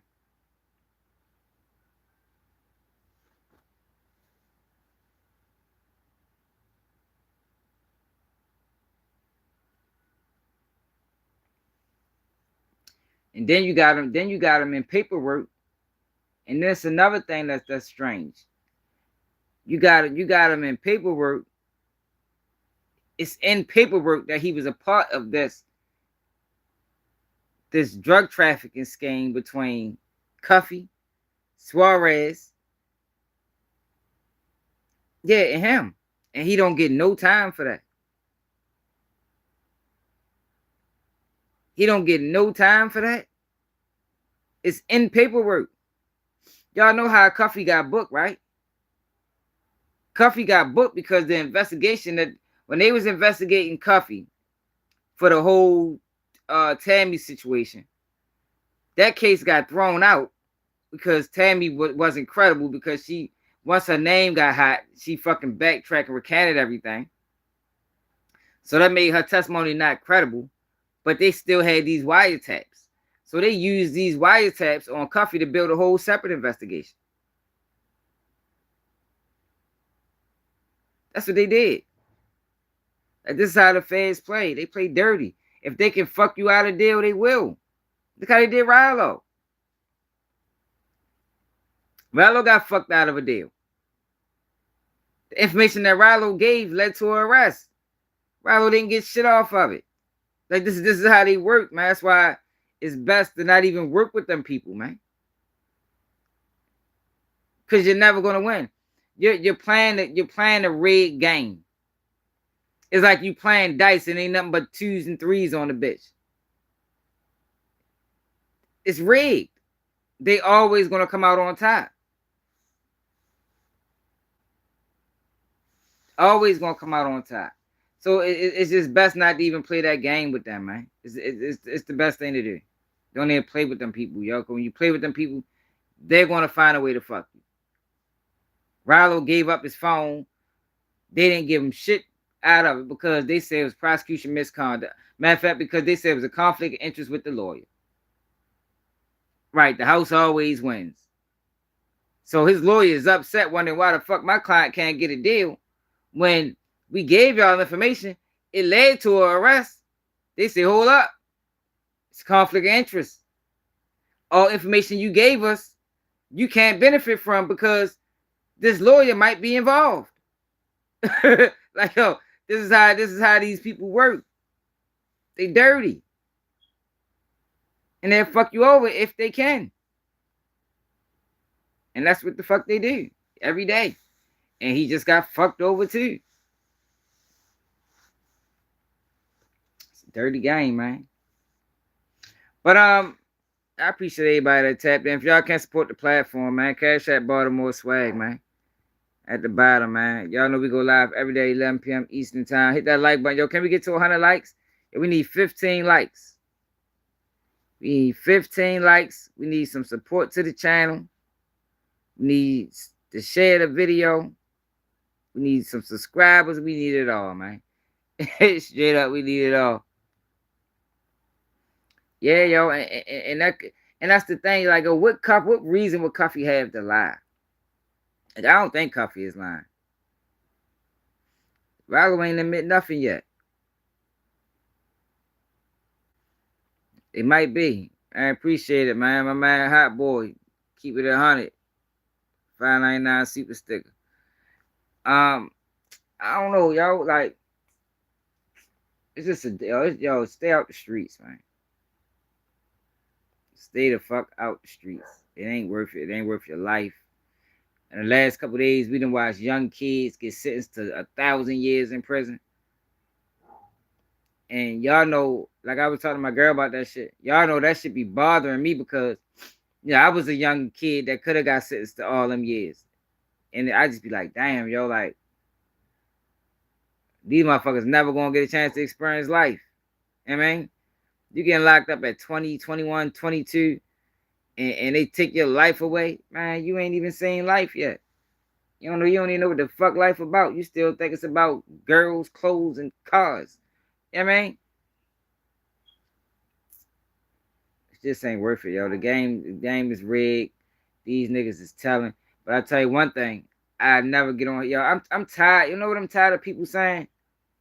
I'm tired of people with the streets is a myth. Yo, there is nothing mythical about the streets. Yo, it's way too many people saying that. Like, yo, people is really dying. People is really robbing. People is really scamming. Like, yo, it's nothing mythical about the streets. It's right. Ain't no myth. It's a trap.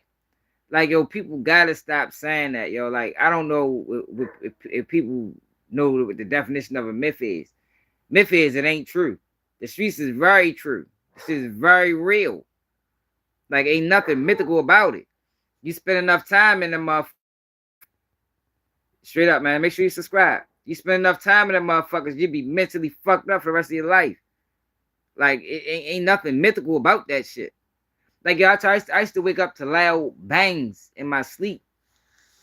You know what I mean? Like, crazy shit. Wake up looking out the window and shit. Whole time ain't nothing out there. Like, that shit, yo, the streets is real. Stay the fuck away from them. But a myth? Nah, I hate, like, it burns me up when people say that. Like, yo, it's mothers that lost children. They ain't coming back. It's nothing mythical about that shit. Like, what the fuck? Well, like, myth is fake. I can share. Website so I can see it better.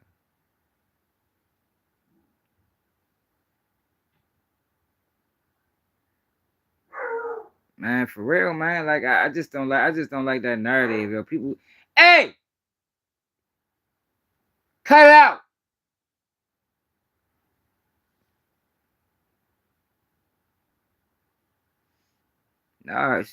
Nah, man. Shit, Rocky, do the fuck you gotta do.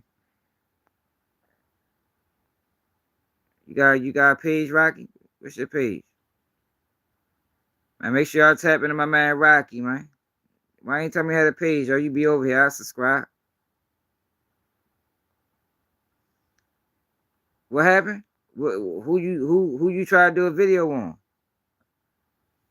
How you get a copyright strike? For what? Yo, you gotta realize, yo, you can't just play other people's videos. Like, you gotta stop and you gotta talk. Like, you can't just play other people's videos. And see, it's the thing, yo.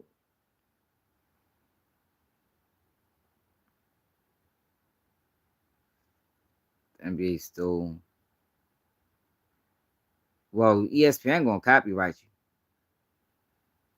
Was it a strike or just a copyright? You know, a strike and a copyright is two different things. They typically don't strike you. Now, what happened is they strike you if you recording and they sending you like I didn't notice at first till they struck me one time. They send you like a gray strip under your screen. It'd be a gray strip under your screen. And if you keep streaming, they'll strike you. They'll turn your whole live off.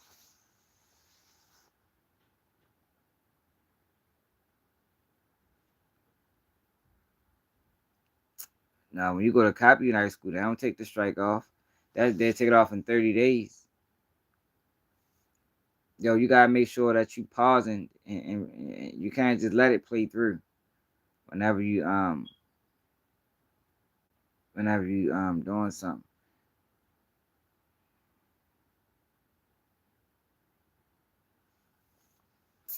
I'm just saying, yo.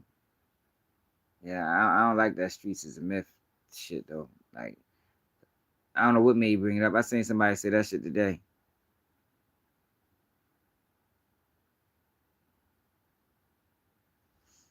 Oh yeah. Oh yeah. You know, it's getting harder to build a YouTube channel, y'all, because they trying to, I always talk about this all the time, but they trying to turn YouTube into mainstream. So the independent speakers, they trying to get rid of us. It's see if you're going to work for a corporation or you going to work for CNN or motherfucking, what's the other things? Them, what the fuck? Them digital marketing firms.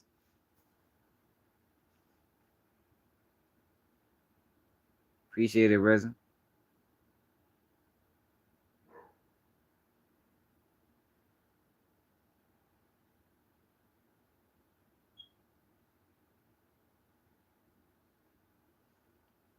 Yeah, he did. And that's the thing about it. People running with that shit. And the only reason Troy Ave said it because he wanted to excuse his telling. Troy Ave told in the way he tried to get out his telling and say, man, the streets is a myth. When I got locked up, people took my case from me. I go, what?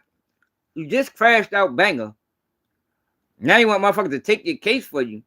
Like, man, get the fuck out of here, Troy. You crazy motherfucker. Everybody ready to keep losing their life for you. Right. Talking about the streets a myth. Yeah, I bet it is a myth when you break the rules.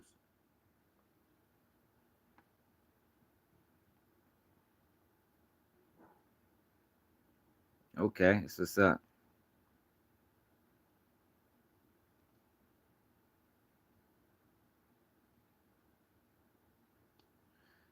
Oh yeah, Troy Ave terrible, man. Yeah, he did push that narrative. He got locked up with them 2 guns and wanted to weasel his way out of it. it try to switch it and try to flip it on Tax Tone and say Tax Tone read it. That was a dirty move. Y'all know the internet, a large part of the internet still believe that Tax Tone is right. They still believe that Tax Tone is a rat because Whack 100 sided with Troy Ave. Tax Tone ain't tell nothing.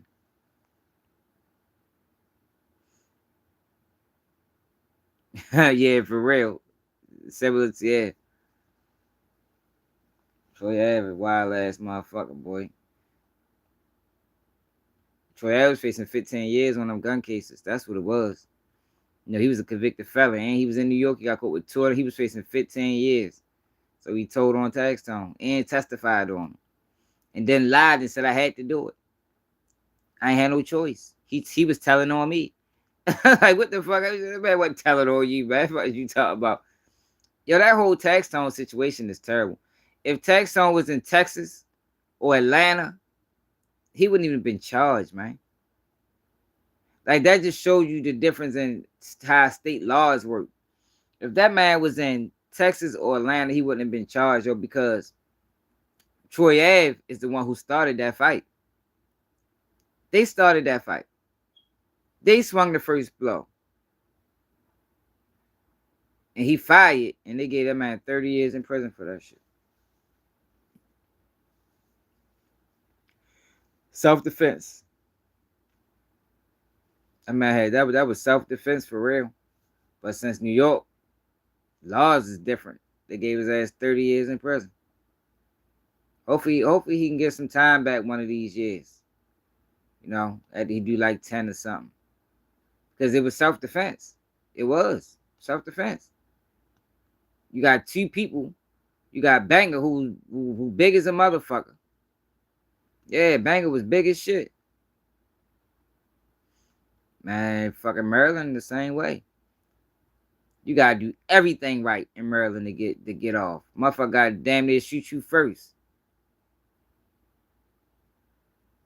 I mean, motherfucker gotta shoot you first, and they better not shoot you and run away. You can't even shoot them. It gotta be active shootout, and your gun has to be registered. You have to be a licensed gun owner, or they gonna hit you at least with the gun charge. If they don't hit you with the murder, they gonna hit you with the gun. Like ain't no way they letting the whole thing slide. Like, fuck no. Yeah, but Taxstone caught a raw deal. Troy Ave did that boy bad. It's like, how you gonna start the situation? Like, Troy Ave is a fucked up individual. I'm surprised people support y'all. That man crashed Banger out in Miami. When Banger got killed in New York, he was on bail in Miami for a similar type situation. And then you get Troy Ave get on the stand, and he talks about it in like a braggadocious way. Yo really got on the stand and said, "Yeah, I winked my eye at Banger." Like you winked your eye at him, bro. Like you just had this man under your control. That man really said, "I winked my eye at Banger," and Banger swung on him. And that's how the whole shit kicked off.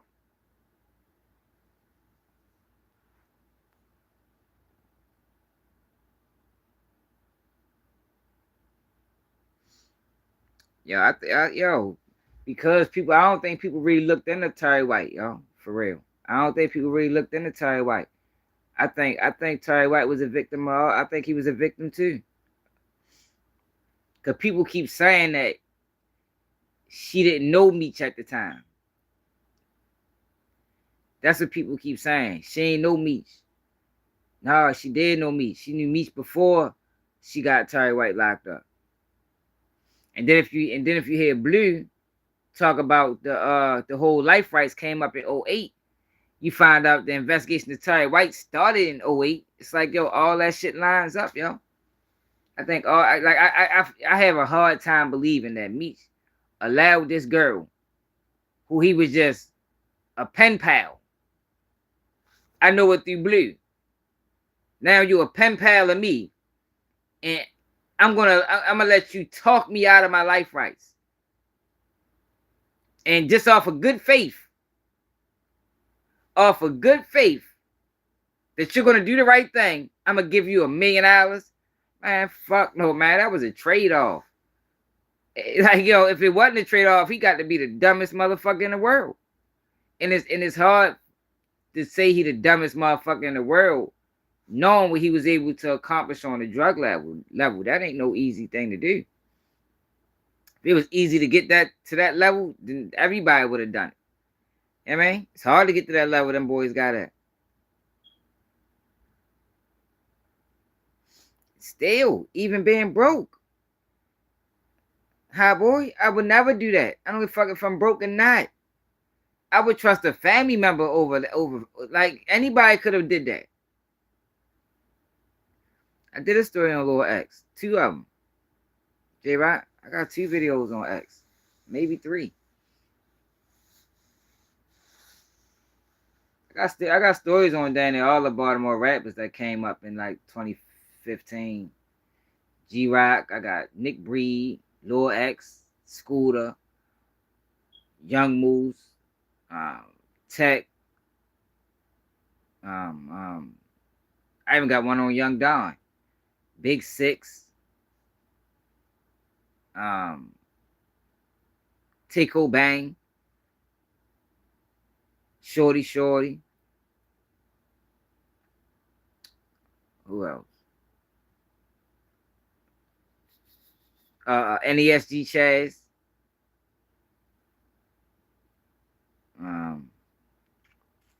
President Deau. I got stories on probably almost that. I got stories on a lot of Baltimore rappers. A whole bunch of them niggas.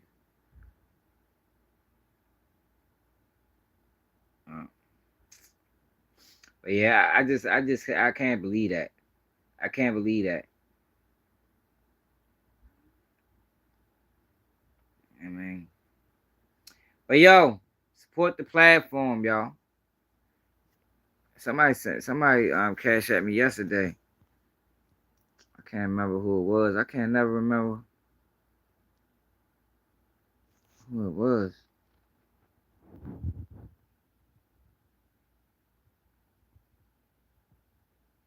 But salute to that. Somebody sent me $3 yesterday, man. Salute to whoever that was that sent me a $3 cash app. I appreciate it. You know what I mean? Appreciate everything. Yeah, we got a long way to go though, y'all. We gotta pick it up, man. We gotta pick it up, y'all. We gotta at least get to 50,000 subscribers before the end of this year out.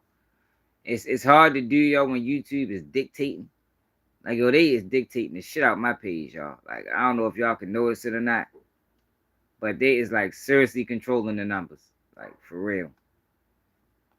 And if they control the numbers, that means they're controlling the money. Like, we need people to share the videos. Share. Tell a friend. Go subscribe to my man, keep it G. Like, that's the only way we can push it. I mean, not just any friend, you know, if it's people that watch content, that watch videos, the other niggas, man, make sure they subscribe, man. Like, we got a long way to go, yo. We gotta pick it up. You know. I gotta pick it up. I gotta start doing more uploads. But they be playing my uploads so much.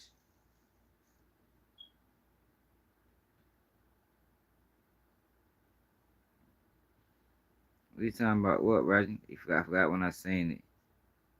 Seen it at, but it's a CS connected that was getting paid as well.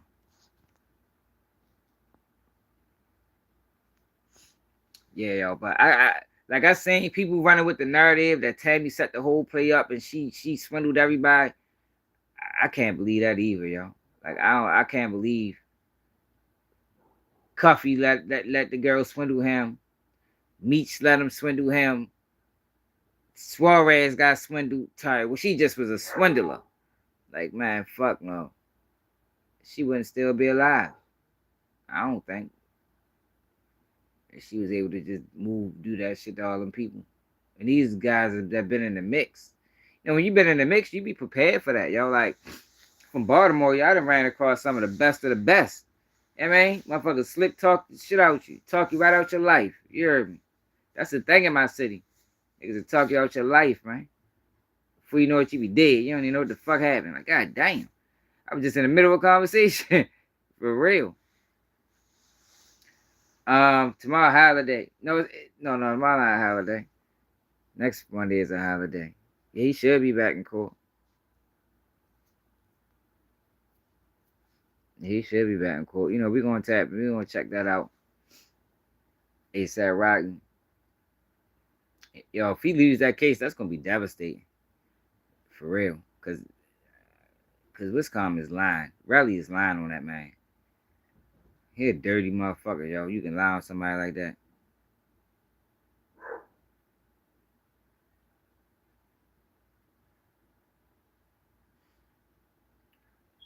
I'm sure, yo, but why y'all acting like Meech ain't get no money?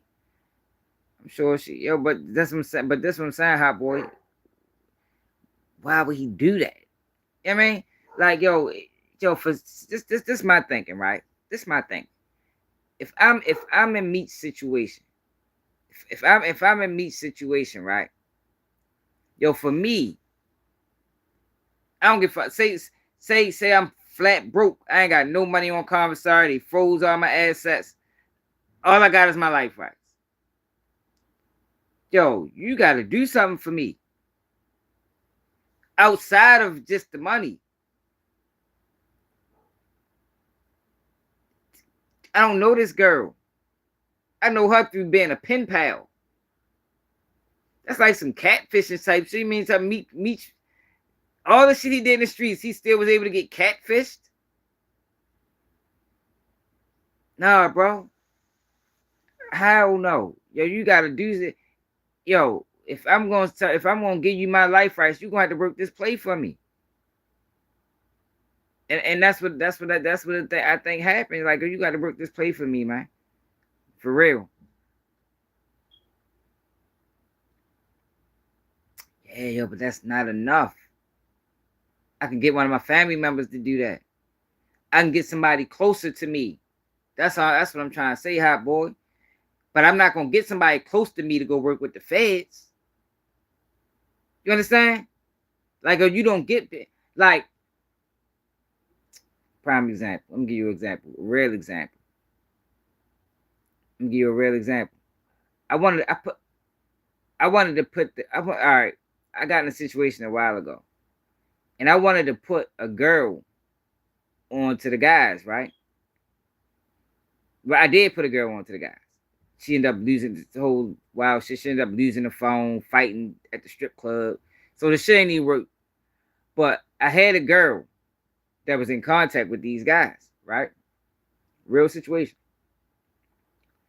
Now, I'm not going to go to my sister. I'm not even going to go through no girls I know. So I go to my man. Yo, you know somebody, yo, that oh yeah, I got all right, bet. Let me holler at her. You understand? Like, yo, you don't send people that you care about on crash out missions. That could have been a crash out mission. She could have died. You send people that maybe somebody I'm just writing. Maybe somebody I'm just writing back and forth. You know, she think I like her, I got her going. Shorty, man, you know what I need you to do? Look, I need you to work this move for me, man. I was talking to a couple guys in here. They was telling me that they got some shit called third party cooperating. My name will never come up. It's all on you. So she be like, man, I ain't trying to do that. That's dangerous. I ain't really, you know. Man, look, man, what the fuck can I get this girl? So she ain't with it. You feel me? She ain't with it. So now I gotta figure out what the fuck can I get this girl, because I don't got nobody else to work this play. I can't get my sister. I can't get my baby mother. You feel me? I can't get my homegirl. I fucks with her. So who the fuck, man, look, what the fuck can I do, yo, to get this girl to work this move for me? Man, look, I'll give you my life rights. I will sign over creative control, power of attorney. I will sign over my life rights to you, but you gotta work this play. Look, you know the guys getting money, man. Set them up. That's what I think happened, man. That's what sounds most likely to me. And then you see how he moving. He moved like this. Sneaky. Cutthroat. He out here sending people CC, out here sending people instead of addressing the allegations, he out this bitch sending people lawsuits.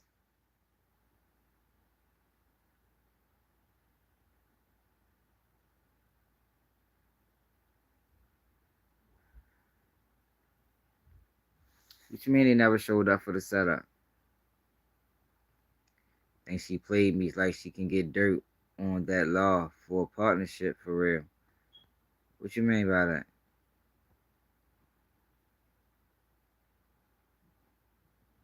They didn't answer the phone. Who are you talking about? The police? She wasn't trying to set up the police. The deal was to set up Suarez. Agent Cromer wasn't no dirty cop.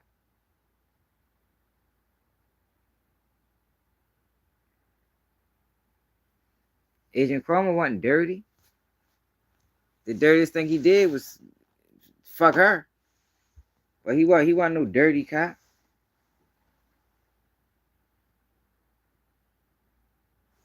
Hey John, what the hell is you talking about?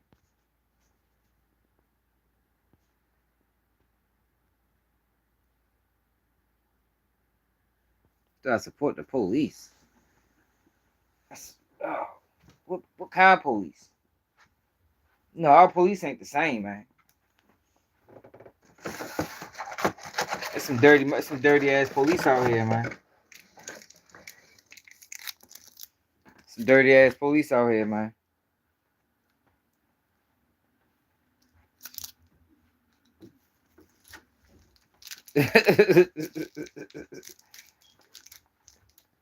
I just think when it comes out of that police conversation, you know, I didn't say good police forces. Well, not forces, but I done ran across good police, and I done ran across police that do their job, but not nowhere that not in Baltimore City or county. Baltimore County dirty too. People be acting like they ain't dirty. They pull motherfuckers over for no reason all the time. All the time. Just cause you black riding through that bitch.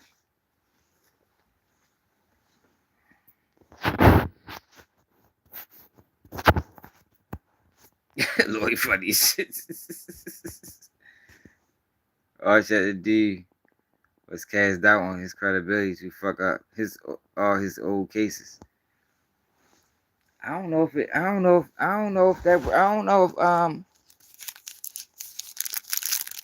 mean, I don't know if a situation like that, you know, because we're not talking about selling drugs. Like we ain't, I don't know, yo. That could go into, like, I ain't never look at that angle. You know, some of his cases had to get revisited. I don't know.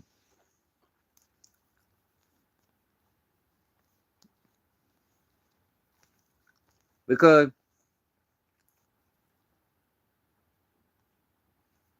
typically with misconduct, you talk about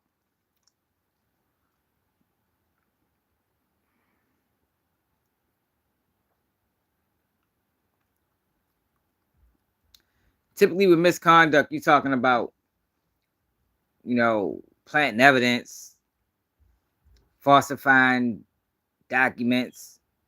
Like, you don't typically talk about having sex with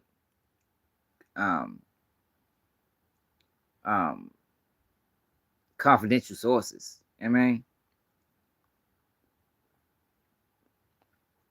Coffee got a long time, J, right? Coffee probably still got 10 years left. Yeah, 2011. Well, he ain't got that long. He's probably about 8-9 years, maybe. I got him 2011. It was 2025, 14 on 27. Maybe he probably got about 7 years left.